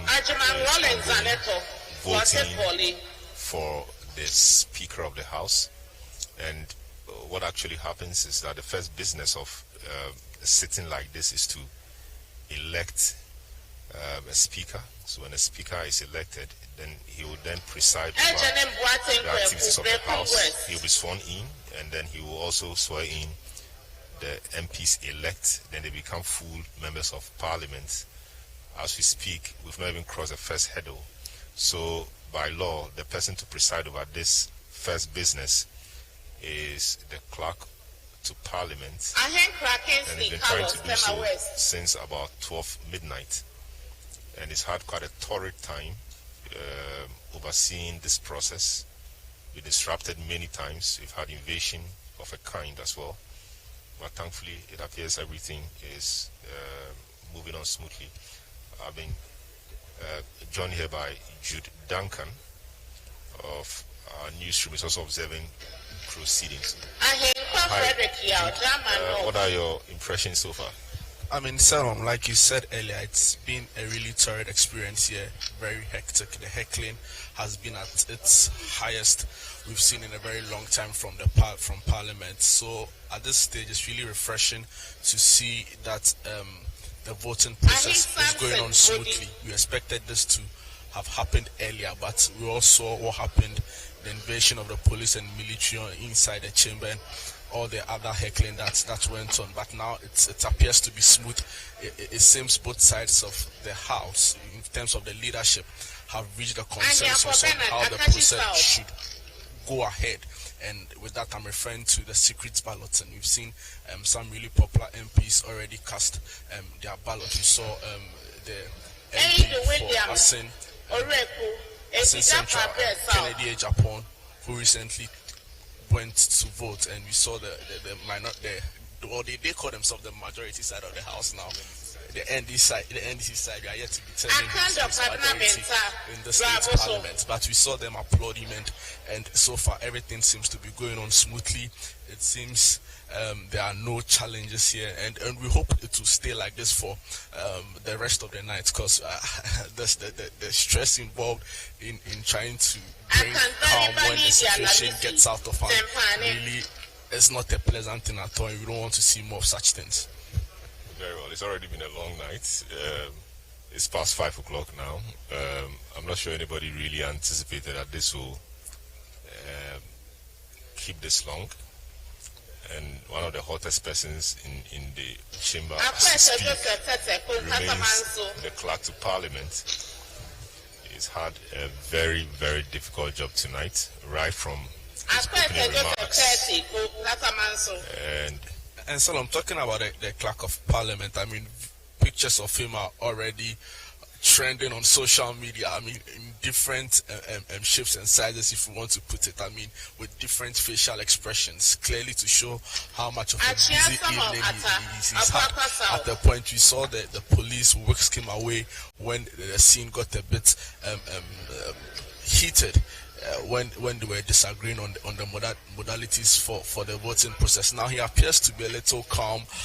He's able to just turn around and give some few smiles here and there. Oh, and of course he's put on his face, his nose marks on. Earlier he came with this with face shield, and clearly wasn't working. So it's been interesting. It's been interesting. Himself, he would look back at this night and really wonder how it went on that note. But so far, so good. Really impressed with the procedure so far. We've seen Zaneto herself, who wasn't much involved in the action, no long ago cast her ballot clad in black, still mourning the death of her beloved father. So we are hoping that it would go like this. We'll not see any kicking of the ballots, because we are almost there. And at this point, should there be any altercation or should there be any violence of that sort, it will be rather unfortunate to see the whole process started again. The MPs elects are voting in alphabetical order. At this point, the MP for Ayawaso West Wugon elect Madam Lydia Sarah Malassans is just taking a turn to cast a ballot. I wonder which voting booth you'll be heading towards, because then the NDC MP who was just mentioned, okay, she's waiting before she takes a turn. That was ABA Fuseni, the man of many proverbs. Earlier was also involved in a heated altercation just when they arrived on the floor of Parliament. So it's really getting interesting here. The MPs seem to understand each other now. They are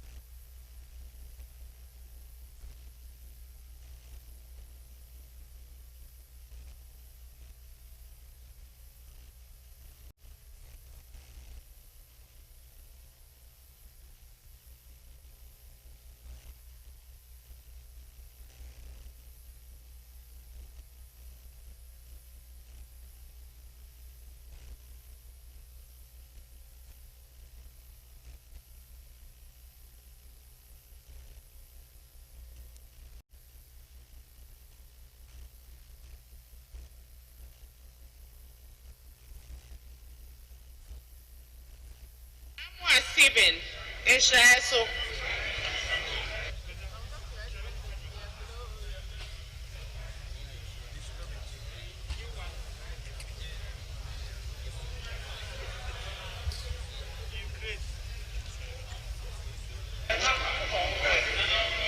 I'm Kwesi Etiwa West.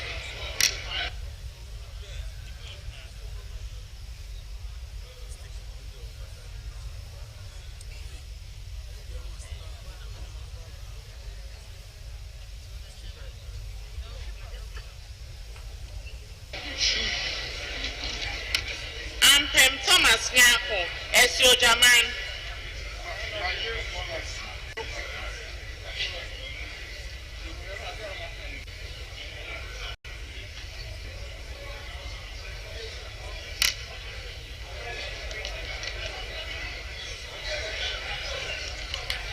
Ampa for Chumesi Kwame, Sene West.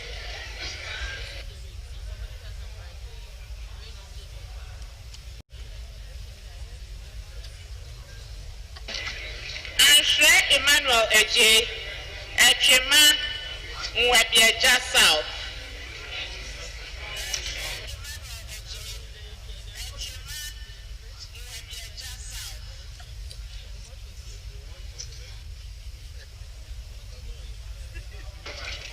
And then Moses Trouble.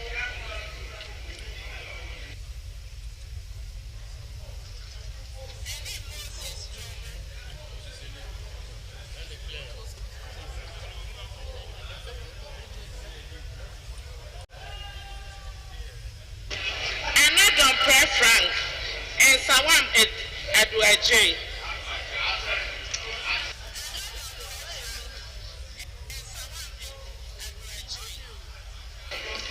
Anadon Pre Frank and Sawam Edwaje.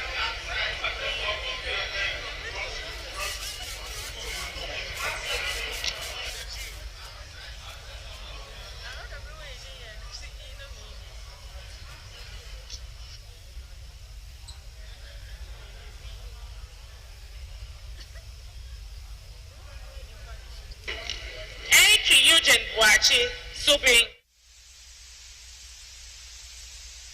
Thank you, Subing.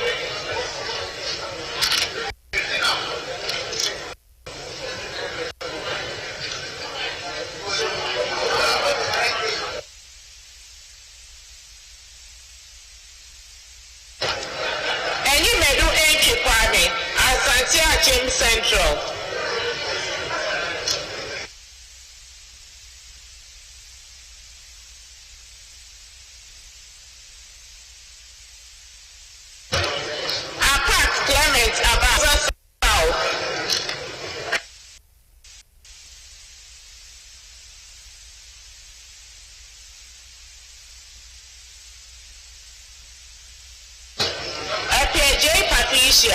Asokwa.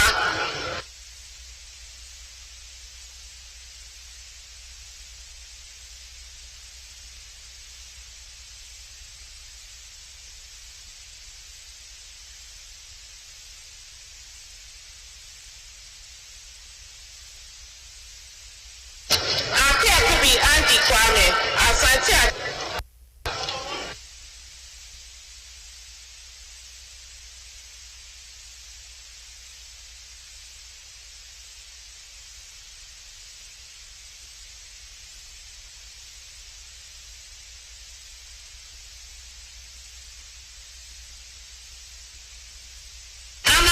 Hamidu, Pesimentin.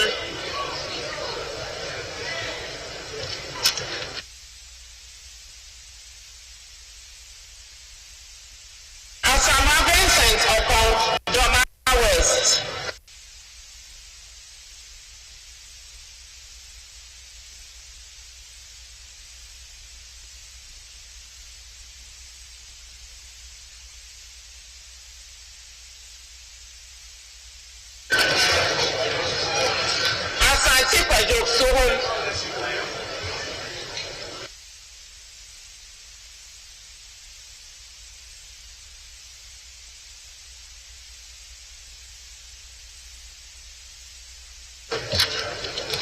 Asante Boateng Kweku, Asante Achim South.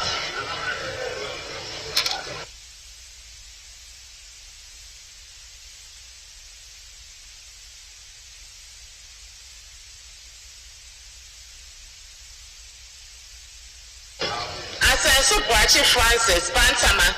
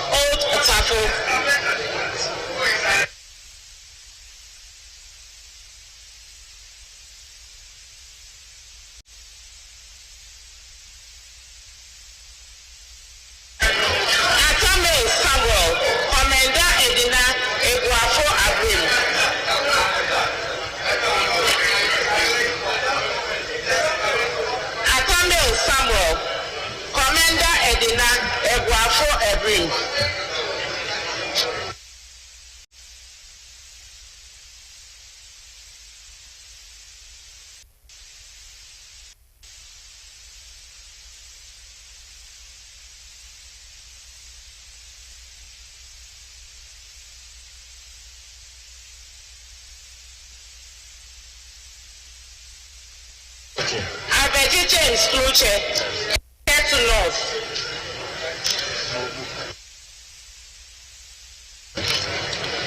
Avocatletus Apo Zebila.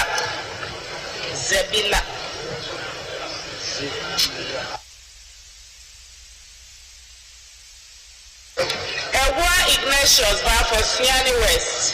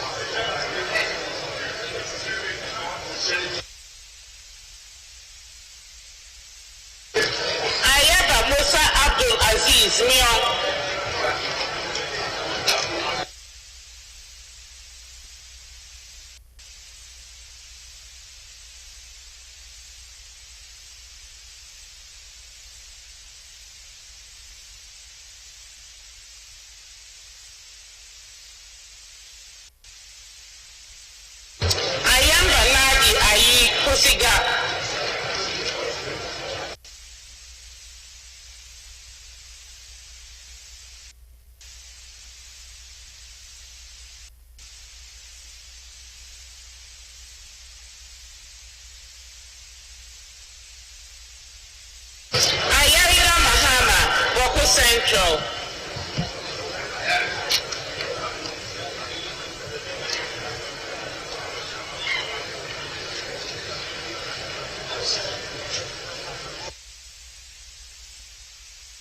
Ayine Dominic, Akwetenga, Bolgatanga East.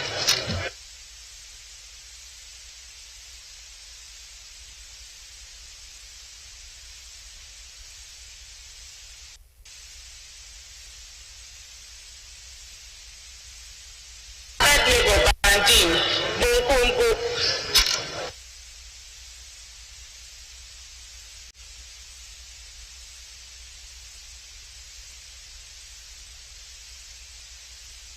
Matthew Michael Ochi, New Dragon South.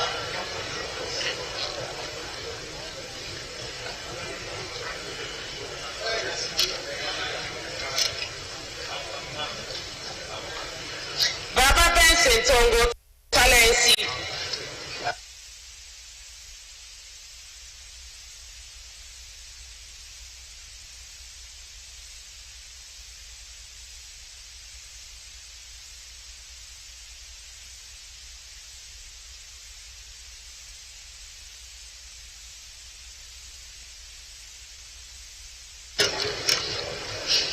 Bachaya Bia Baligi Lambusi.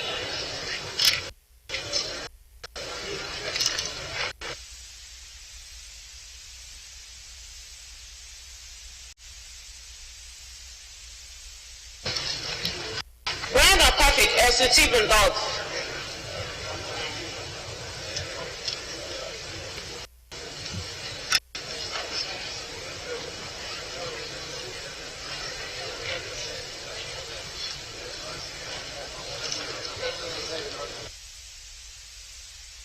Patel Sheila Ablekuma North.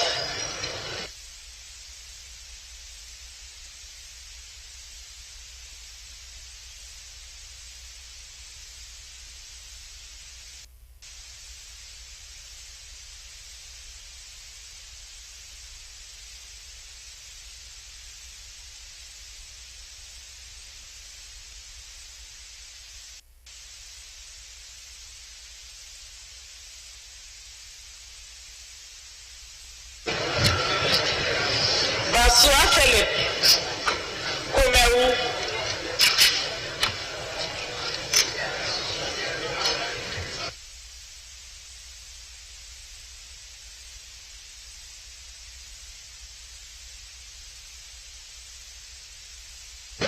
Bawa Edward Abambe Bongo.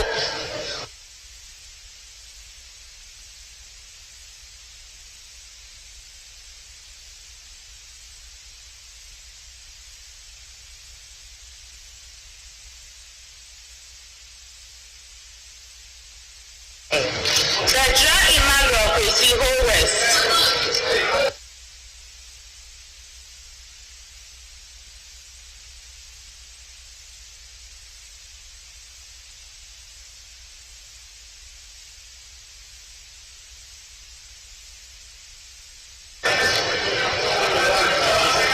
Bernard John Jaba Zabzugu.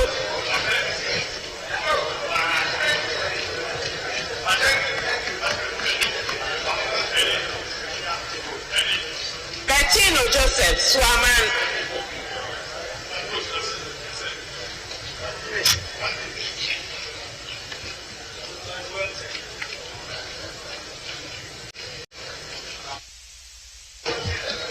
Blankson Alex Akrofom.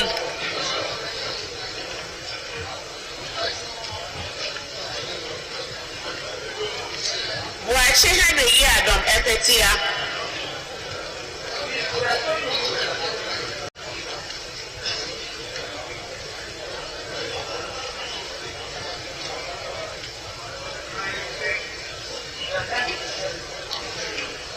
Buachi Yadom Patrick Obuasi East.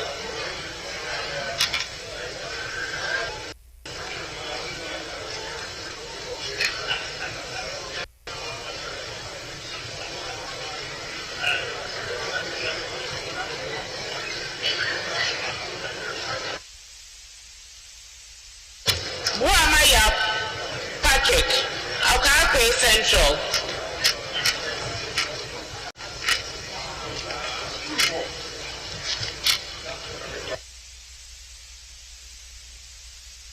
Buating Epesidako Bosomefreho.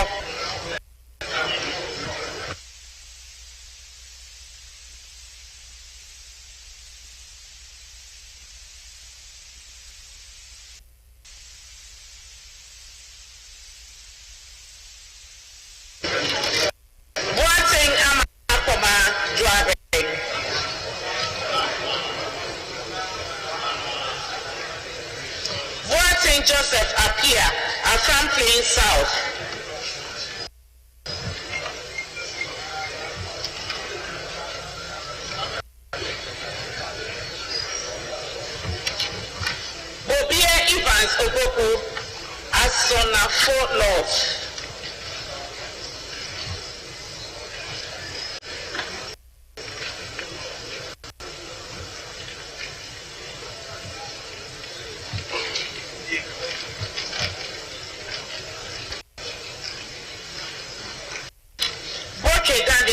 Kakre.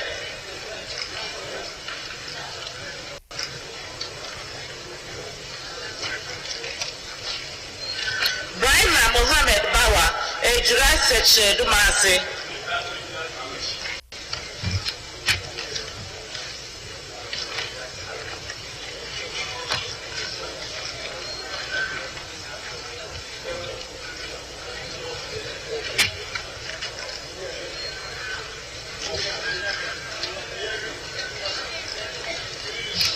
Bua Emmanuel Amakofi Elembele.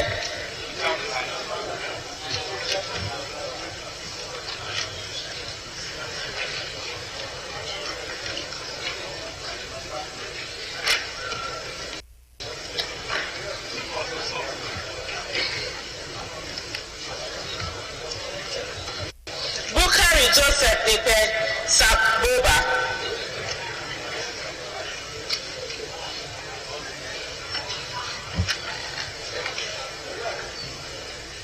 Shenia Abidu Isahaku, Sesala East.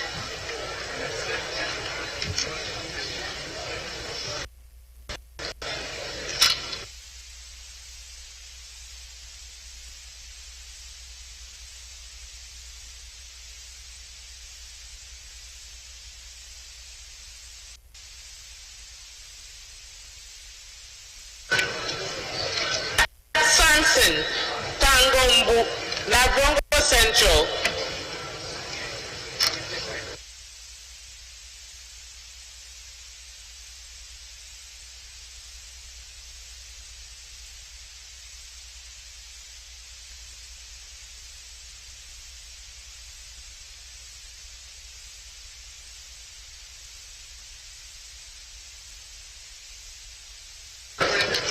Chiwite Andrew Dari, Sola Tuna Kaba.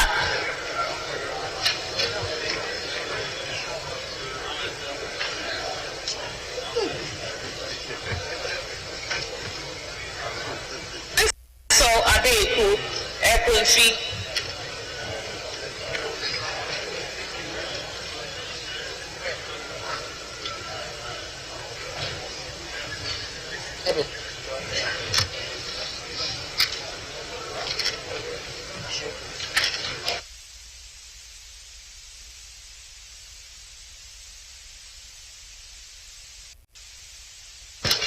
Kujo Gansa Comfort Doyo, Adan.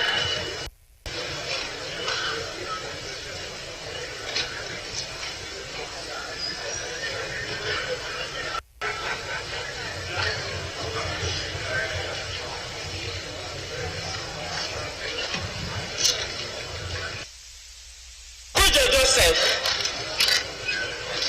Ejia.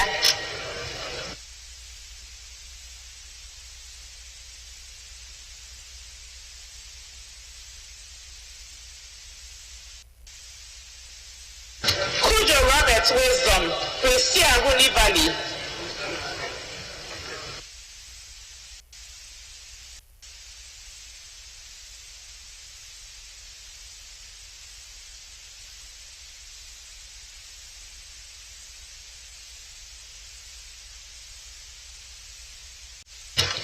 Dafia Mekwa Robson Nelson Echekwami, Sabudai.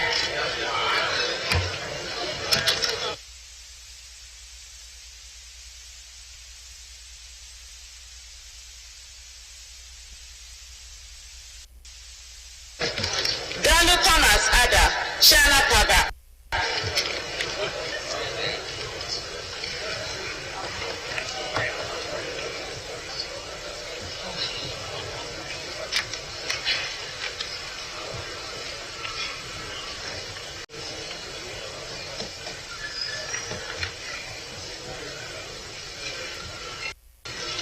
Dakila Klato Seidu Jirapa.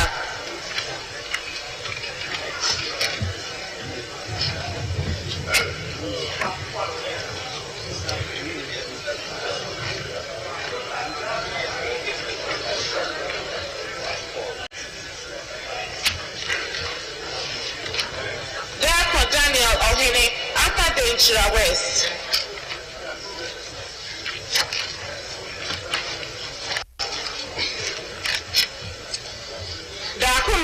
Kwabna Ochre Takoradi.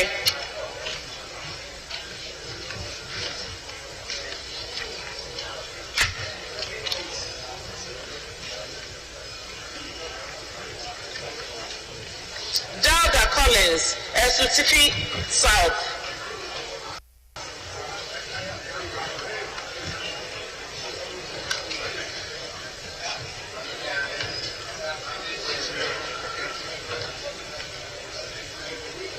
Dawudi Abukari, Ulansi.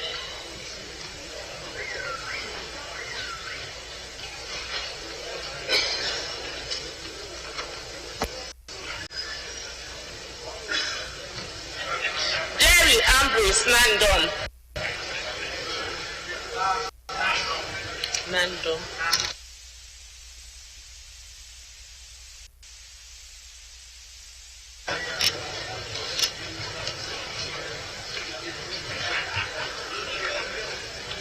John Opua Alex Tete, Seki Akontombra.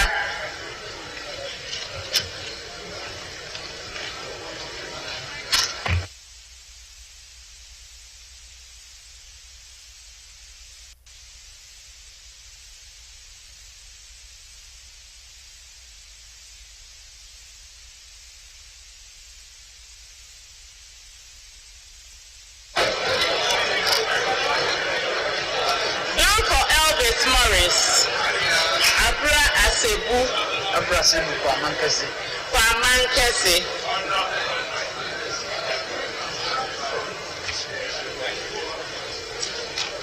Donko Papna, Pro East,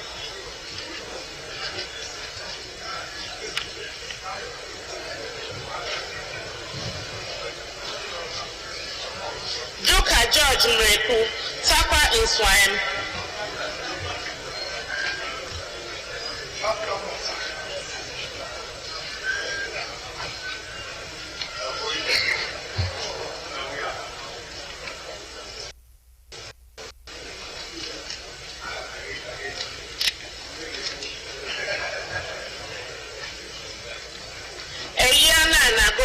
Central.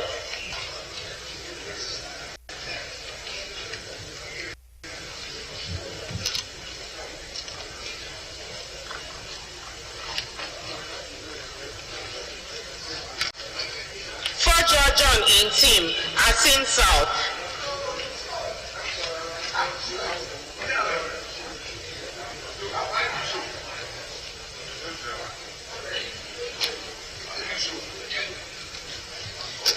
In case of Latuba, Ejumako, Eyan Isiam.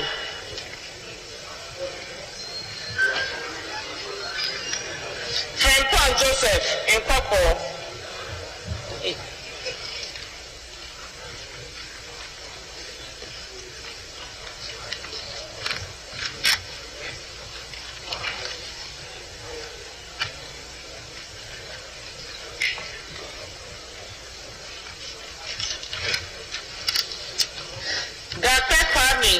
Jojoli, Keta.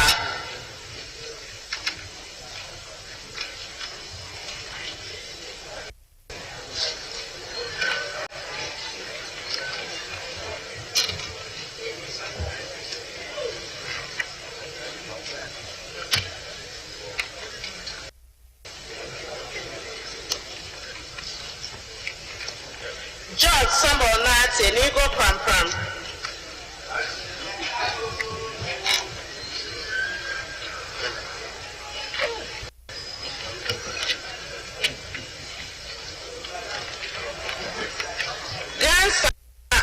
And Kobina, Esikuma Odobin Brapa. Gate Joe, Esikado Ketan.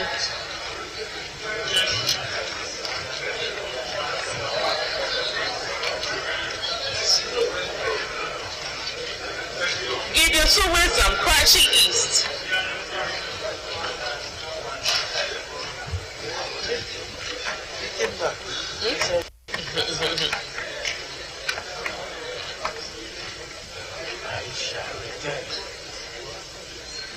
Gomadoyao, Akan.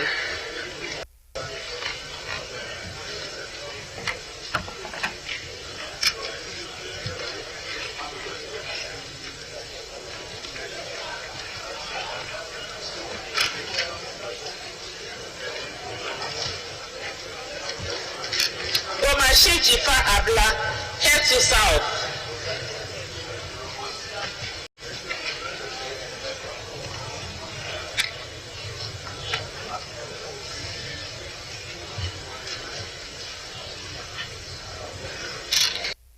Jenfi Emmanuel Apesi, Odotobri.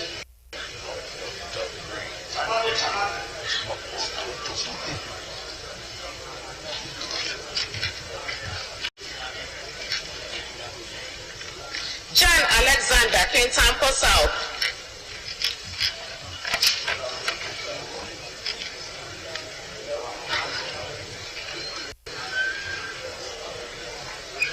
John Mensah Richard, Gobwa West.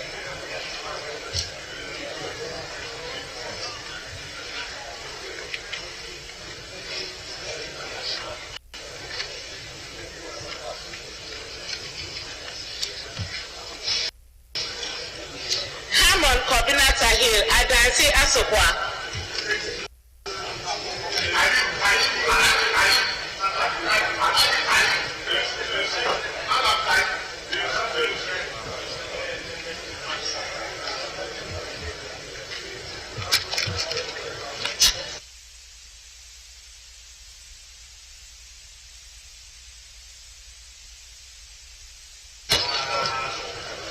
Hansen North East, Tamale Central.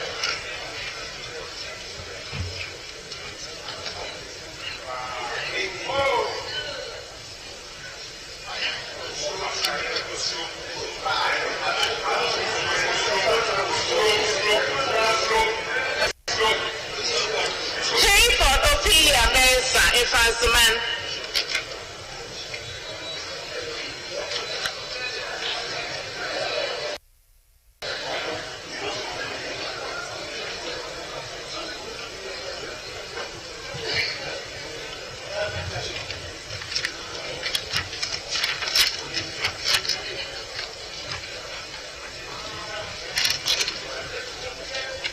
Hotoje Alexander Roosevelt, Central Town.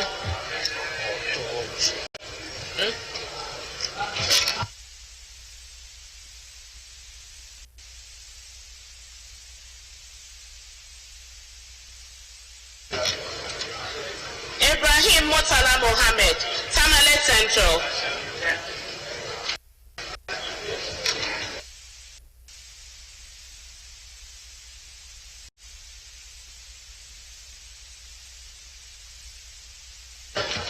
Ibrahim Ahmed Banda.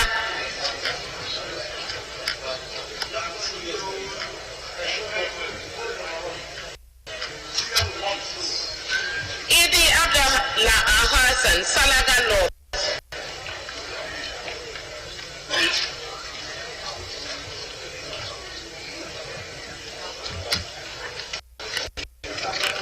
Idrisu Habib, Tolong.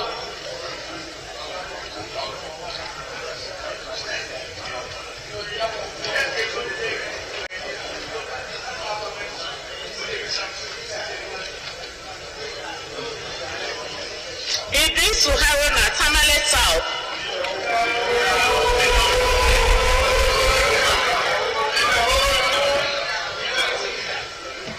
Jaja Yusuf Isaka, Ayawaso North.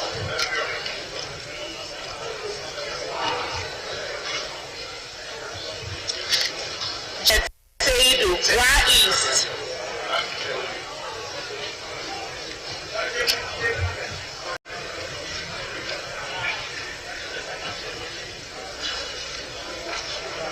What's the name?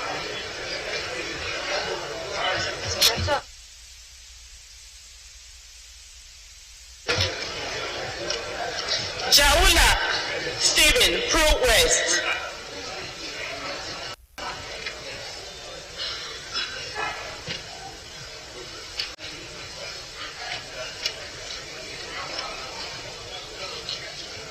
Jinapa John Abdullahi, Yape Kusasu.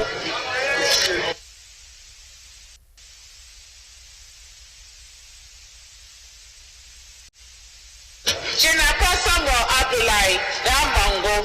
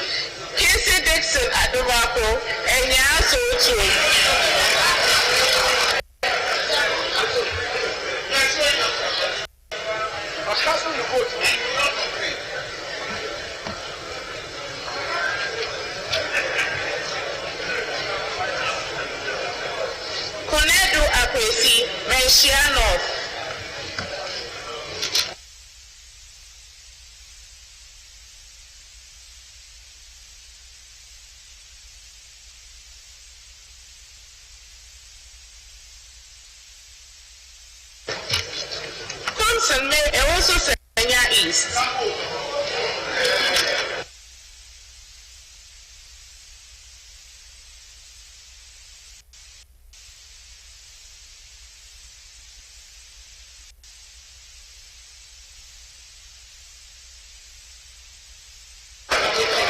Pastor Martin Kwekweje Mensa Teshiman South.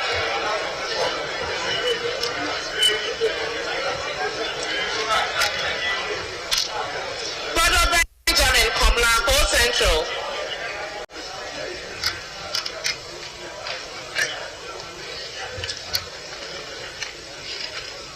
Kum Ebenezer Kojo Ahanta West.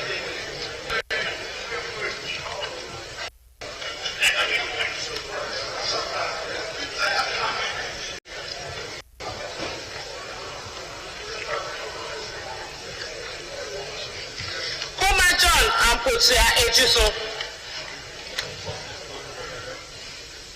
Kuma Joseph Kwame Kintampo North.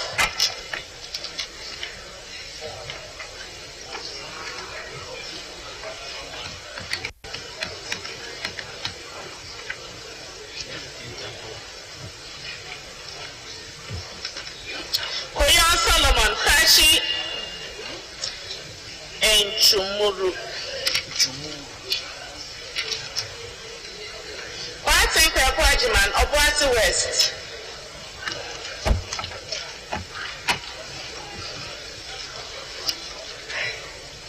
Coffee Festus Ultra East.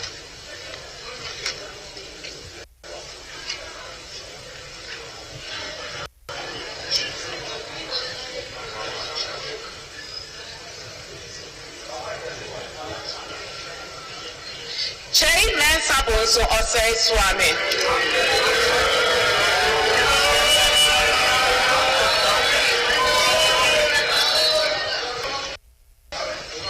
Sherman Nelson, Beckham East.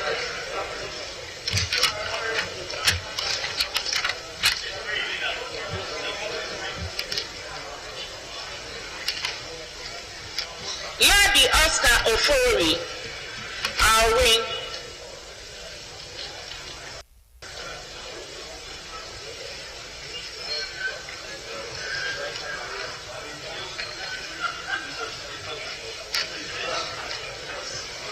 Latte Agnes Namumu, Kuawa.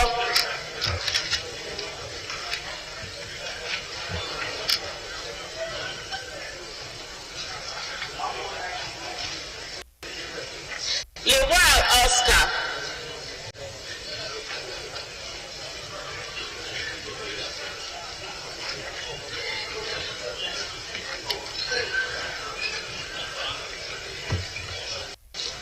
Mahama Farouk Umar Aliu Yendi.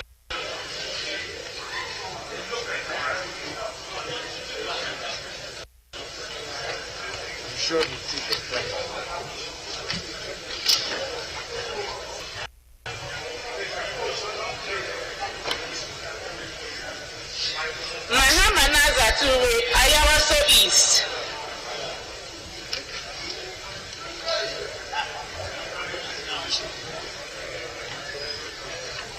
Menu Adabo Francis Ahafuano Southeast.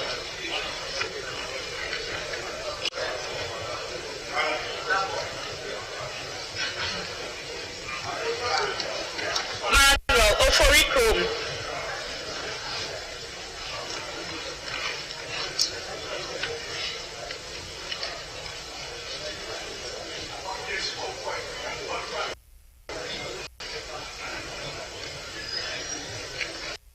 Marfo Kofi Ahinkra Achiase.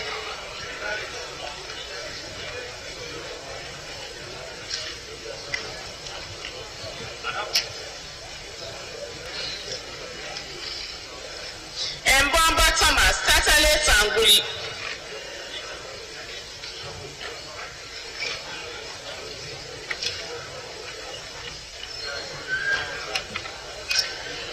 Mensa Betty Nana Ifua Crosby, Afran Plains North.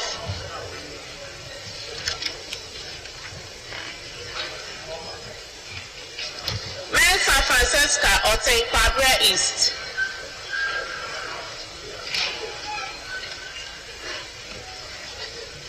Mensa Isaac Eje, Wasa East.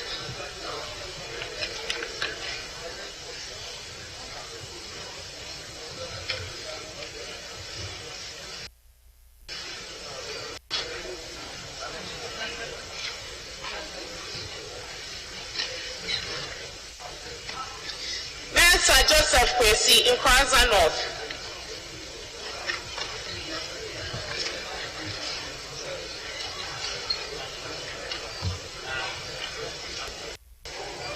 Fatina Giftina Ayele Wager Dawi.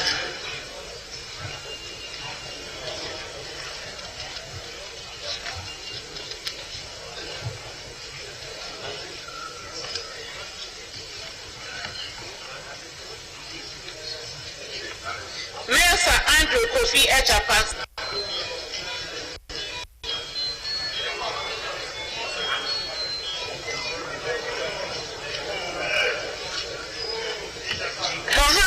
Zuwera Ibrahima, Salaga South. Morrison Cynthia Mamle, Agona West.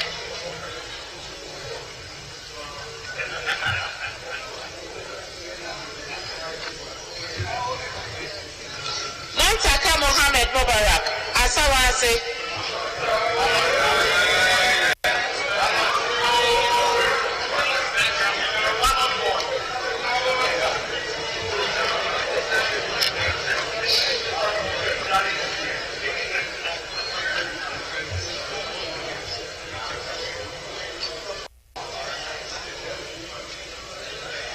Nanja Sanja Atebubu Amantin.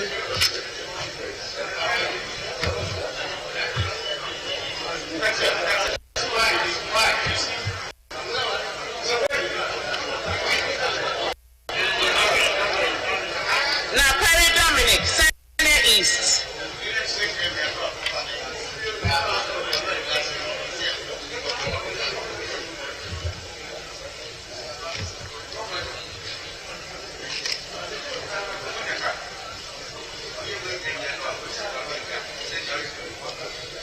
Nate Benjamin Ayuku, Lode Kuku.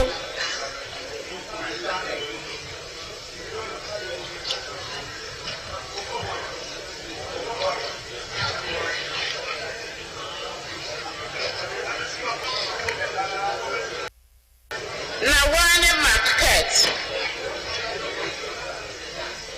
Nambada. Newman Dakwa, Okaikwe South.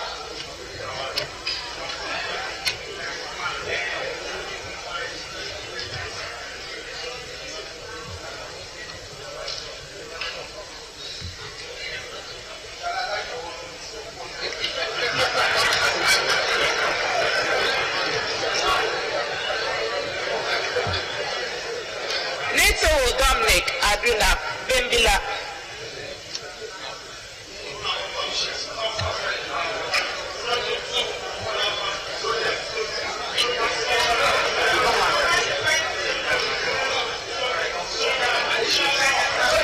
In Casa Buedu Mavis, if you just share East.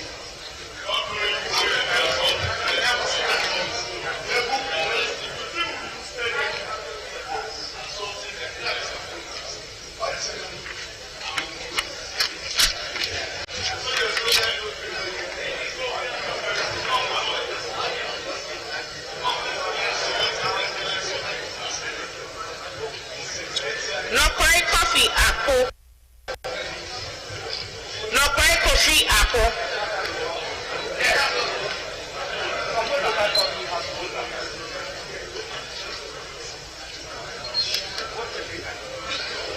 Not the MS Henry, a Shaiman.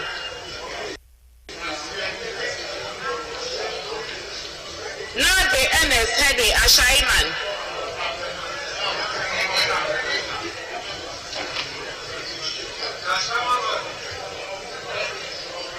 No Chukotoi Peter Kwesi, Atachi North.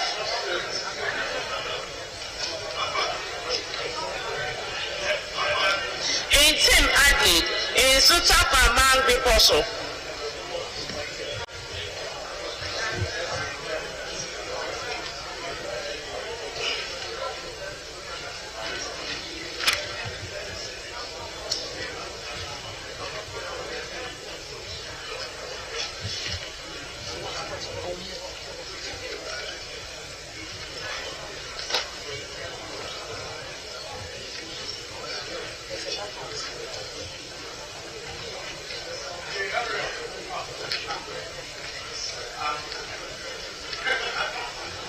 In Tim Augustine Collins of Inso North.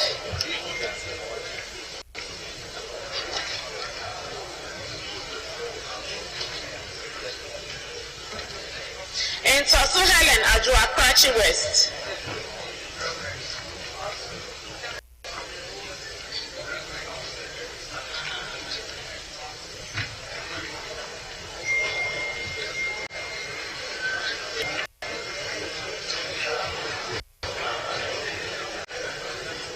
Nyako Besmak Tete, Akamanya Probo.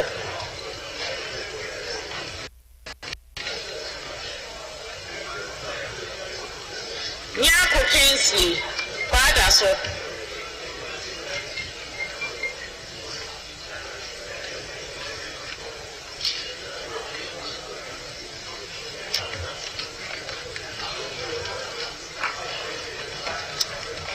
Nyakote Albert Tete, Probo.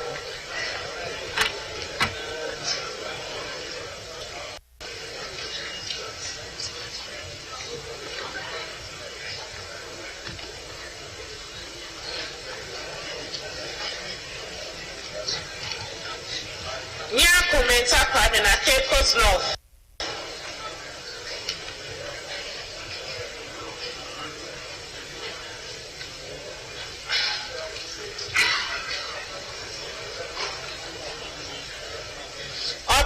St. Alfred, BBNE. Obeng Boy St. Alfred. Okululinda, Obenewa Apele, Shai Osudoku.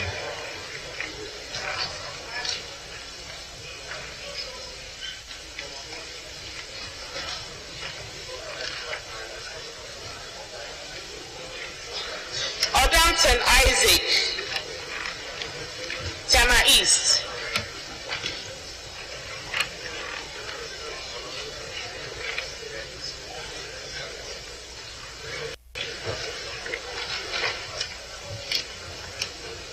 Ofoswe Jari Elizabeth, Teshiman North.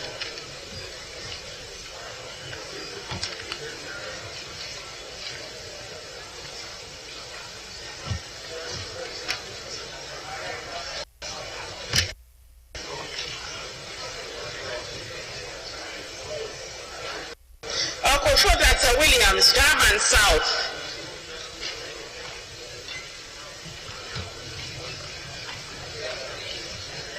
Ochrejakum Kofi, Fatiakwa South.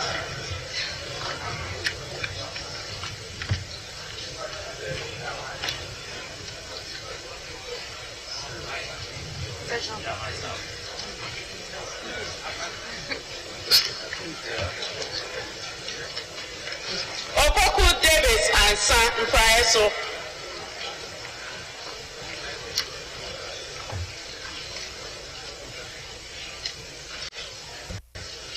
Opoku Eric, Esnafo South.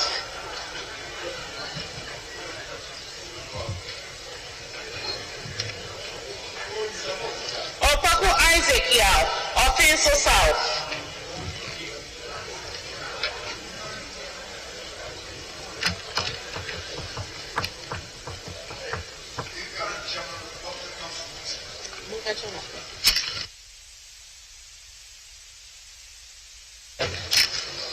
Opankroma Kojo,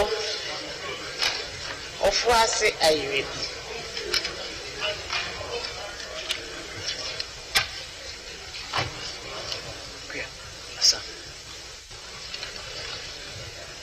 Osei John Frimpong, Ebrim.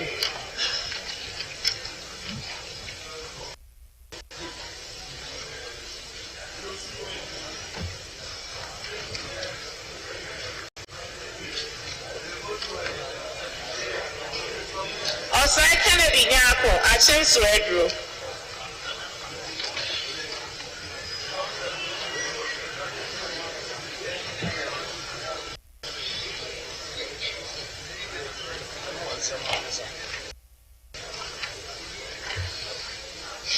Osaya Sariapna, Etiwa East.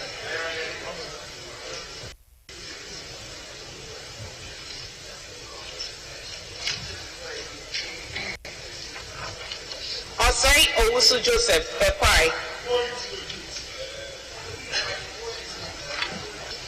Oti John Kables, Nkwanta North.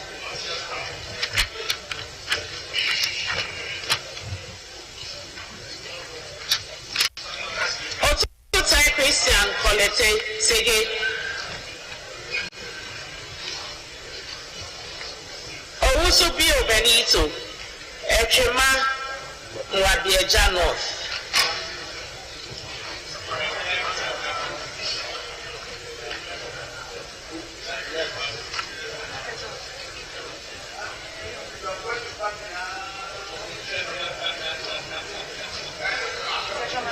Owusu Ekufo Esla G, Ablekuma West.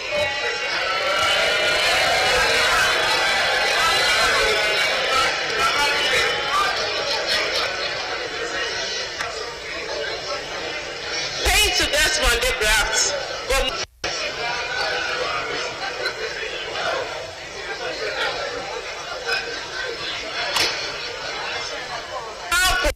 Abdul Rashid Hassan, Wa Central.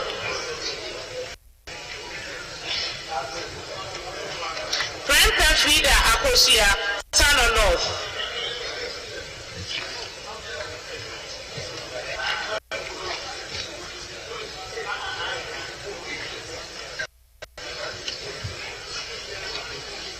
Franka Matthew Opoku, Malaysia South.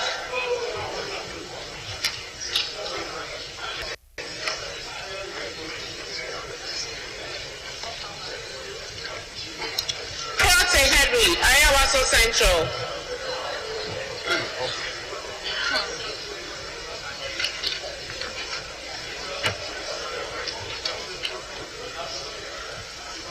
Praise and James Dache, Asin North.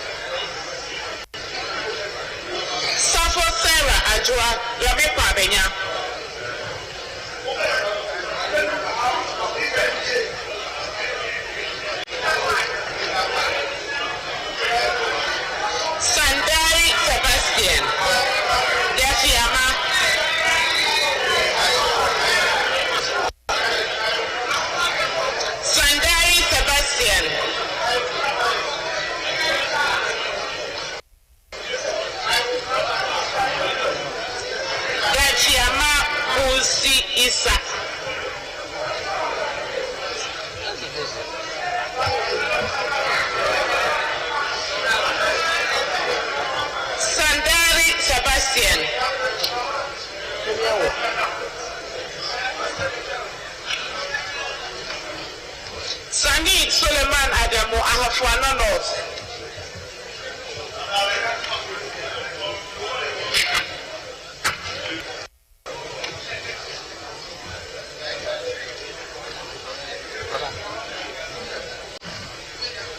Sani John Aban Abua Mpoho.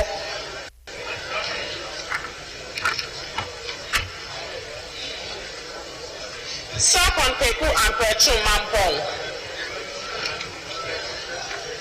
Soya Finstar Kokua, Agona East.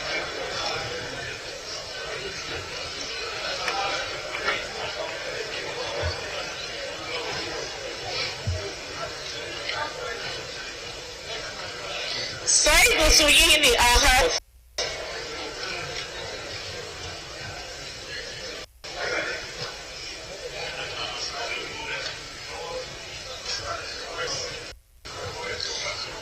Safa Richard Kwame Anglo.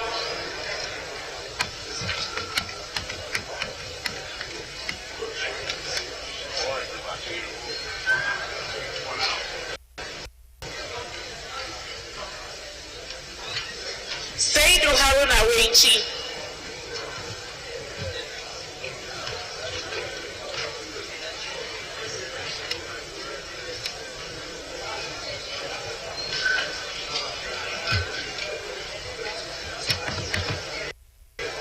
Saidu Isifu Dambaga.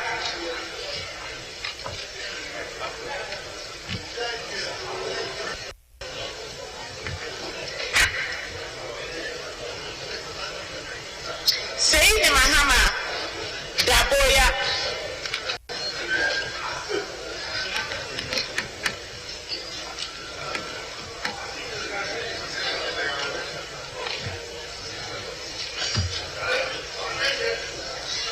Secha Benjamin Yabuatano South. Soto Francis Xavier Kojo. Madina Xavier Kojo.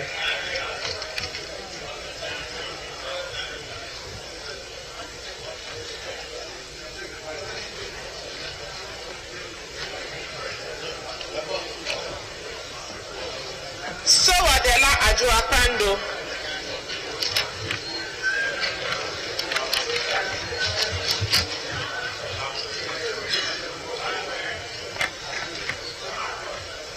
Sowarita na Odole, Dade Kotopong.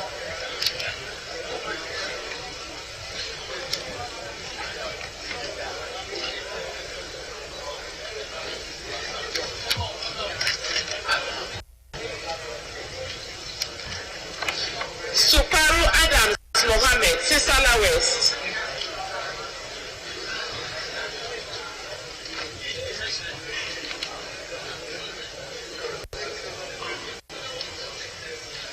Sulemana Adama, Pine.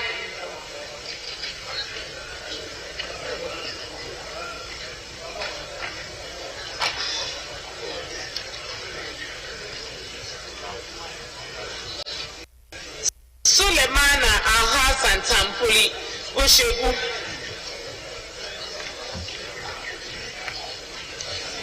Sulemana Bamboy.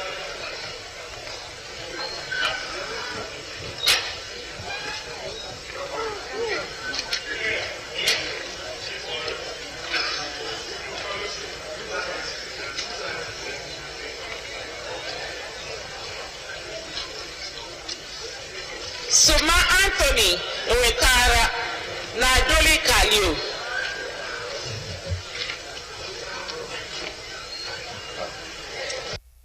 Sechi George Kwabna Obeng, Mansong Panta.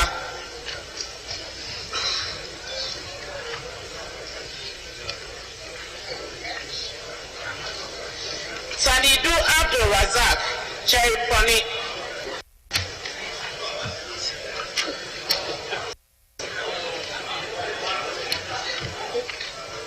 Telia Augustine, Via West.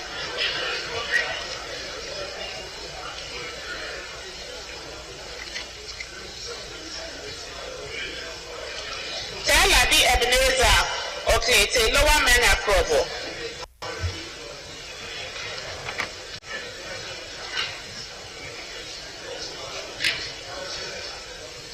Tessa Jocelyn, North Guide.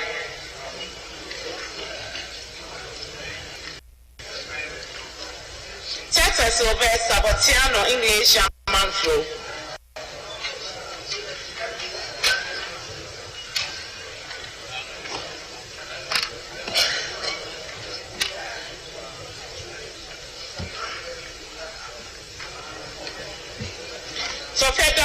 Tomorrow.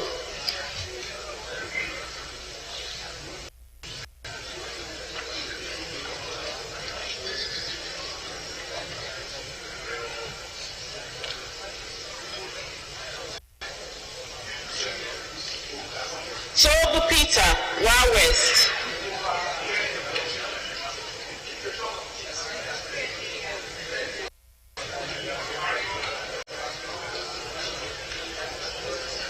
So Feru Mohammed Hadi Nantong.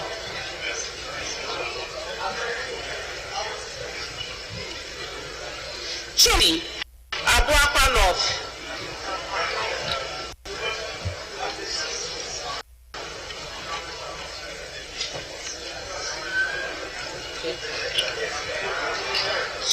Chum Brahma Paul Akwepo Dama East.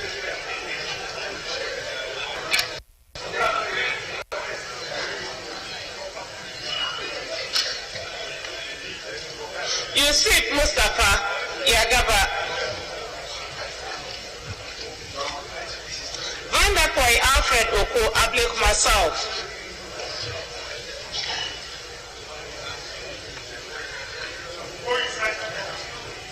Vanderpoy Edwin Lante Ododo Diodio.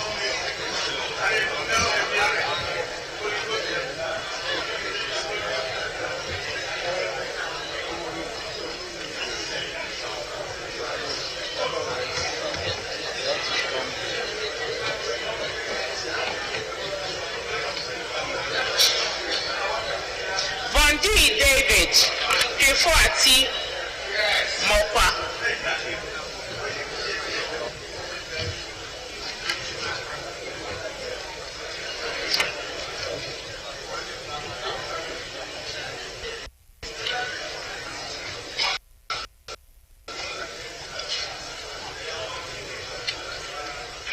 Wakada Nasala Record Robert Bright Emmanuel Denchira.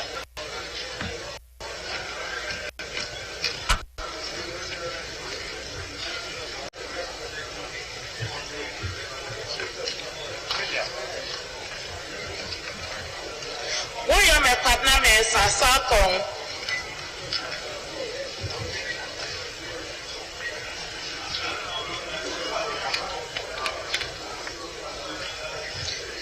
Zidane Bidi Anwa Laura.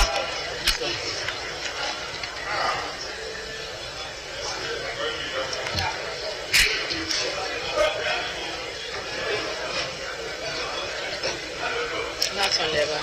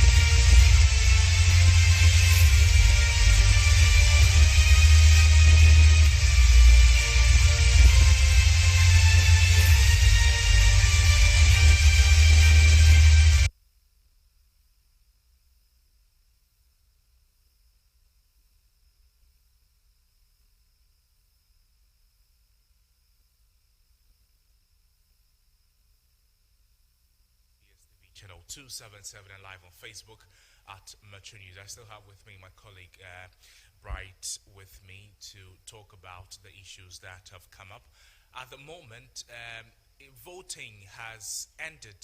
We're now doing sorting in Parliament, all to elect a new Speaker of Parliament for the 8th session. Bright, so far so good? Yes, at least we've been able to keep our calm and see through the ballot and votes cast and all that. And counting, as you can see, is duly underway. And Muntaka wouldn't want to give any excuses. Keenly watching the counting go on. And I've seen one ballot paper which has been excused close to the ballot box. And I'm wondering, is it a rejected ballot? Well, we're looking at a rejected ballot in this case. With voting, these things happen. It could be a mistake, it could be intentional, you never know. But just as each vote is important, that one vote could make a huge difference in the selection of a Speaker of Parliament for the 8th Parliament of the Fourth Republic. So the program, the event started yesterday night, but was characterized, was marred by a lot of sad instances, was almost a disgrace, and by the grace of God, hopefully we've been able to get the voting out of the way. We've started sorting and counting to elect a new Speaker of Parliament with a clear majority. I believe that's what the standing orders of Parliament says concerning the election. Yes, so after counting, now that we are seeing almost a rejected ballot somewhere, and the numbers we know is 137 against 137 with one independent member in the House. So when it happens that this one, let's take it as if the rejected ballot is coming from the independent parliamentary personnel in the House, which is the former parliamentary personnel. And so it happened that his is actually the rejected ballot. It means that they will have to do every run of the election again. Imagine how long according to the standing orders of the House. And that will go a long way to affect the election. If there's no winner with a clear majority, just by a vote, there need to be another election. Let me read you what it says here at 7. It says, where at any ballot between the two candidates the vote are equal, another ballot shall be held. So imagine how long has it taken us to come to this this thing that we are now. I would say it's been all they're doing since. That's how come we're where we are. But it's good. We just hope that there's a clear-cut winner, a clear-cut majority, so we know who the Speaker of Parliament will be. If we do not have, then as the provisions have made available, we are looking for another election. Exactly. And also, if you ask me why the position of Speaker of Parliament is so important and keeping us all up throughout the night, let me tell you this. When the President and the Vice President are out of town, the next person in command is the Speaker of Parliament. So just imagine if this election goes the way of Awan Bagbin, who is on the other side of the Queen, with the opposition National Democratic Congress, who is not in government as of now, because the NPP, as we speak, with their leader, Nana Addo Akufo-Addo, in some few hours, if this is completed, will be sworn into office and there will be the government in power for a second term. So imagine if Alban Bagbin becomes the Speaker of Parliament and both the President and the Vice are out of town. Automatically, the NDC, or should I say, Alban Bagbin becomes President. Of course, that's... So any decision at all can be made in the absence of the President and the Vice. And the country... the provision is available for that, that the Speaker of Parliament becomes the acting President in the absence of the President and the Vice, and if where they've gone to, they are unable to perform their duties as President and Vice, as President of the country. So in a situation like that, the Speaker is sworn in, but I doubt, whatever happens will be in constant collaboration with the President. They are in jubilation right now. They are on their feet, chanting, happier, in merry, thinking that they won. We don't know the numbers that they got, but what we can say is that the euphoria among the NDC legislators shows that they may be in the lead, because a jubilant crowd of legislators have stand on their feet in happy and merry over that, and we can see the NDC leadership on the public gallery, also in Mary over possible win by their nominee, and that from by a jubilant crowd is what is showing now. But let's see what the other side also gets in that regard. So now it's counting on the other side. They will know which one also got it now. So now counting is underway, and it's still as usual. The chief whips on both sides of the house are monitoring how counting is going on. But the jubilant legislators on the side, that's the NDC caucus, they are still jubilating. We don't know for sure the number they got, but they are jubilating at the moment. It seems to be urban.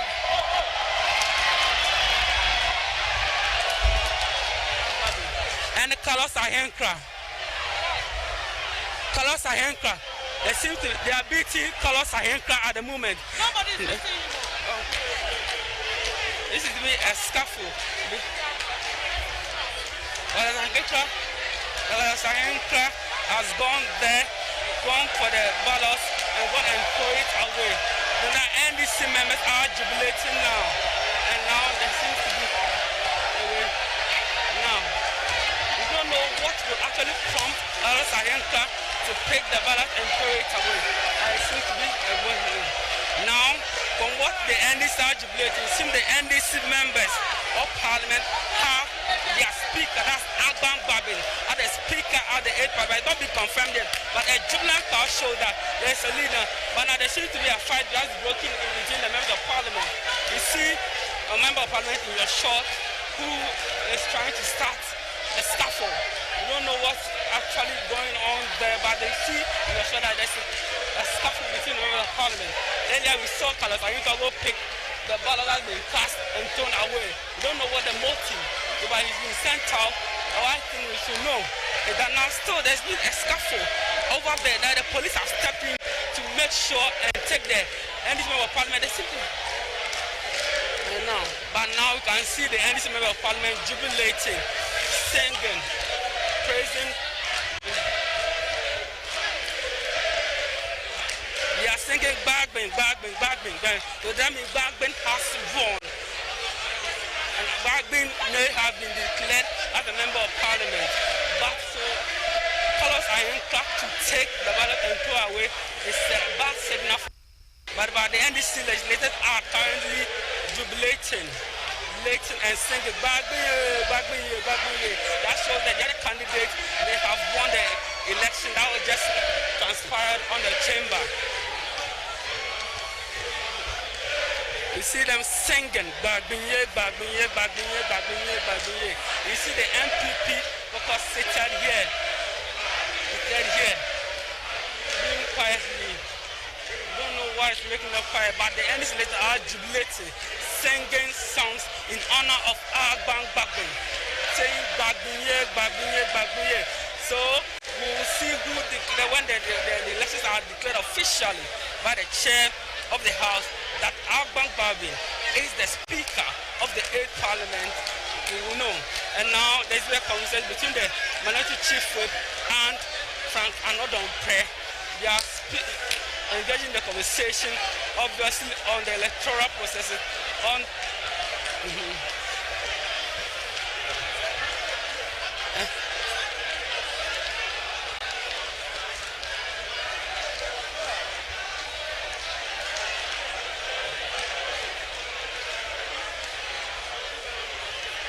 And what does it mean for our legislator?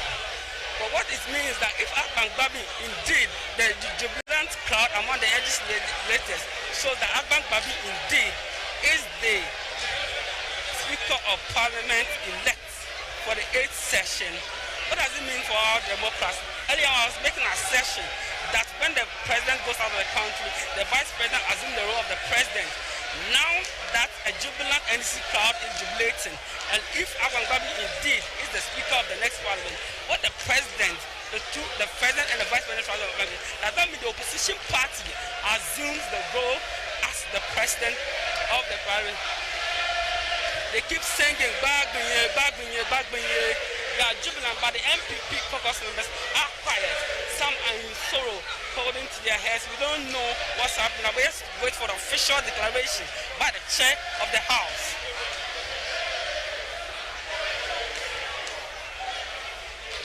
Let's wait for an official declaration by the chair of the House. And my so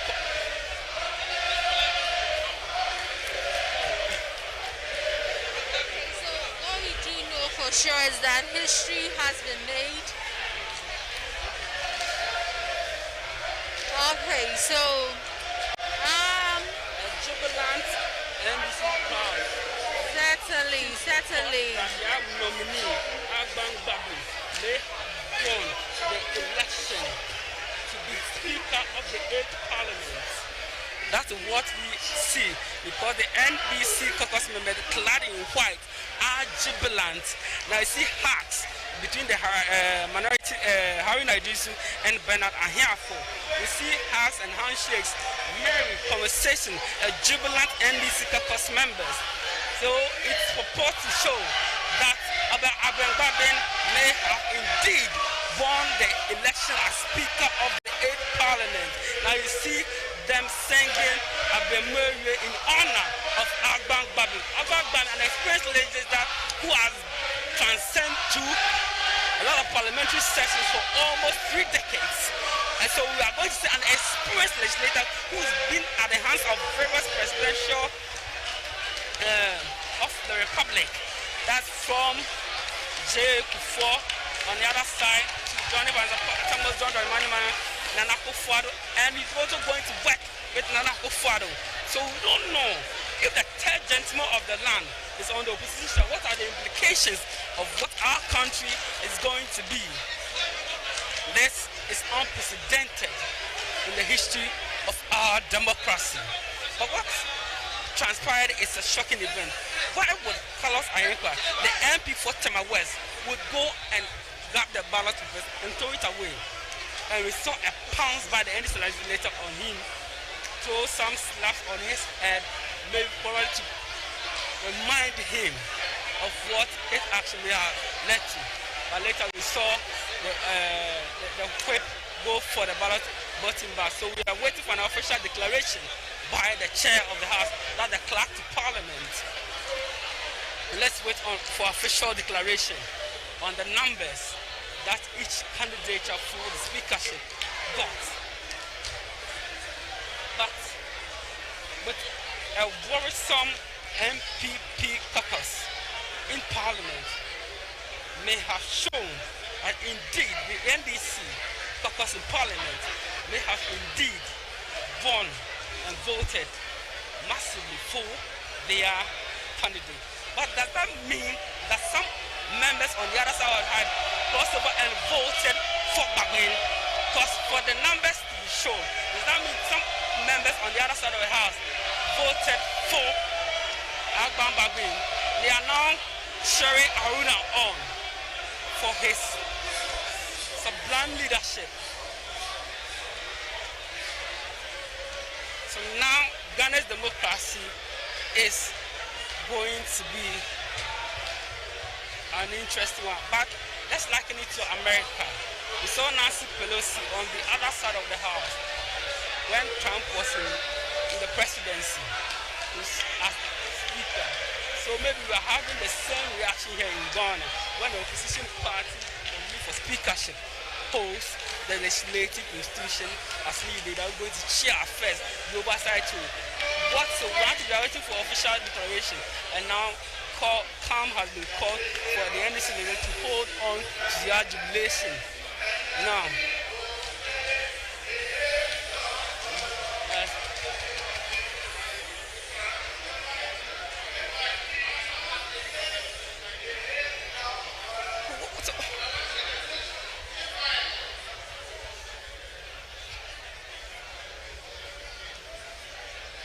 but we are still waiting for official declaration by the chair of the House, according to numbers on which nominee got these numbers and which nominee got the other.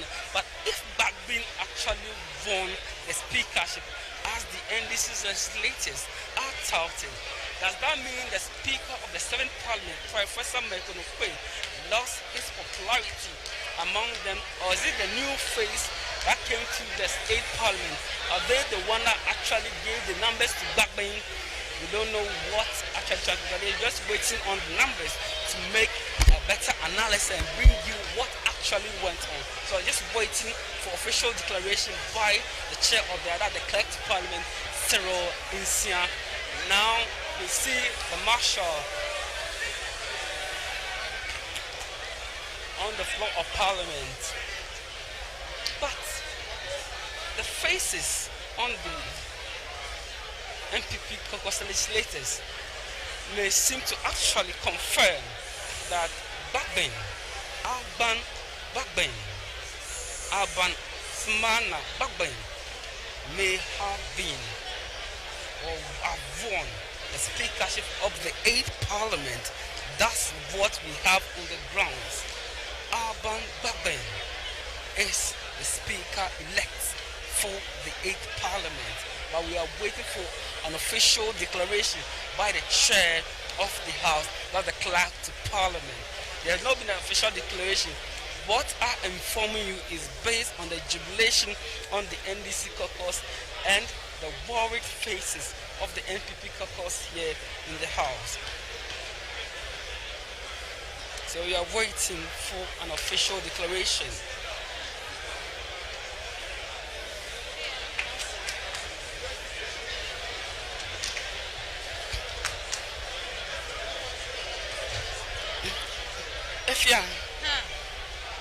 If what we are seeing is what is actually happening on the ground. I'm still trying to process what we saw during the counting, the latter part of the counting process. I'm still trying to process it. Exactly. Like, is it trying to start an uprising here? A legislator, a tool of democracy, you are supposed to steer affairs of democracy here, and you move from your seat and disrupt a democratic process. Very bad. Is that very bad? I don't know what may have motivated what he did, but as you mentioned earlier, we're waiting for an official declaration, and whatever happens, we'll definitely let our viewers know. So do stick and stay with Metro Television, because we're still here. We've been with you for the past 5 hours. We'll be with you to the very dying moment to tell you everything as it happens here in Parliament. So,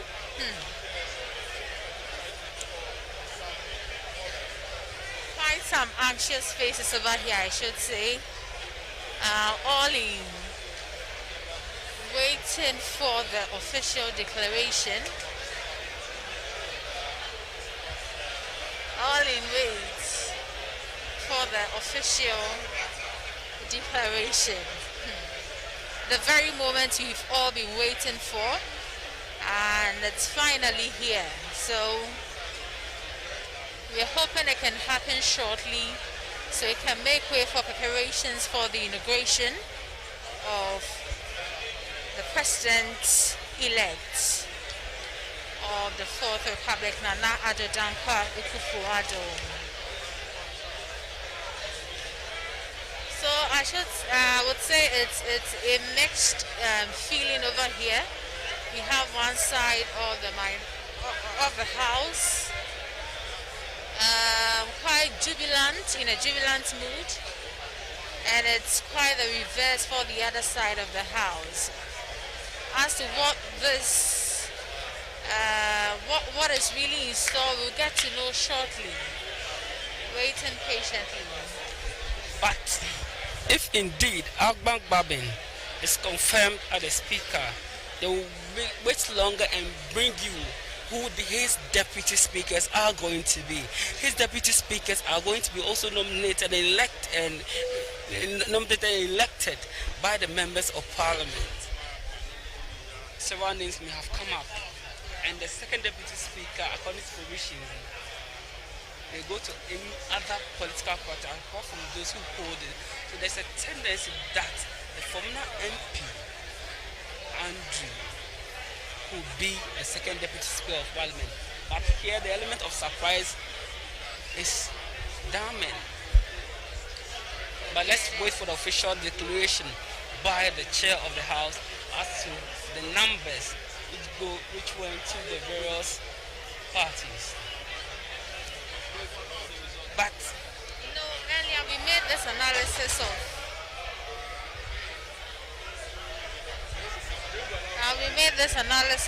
of the possibility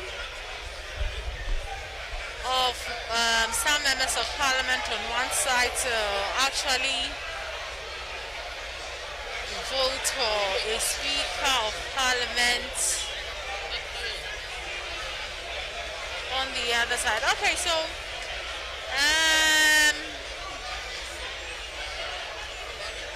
Emmanuel, I am seeing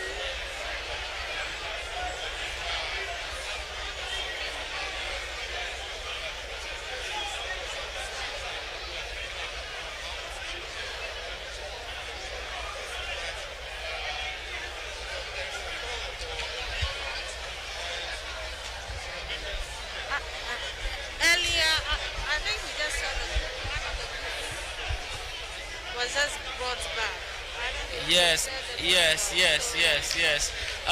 The booths have been reinstalled, so I'm sure they are waiting for the election of the deputy speakers, obviously. So let's wait for an official declaration, maybe the jubilation on the part by the NDC caucus may not purport what seems to be. So let's wait for official declaration by the chair of the House. But the actions by the Member of Parliament for Tema West, Carlos Kingsley Ahenkra, may lead to some consequences if the elections do not go in the way of the NDC caucus. But they have a genuine concern to raise that this Member of Parliament on the side of the NPP took the ballots away. So they can raise genuine concern and have some implications and actually indeed raise concerns.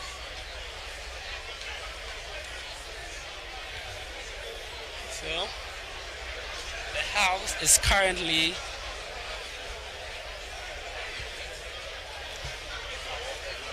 in opposite emotional reactions right now. As the other side are jubilating and on their feet chatting, the other is completely quiet. That this depicts the betrayal towards the Speaker of the 7th Parliament. He is serving a one term as Speaker of Parliament.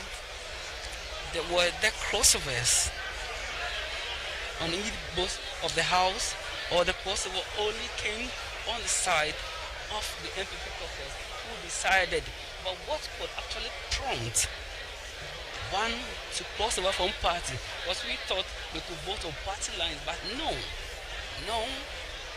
By your works we will know how good you are. And so, but we are still waiting for official declaration by the chair of the House. As of now, they are outside the chamber having an exclusive meeting among them and the leadership of the House. So when they come back, they will come with an official declaration. Then you see how the Speaker of the winner of the speakership election will be sworn in to later swear in the Member of Parliament elect who are currently seated on the Chamber of Parliament at the moment. Then later on, we will go on to see the swearing in of the President-elect of the December 7, 2020 elections and the full court of Parliament. Very soon, we expect to see the Chief Justice here to do the honors, like swearing in the individual who won the speakership. I don't know if what your observations are, but then I observed the former Majority Speaker of Parliament, Osei Mensa Bonsu, is not in his seat. I also observed the former Minority Leader of Parliament, Harun Idris, is not in his seat. And does it then suggest deliberations are being held as to what's really happening. I'm sure we'll definitely find out shortly and let our viewers know. Sure. And that exactly, we are going to make you aware of what and who becomes or is the Speaker of the 8th Parliament of Ghana.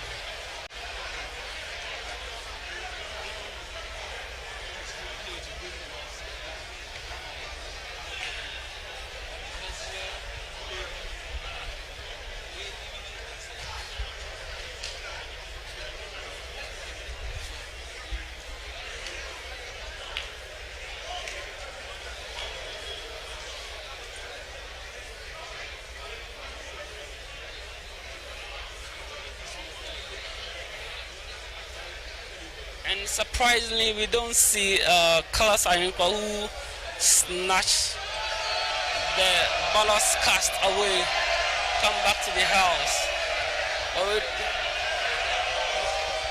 But currently, NDC legislators are up on their feet.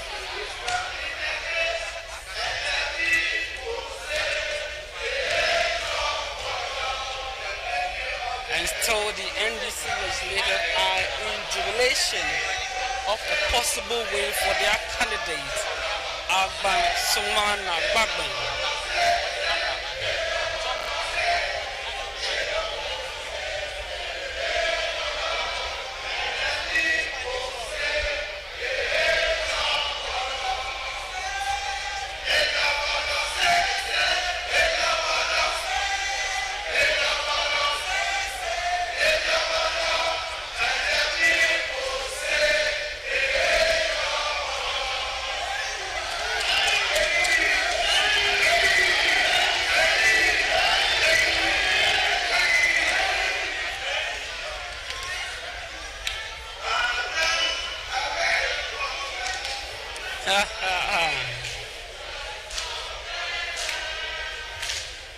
Jubilant NDC legislators singing in honor of Agban Babi, who possibly could be the Speaker of the 8th Parliament. They are singing their party song now whilst the MPP caucus are quietly seated.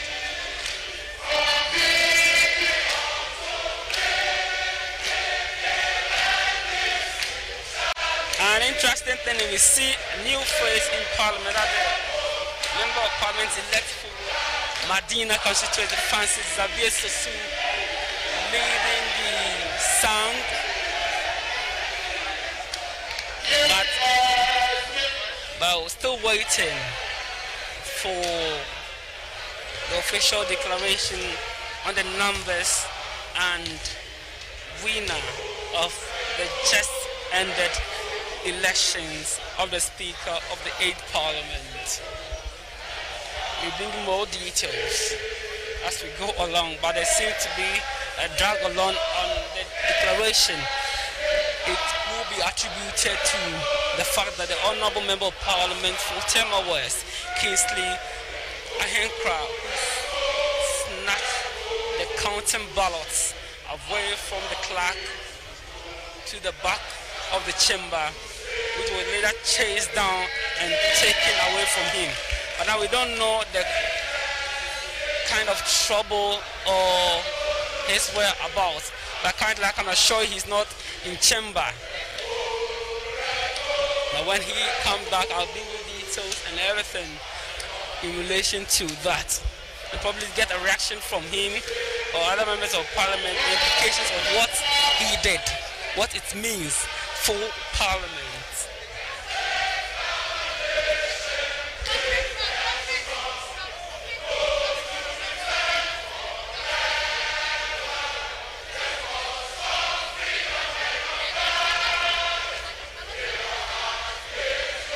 And now, the supporters of the NDC and the leadership of the NDC, led by General Secretary of the party, Johnson Asedi Ketia, and his deputy, Peter Mr. Otukono singing with the NDC legislator at the moment, following a possible win for their nominee for the speakership of the 8th Parliament, Alban Bagbin. But still, a crowd in the chamber, and everyone is waiting for official declaration.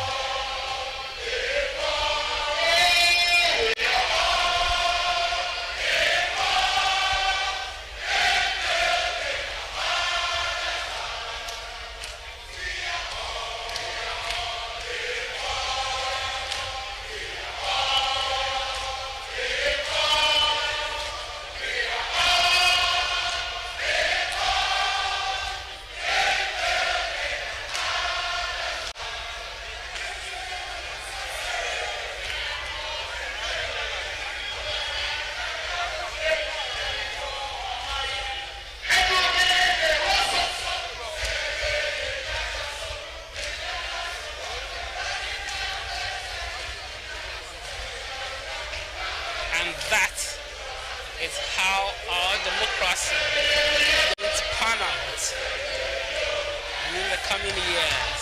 That's 4 year term from today.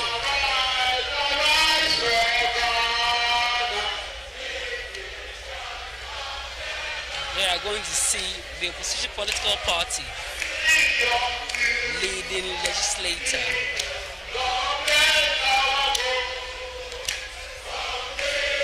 On the floor of Parliament now. You're sure you see the NDC members of Parliament singing.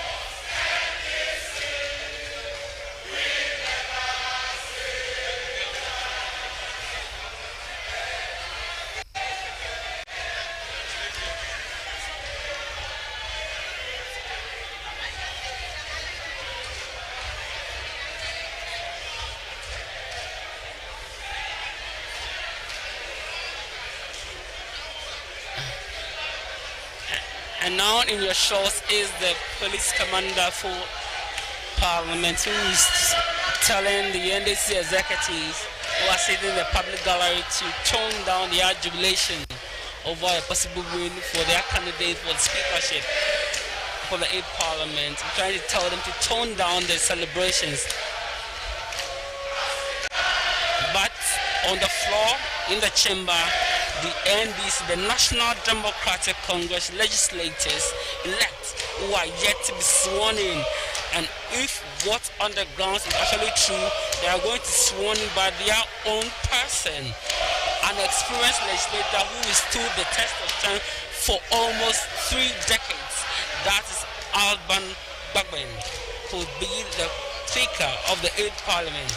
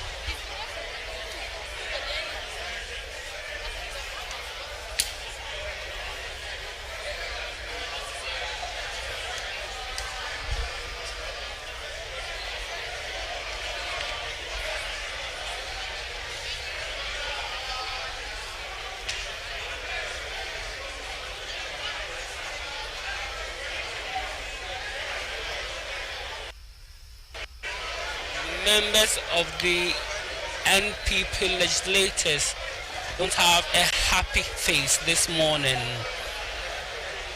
They do not. Unhappy man or unhappy woman with a facial expression of worry and sad shows that nothing is going on perfectly, and what shows that the jubilation on the side of the NDC over a possible win for their candidate could be true. And the 8th Parliament, even when people made predictions that the NPP's own candidate for the speakership, if he had won, we are still in shake-up. But with what we are gathering on the grounds concern a possible win for the opposition political parties candidates, have been asked a possible speaker for the 8th Parliament is going to be an eyesore in the history of our democracy.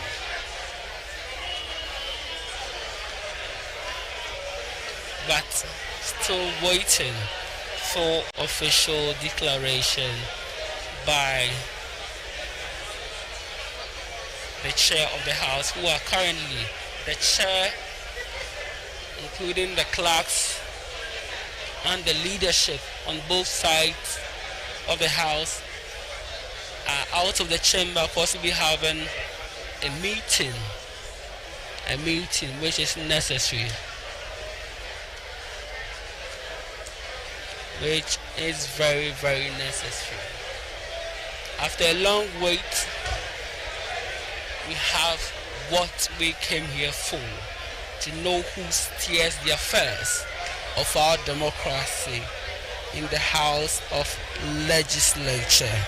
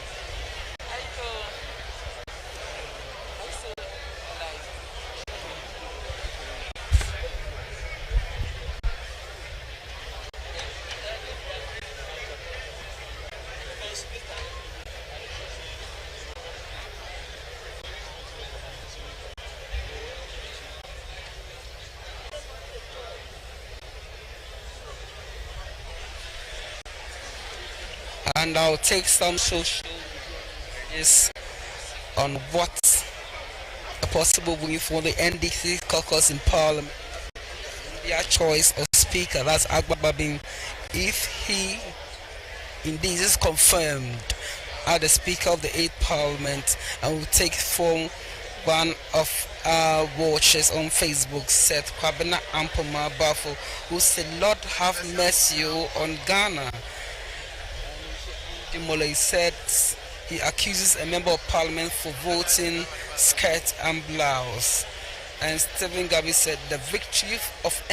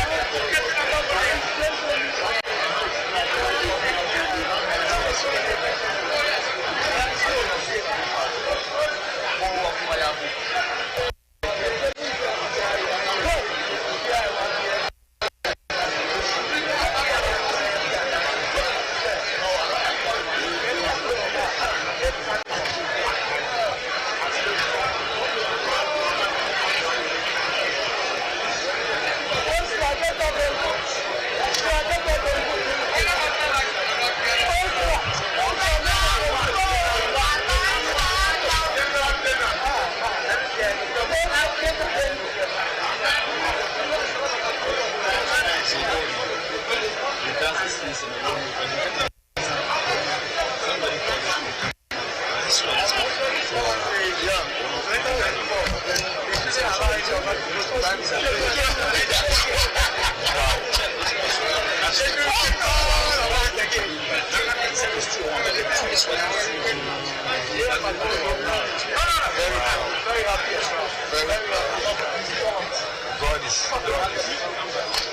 is God.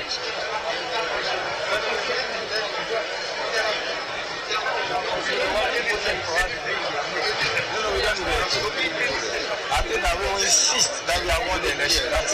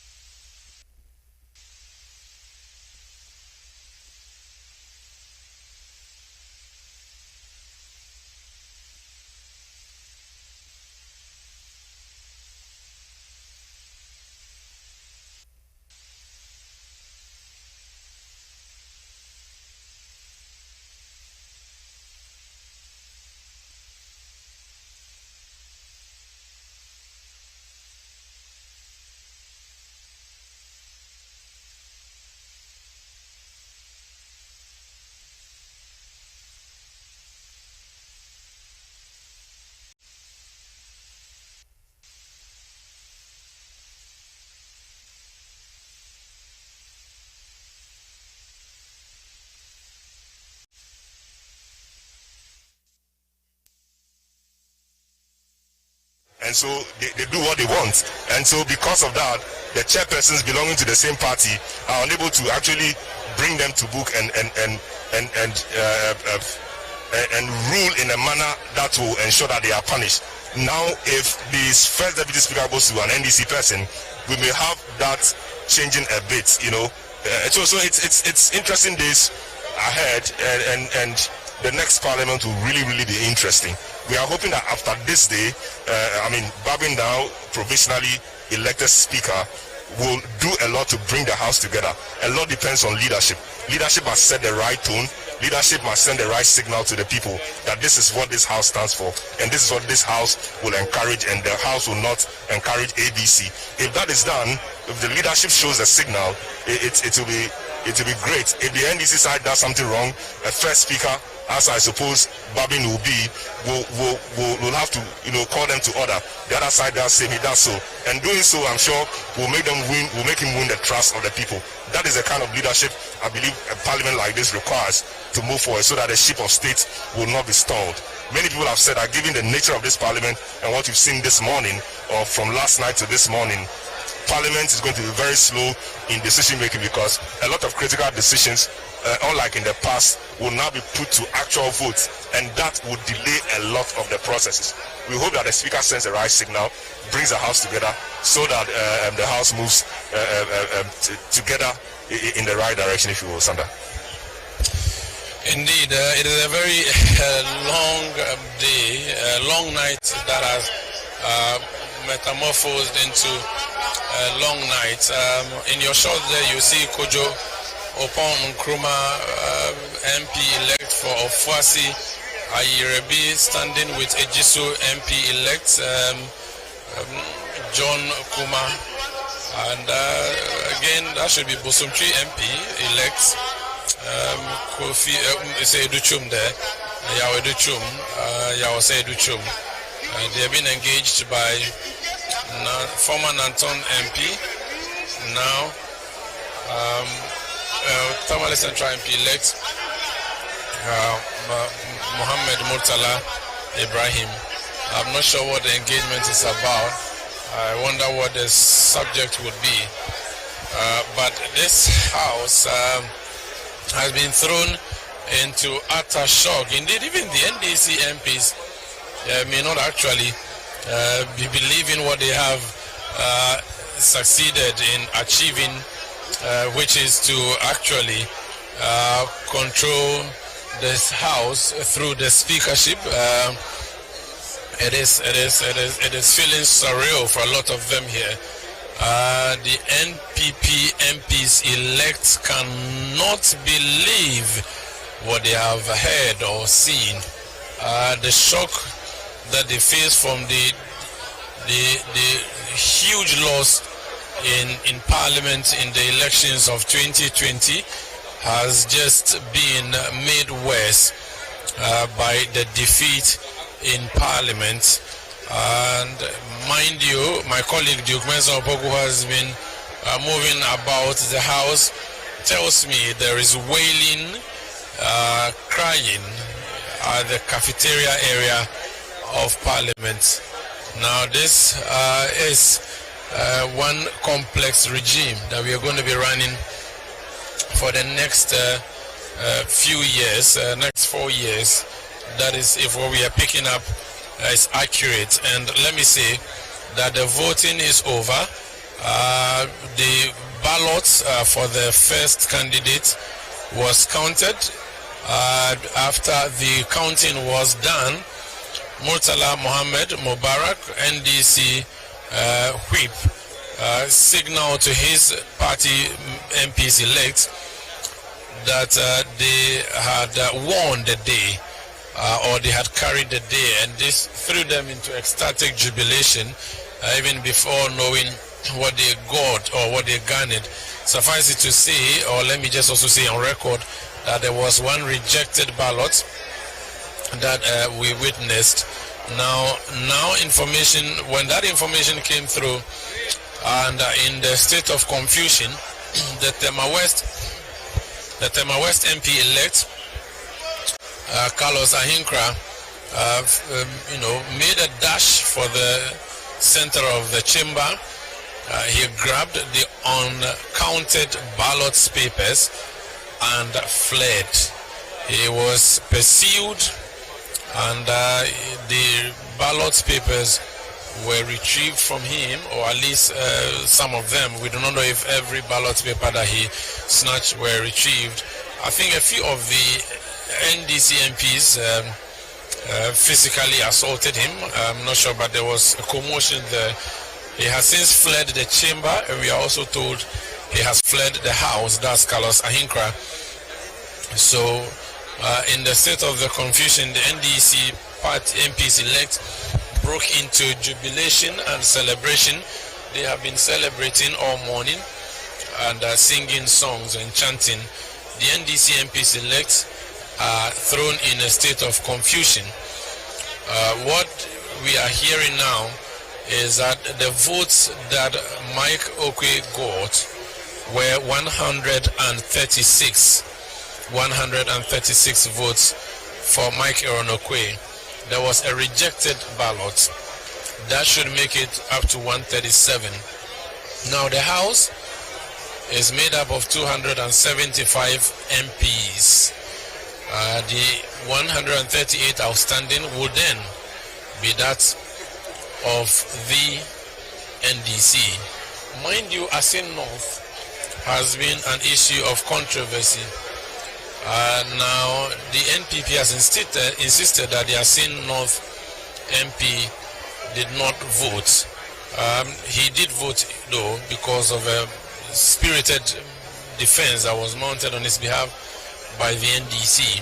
Now, if you take out his vote, the NDC would have still chalked, or Alban Bagbin would have still chalked 137 votes, and that would still be one vote above Mike Okwe's 136 votes. That sport ballot, or that rejected ballot, has become the problematic ballot. Now NPP MPs elect are sitting in groups. Those who are awake, those who are not awake are just snoring away. Others have puffy eyes. One of them, the Mesha South MP elect, is in shock. He had been in his chair with his head in his hands.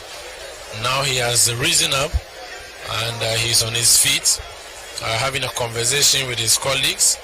It is still unclear what is happening. Obiamwa is still slammed in his chair. On the other side, you see Henry Quarty engaging some other colleagues of his, including Abu Jinapo, the MPP MP elect for Damango, and a few others. They can't believe what they are hearing. It is incredible. In the middle aisle, though, some of them are sleeping. There's a gentleman in a grey suit. Who is just tired with everything else and has decided just to call it a day. He hadn't slept all night, possibly. And behind him, just behind him is his colleague who has been sleeping for the past 30 plus minutes. He has just, given up. It is, you can describe it as a sleepy night. Now, if you go to the back aisles,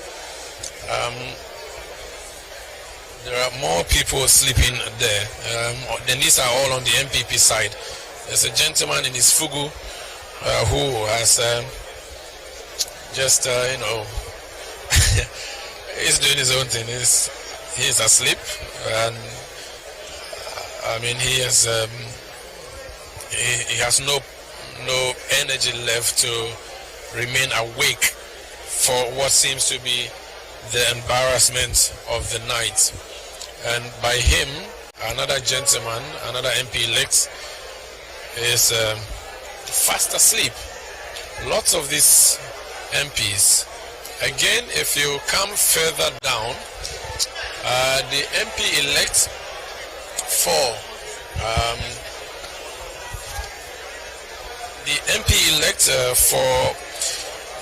Old Tafo, that would be Vincent Eko is fast asleep.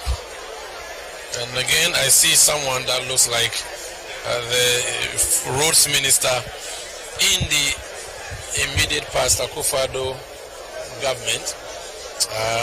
He is also asleep, the Minister for Roads and Highways. So that's Vincent Safwa, also sleeping. The few who are not sleeping are either on their phones, possibly communicating to their executives or party members or friends and sympathizers, possibly breaking what seems to be the sad news to them. Now that is the situation here in the Chamber of Parliament. We still do not know what the state of affairs is. We are told the Chief Justice is in the House. We are yet to see him come in. The clerk is here to tell us who has won the total votes cast, or who has won the speakership of this 8th Parliament. But the NDC MPs elect have been jubilating. They've almost finished jubilating. It's been an exciting night for them. It's been a tough night for them. They have fought hard. They have resisted a lot of things.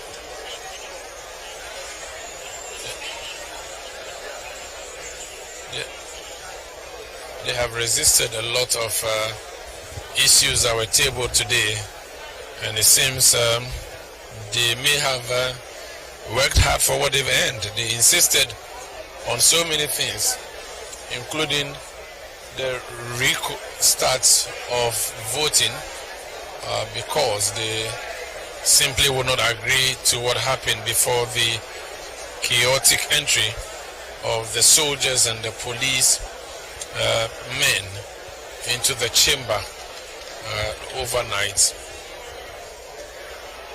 This is City TV. This is 97.3 City FM. My name is Umar Rusanda Amadou, anchoring for you from the House of Parliament here in Accra, where we still do not know who our speaker for the next parliament is. Now let me tell you the complexities of the challenges that this comes with. Per our laws, when a new parliament is constituted, the first assignment is to elect a speaker. After electing a speaker, that speaker would be sworn in by the Chief Justice, who has been already in the House twice tonight. That speaker then leads the MPs elect to take their oath, after which the necessary first details are sorted out. The House then stands adjourned to reconvene. In the past, it would be at 10 o'clock in the forenoon. Now, on Inauguration Day or on Investiture Day, all MPs would be moved to the Independence Square where investitures or inaugurations used to happen in the past. This time around, there's a dome that has been prepared specially for that purpose, and all these MPs elect would be convening in that dome with their speaker. Now, wherever the speaker and MPs sit, that becomes parliament essentially. Now, it is at that ceremony, which in the past used to happen at the Independence Square, that the president-elect would be sworn in. Because per the law, the president-elect has to be sworn in the presence of MPs or in parliament. The program for today has been scheduled for 11 o'clock at the dome here at the House of Parliament. But it seems that may well be a difficulty considering what is happening. Ideally, this process should have been done with by 1 a.m. or 2 a.m. That did not happen. It is past 7:30 a.m. on 7th January 2021. And we have seen voting, we have seen sorting, we have seen counting, or we have not seen a declaration or heard a declaration. But behind the scenes, we are told the Professor Michael Ronekwe candidature could only poll, or the ticket could only poll 136 votes. There was a rejected ballot. That makes it 137. And the outstanding votes would be 138. And that would clearly go to the NDC-sponsored Alban Sumana Kingsford Bagben, aka Ask Bagben, from Nadoli Kaleo, who will then become the Speaker of the House. That is the situation we have here in the House of Parliament. It is a very quiet atmosphere. We still are unsure what the next move is. The leadership of the House, both on the NDC and MPP, are out of the chamber. The Marshal is holding on to the maze behind the seats where the Speaker would ordinarily have been. Jude, complex, isn't it? Yeah, very, very complex. And what a scenario that has played out before our eyes, this all through the night, the morning, and even the dawn, and this very morning. It's been an interesting spectacle. It's imaginable. It's something that you would read in a storybook and would probably not believe that is happening.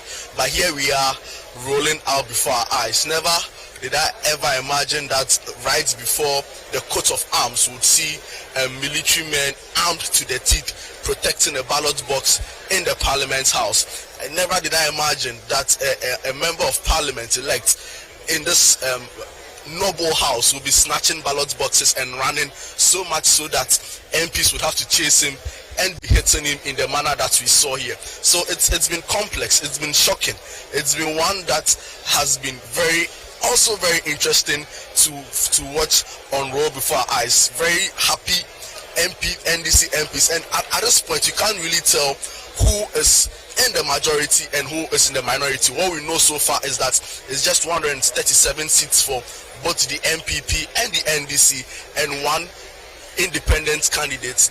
The winner in the speaker race between Professor Michael Quay and Mr. Alban Babin does not in any way, as we are made to understand, determine who becomes the majority side in Parliament. But Sandra, what is so clear and what is so obvious as at now in the Parliament or in the chamber is the fact that the MPP MPs look sad, they look very dejected, they look very worried, and it's almost as though reality is setting in that they might have lost the speaker race. And the MDC MPs we saw some few minutes ago were in very buoyant mood, very confident, singing their party songs, shouting on top of their voices, knowing very well that they've won this particular race. So far, you can tell the members of Parliament elects are very tired after what has been a very long night. Indeed, and journalists are tired too, and of course the visitors to the house who have come either to support their elected spouses and so on. Let me move and speak to a few other people who have been sitting here all night. Hello sir, can I speak to you? This is City TV. My name is Umaru Sanda Amadu. What's your name? Mohamed Apambila. Okay, why are you here? Why sitting in the public gallery? Okay, Mamen Kaki Kakra. Okay, Katri. I didn't know what you are. Okay, me agya me brother kwan ena me edibaha. Me brother na me gya no kwan ba. When your brother? I Abdullah Abanga Upper East Region. Binduri. Oh, Binduri. Yeah. On to Abama. Yeah. Enti uti hano nyaohwe uti asie. So. Ye koso no uti asie. Ye koso no ye huni sa. Na ya. Afi di enife die ebesibia no na ye ina adwen ye ba ho na ye fa no sa o ye NDC na o ye MPP die meja no kwa ba no o ye MPP enti vote na ye abana ya tu ye no oti ase abana ye tu ye no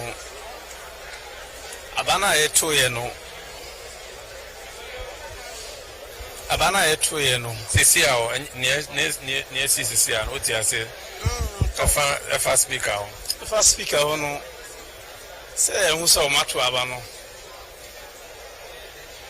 en sore ye hu die omo fomu a omo sore no over declare say speaker no na ewini a aga die edom no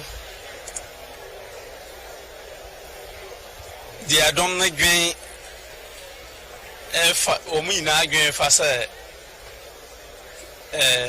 speaker na we ni a sa na ebe ye ina be fa. That's why thank you. So that's a gentleman who has come here. He's here to can I speak to you? Okay, he is accompanying his brother. He said the Binduri MP elect who the Binduri MP elect on the ticket of the MPP, and he says there that he's not really sure what's happening, but of course he's also observing proceedings. I'm just trying to talk to a few people who have been here all night to see if they have an understanding of what's happening. Can I speak to you, gentlemen? Are you here as are you here to accompany somebody? Yes. My name is Umaru. What's your name? My name is Charles Quatson. Okay. Who are you here to support tonight? Honorable Paul Chumbrama. Which constituency? Doma East. Doma East. Is that an NDC MP elect or MPP elect? MP elect. Yeah. Do you understand what's happening here? From what it seems, clearly there has been a vote. One side, which is the NDC, seems to have won this, but there hasn't been any declaration yet. What is the current status? Nobody seems to know. Nobody knows what's happening now, but we understand that both caucuses are in a meeting now, and soon we would understand what is happening. But throughout the night, from where you sat watching proceedings, what has been your biggest concern? To watch this up close is a little disappointing in terms of what you would expect from people that we have elected to, as it were, carry out our mandate as a citizenry. And so, for me, it is worrying, but at the same time, it's good in terms of our democracy and what the future looks like, because it tells me that people wouldn't have their way like it has been in previous times. Things are going to be a little more cutthroat going forward, and at the end of the day, it's the citizenry that would enjoy or would benefit, because then the decisions that would be made now would be, if you like, more scrutinized, if you like, more well thought through, with the people at heart and at mind. As an MPP person, the indication is that the NDC's sponsored speaker has won. Does that worry or scare you? I don't think that it should worry or scare us, in the sense that if we as a people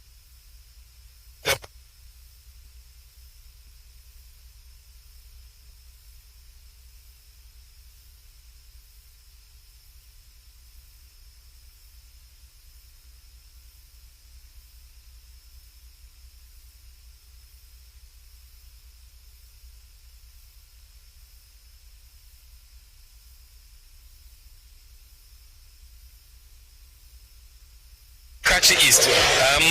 Is that the constituency that was once owned by MPP? Yeah, that was one end. I thank you for the opportunity. So you're an NDC MP elect? NDC MP elect. You snatched it back from the incumbent. Okay. Yes. How did you do that? Yeah, it was by the grace of God.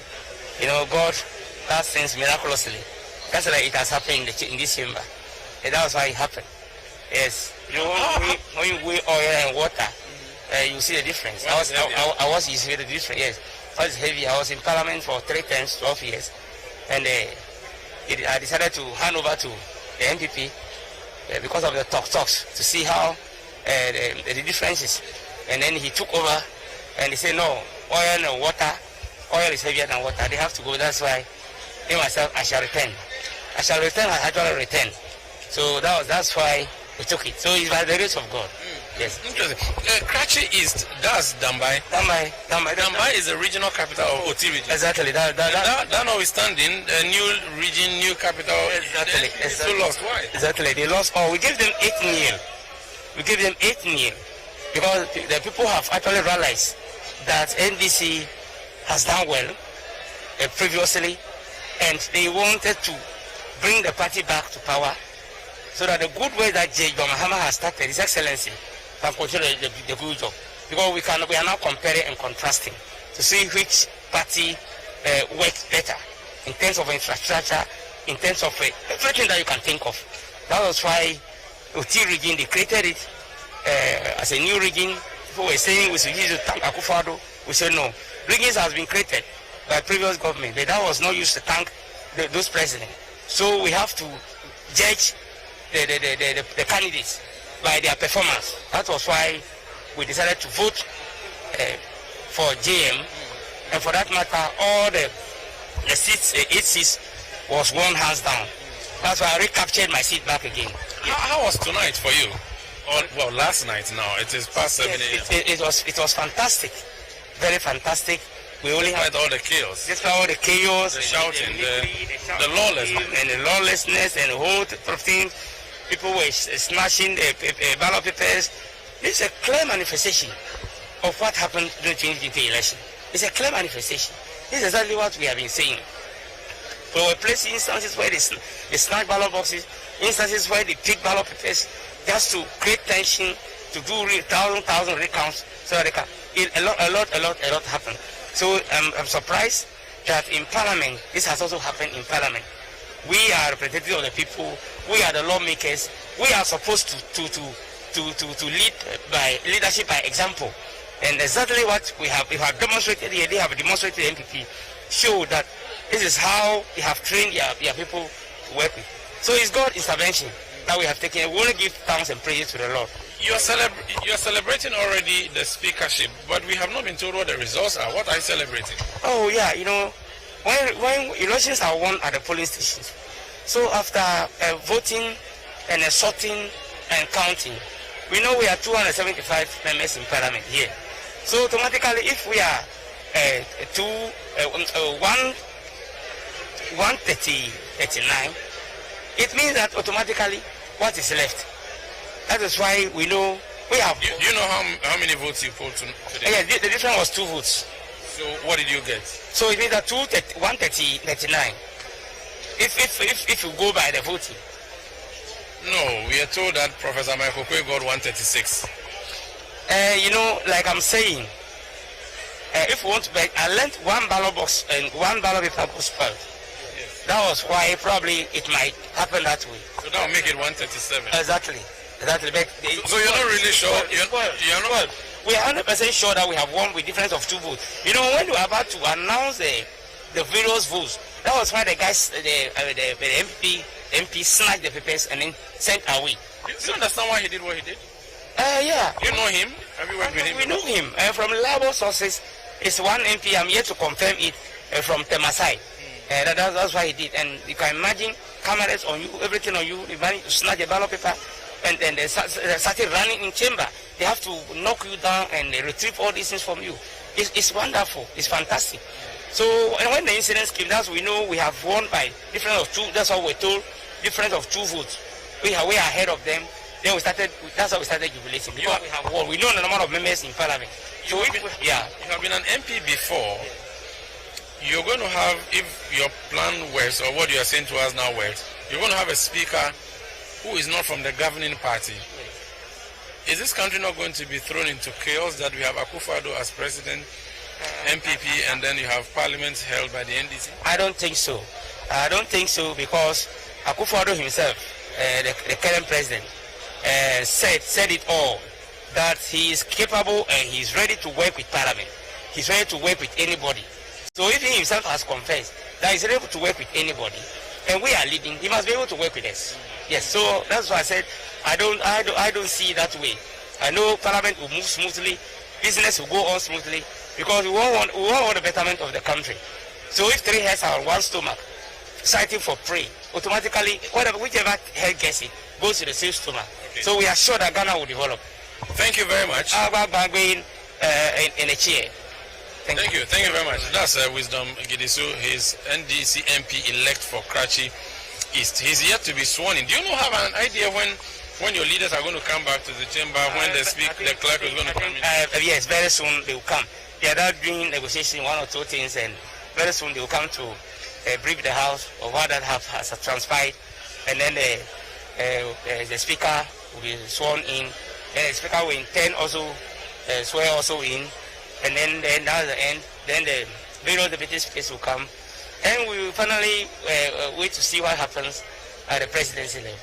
Thank you very much. That's Wisdom Gidisu. He's NDC MP elect for Karachi East. Let me move around and get a few more people to speak to. This is our continuous coverage of the inauguration of the new parliament here in the House of Parliament, where the results do not look good for the NPP. From all indications, the mood of the of the MPs elect on the MPP side, it appears that they have lost the speakership. Let me move around. There are family members who have come to support their relatives here, who probably are coming to be sworn in and so on. Hello, madam. Can I speak to you briefly? Okay. Let me come to this. Then, hello, sir. Can I speak to you briefly? Hello, sir. Can I speak to you briefly? I'm from City TV. Can I speak to you? Okay. Let me really complex. Hello, madam. Can I speak to you? I'm from City TV. I can speak to you. Okay. I'm just trying to see. Hello. Yeah, can I speak to you? I'm from City TV. My name is Sumaru Sanda. I just want to ask you how the night has been for you.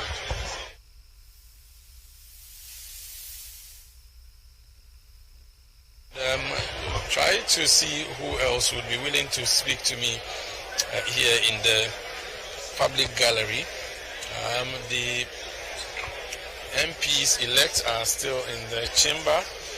A lot of the MPs elect have stepped out, and we are told by Newcomers and Popa, our parliamentary correspondent, that some of them are wailing, looking all morose in the cafeteria area of Parliament, and that is perhaps an indication that all did not go down well with them. A lot of the NDC MPs elect who are wearing white are still in their seats. Some are standing. They are done with the jubilation. Let me speak to one of them, Sanargo Member of Parliament, Alhaji ABA Husseini, a former journalist and politician. How has the night been? Fantastic. Fantastic. Allah Almighty never makes mistakes. This is the clearest vindication yet that the NDC won the general election that we talked about. I can say without any iota of hesitation that even today, the MPP has become so unattractive that even their own members are running away from their choices. You don't even have the results yet. The results are clear. They have not been declared by the returning officer. Masa, Techima was a result collated. They donated it to the MPP. You said it was but the results have been declared here. Because when they counted the first thing, I'm sure you follow the counting. Well, I couldn't count from where. All 200. Okay, let me just give you a recap if you didn't. Please tell me. All 275 members of Parliament voted. Yes, that's true. Okay. When they counted for Speaker Okwe, 136, and there was only one spoiled ballot. That makes it 137. So the rest of the 138 was votes for Honorable Bagwe. When this man came and smashed the ballot box, I'm sure you are aware. Who was that man? Was that Carlos Ankra? Yes. Today, even MPP, their foot soldiers have mastered the art of snatching ballot boxes. You remember the last ballot box that was snatched at Tato Jato by their youth organizer in Senna West. Today, a member of Parliament has transmogrified into a ballot box snatcher. Can you believe it? On the floor of Parliament. So they have carried their theft from the political field now into Parliament. Can you see what these people are doing to our democracy? This is the biggest day of shame in the history of our country. That MPP has brought democracy that low, where members of Parliament have become ballot box snatchers in order to undermine the will of members of Parliament. Would it not be that here? Fortunately, the whole world has seen it. The counting was live. Everybody saw it. And you can see it in the mood of some of our colleagues on the other side, decent-minded people. They've told us that this result is an embarrassment for all of them. And that they should stop stretching that embarrassment and swear in Honorable Bambagbi. We should make a compromise and give them the first deputy speaker. I am prepared, in the spirit of compromise and the healthy working of this house, for us to consider and give them the first position of first deputy speaker. I think that would be a healthy compromise for us to work in this house and work together in the supreme interest of this country. But let them not attempt, let me underline that word, let them not attempt to stretch this thing and come and call for a recount or a revote. It will never happen. The whole world has seen what has happened here today, and we will not be prepared one inch to compromise on the result that has been achieved here. The result is clear. What seems to be the standard? Because we should have heard what the results are by this time. Nothing is happening. You see, the governments have a saying that when a case keeps long in the chief's palace, the weaker man has justice on his side. You are the weaker man. Of course, they are in government. They have been in government. Even though we are contesting that we won we won in this particular election. But you understand what's happening behind the scenes? And then is there lobbying? That's why we are taking their lobbying to look at another of options. But the obvious thing that cannot be lobbied is the results. After the result, nobody should even go there and touch it. And I just indicated to you, if the other lobby is that, look, as colleagues in the House, let us show decorum and respect to one another. They want the first deputy speaker. I will be prepared even to champion that cause for them. So that would make them chairperson of the appointments committee, chairperson okay. of the... We should give them something. They are colleague members of parliament like us. I don't believe in that when you get victory, you should humiliate your opponent. I don't believe in that. I don't believe in the humiliation of your opponent to the point that because you have attained victory, then you must let him look down. I believe that we must develop some consensual working relationship in the supreme interest of Ghana so that all of us can work together. So if it means us giving them the first deputy speaker position for them to chair some other committees of parliament, so be it. How did you get this though? Did you just convince the other members on the other aisle, other side of the aisle to vote for you, or you bribed them, or you offered them some... Pound for pound, one of the most talented members of parliament ever in the history of our country is Honorable Albambagui. It is not just because of his longevity. Of course, he's the longest serving member of parliament ever in the history of our country. But if you ask those who constantly attend sittings of parliament, there have been times when parliament has gotten stuck. We are dealing with some issue and we can't find a resolution. The first and only person we look for in those circumstances is Albambagui. So you are happy that in most cases he has extricated us from his deep-seated fountain of knowledge and wisdom about the workings of the house. So Bagwin has been a store of wisdom, a store of wealth for this house. And it will improve the... So you see, that's why I started my interview by telling Allah Almighty never makes mistake. Because Allah wants to keep Bagwin in this house for him to continue to work for the prosperity and good of Ghana and for this parliament to continue to grow. That's why Allah Almighty has made him to win. That members on the other side find him attractive enough to vote for him. Because like I said, Bagwin cuts across. He's a very fair-minded person. And I can tell you when he has been in the chair, even as in the NDC, sometimes he has made some rulings and we disagree with him on partisan basis. And you say this is not partisan. He's ruling as a speaker. Thank you so much. He has a sense of fairness and justice. Thank you. That's so I think that you do a very good job. I appreciate that. That's Sagnergu, Member of Parliament elect Alhaji ABA Fusaini. And he has come through. He's actually come to speak to us here from the public gallery in relation to the seeming standoff in the House of Parliament, and we do not really know what the situation is currently. Everybody who is an MP-elect is sitting quietly. The NDC guys had finished jubilating. They've been jubilating for dozens of minutes. Now they just seem to be quiet and conferring amongst themselves.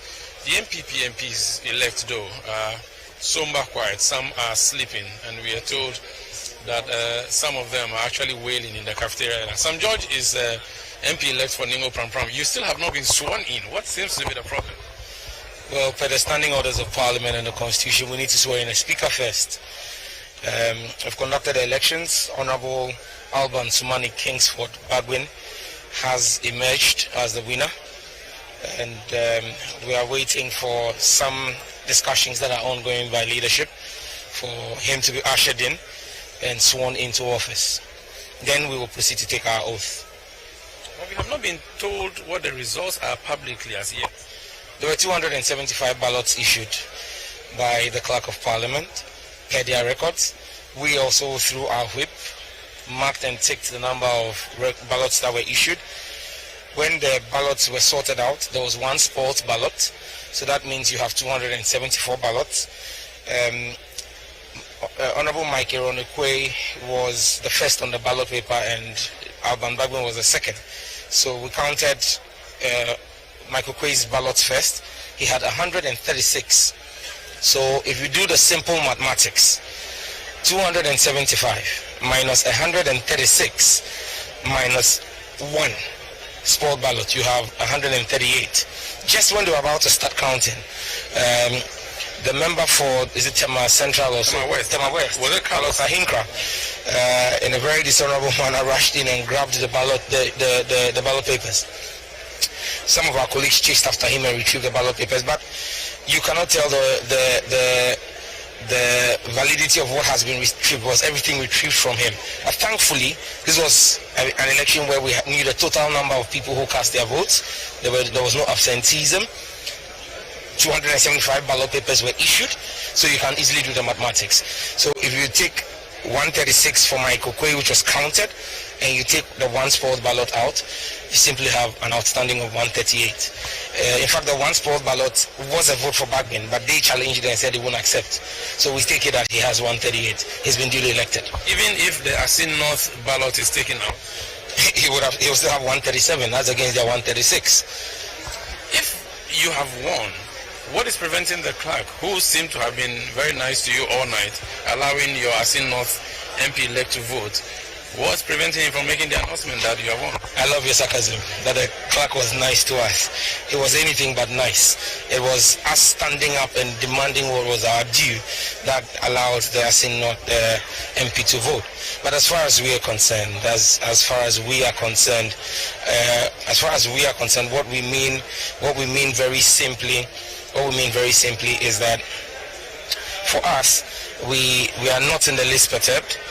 We believe that the NPP is phased, they are dazed, they are surprised at the outturn of things, even though we are not surprised. But they're coming to terms. They're coming to terms with the loss. They never saw it coming. It's the reason why we insisted.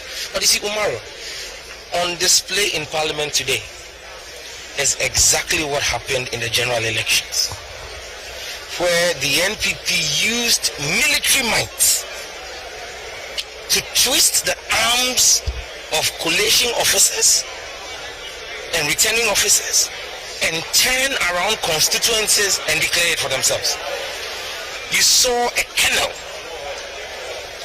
of the Ghana Armed Forces, airborne units, lead heavily armed soldiers into the chamber of parliament, and I told him his actions were treasonable and amounted to a coup d'etat, and we will treat him as a coup maker, and he will answer questions for it, because this is the people's chamber.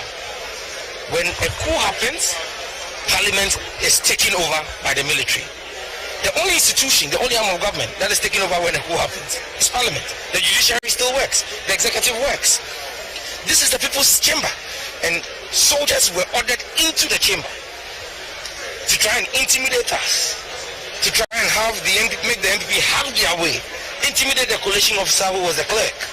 If we did not stand our ground as MPs, what you saw happen today, the victory of the NDC here, would have been overturned. Were they not here to ensure order, because it seems you lawmakers could not, obey your own laws? You had become rowdy, chaotic.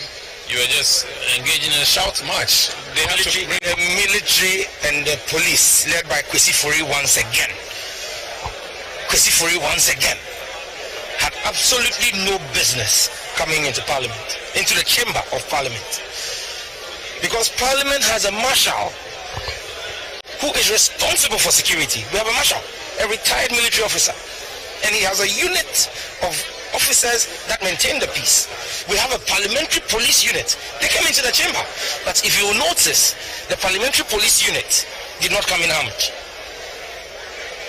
Kwesi Fori and his men came in armed to the tooth. The soldiers came in carrying M16 rifles. It's illegal. It's illegal. It's against the standing orders of Parliament for any armed officer to enter the chamber, or any uniformed officer to enter the chamber without permission. That is why even when the IGP has questions to answer, it is the Minister for Interior who appears on his behalf to answer on the floor of the House, except Parliament grants an express permission to him to enter the chamber. Not to talk of armed officers who did not just come in, but at a point in time laid their hands on a minority whip Muntaka. That is an affront to the democracy. That is an affront to the people's power. This is the bastion of the people. This is the people's chamber. This is the bastion of our democracy. Democracy that we say we are practicing in Ghana. It is not the executive. It is not the judiciary. It is the legislature. What's going to happen next? Or what's happening next? Well, negotiations are ongoing, but I believe that we have won the speakership. There are negotiations of our first and second deputy. Do we want to go through the whole process of election, or do we want to have a gentleman's arrangement so that the speaker is sworn in and an arrangement is reached so that there will be no voting on first and second, and we go through the processes quickly. Don't forget the president that the MPP claims. The president-elect. No, we don't see him as the president-elect. He's the Electoral Commission is the former president of Ghana. Yes, and president-elect for the election. You can choose to refer to him as no, the Electoral Commission referred to him. So long as the NDC has the pendency of the NDC's case in the Supreme Court has not been determined, we as the NDC do not recognize him as the president-elect. Anybody who sees him so is endorsing an illegality and fraud. You had a president for 8 months whose legitimacy was being contested in the Supreme Court. You still call him president. They failed to see him as president. Yes. So we say by law. That's fine. Let's not haggle over this. You are entitled to see him. The former president of Ghana, Akufo-Addo, claims that he has an illegitimate program at 10 o'clock this morning. They need this process to complete. If this process is not completed, so the general secretaries and the leadership of parliament are in conversation. But for us, we are setting a definite in our mind. Alban, Kingsford, Sumana, Bagben is the next speaker of Ghana's parliament. Your colleague for Sanargo, ABF Husseini, has told me he's willing to sacrifice the first deputy speaker position and compromise on or settle on the third or second. Is that something you're interested in doing as a person? You see, the NDC believes in building bridges. We actually believe in consensus.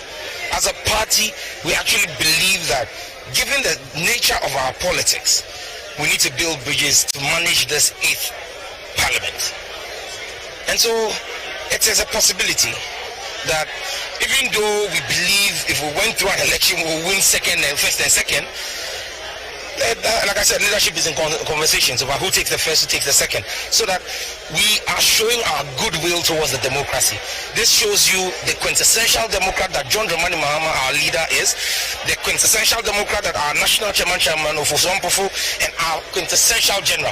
See, I told Dominic Nito, he brought a colonel into the chamber. He didn't know we had a general sitting in the gallery. A general without rank. Thank you so much for speaking to us. That's the NDC MP elect for Ningo Pram Pram, Samon Ate George. He just spoke to us there on his own perspectives and views to what is happening in the chamber as we speak. Indications are that SK Bagben, NDC, former NDC MP for Nadoli Kaleo, is the man who has been elected as the Speaker of the House, but we do not have an information as to if that is very accurate. But from the NDC people have said that they have concrete information and believe so to be true, that Alban Bagben is the Speaker of Parliament elect. A lot is happening in the background, we are told. A lot is happening, we are told, and so we would wait. Katie Hammond, the chief negotiator, is walking back into the chamber with Okri, member of parliament elect Dan Kweku Bochi. I'm not sure what conclusions they have reached, but we will be finding that out. Duke Mensa Opoku is parliamentary correspondent. This is your house. You'll be moving around. What else have you found? Yes, I'll be nosing around. In fact, that meeting is nearing a close now. The meeting that is holding everybody here, and in fact the entire nation to ransom, there seems to be some agreements, some sort of a consensus. It's over the deputy speakership. It looks like everybody is tired and worried, so nobody wants to do a voting for the first and deputy speaker anymore. There seems to be a consensus now. The consensus is George Seuss will be first deputy speaker, then Bernard Ahiafo. Bernard Ahiafo? Yes, MP for Akachi South will be the second deputy speaker. That seems to be the conclusion that has been reached initially, and the name has been bandied around a lot, that the MP for Bogachanga Central, Dr. Dominic Akuritinga Aine, was going to be the second. East. Bogachanga Central is Adongo, yes, East. Confuses me sometimes. Dominic Aine. Aine, yes. Dr. Dominic Aine, the former deputy attorney general, was going to be the second deputy speaker, the choice. But for purposes of ethnic balance, a regional balance, because it's from both of them will be from 5 regions of the north, there is this perception that you have that. That's why they've gone to the Volta region where you would be having Bernard Ahiafo. So that seems to be the truce that has been called, and that seems to be the conclusion that has been reached. But still there are other indications going on. General Secretary of the NDC, is very prominent, moving in and out of the meeting. There's still a lot of focus group, if I may put it that way. I'll come back and ask you what else you've been picking up.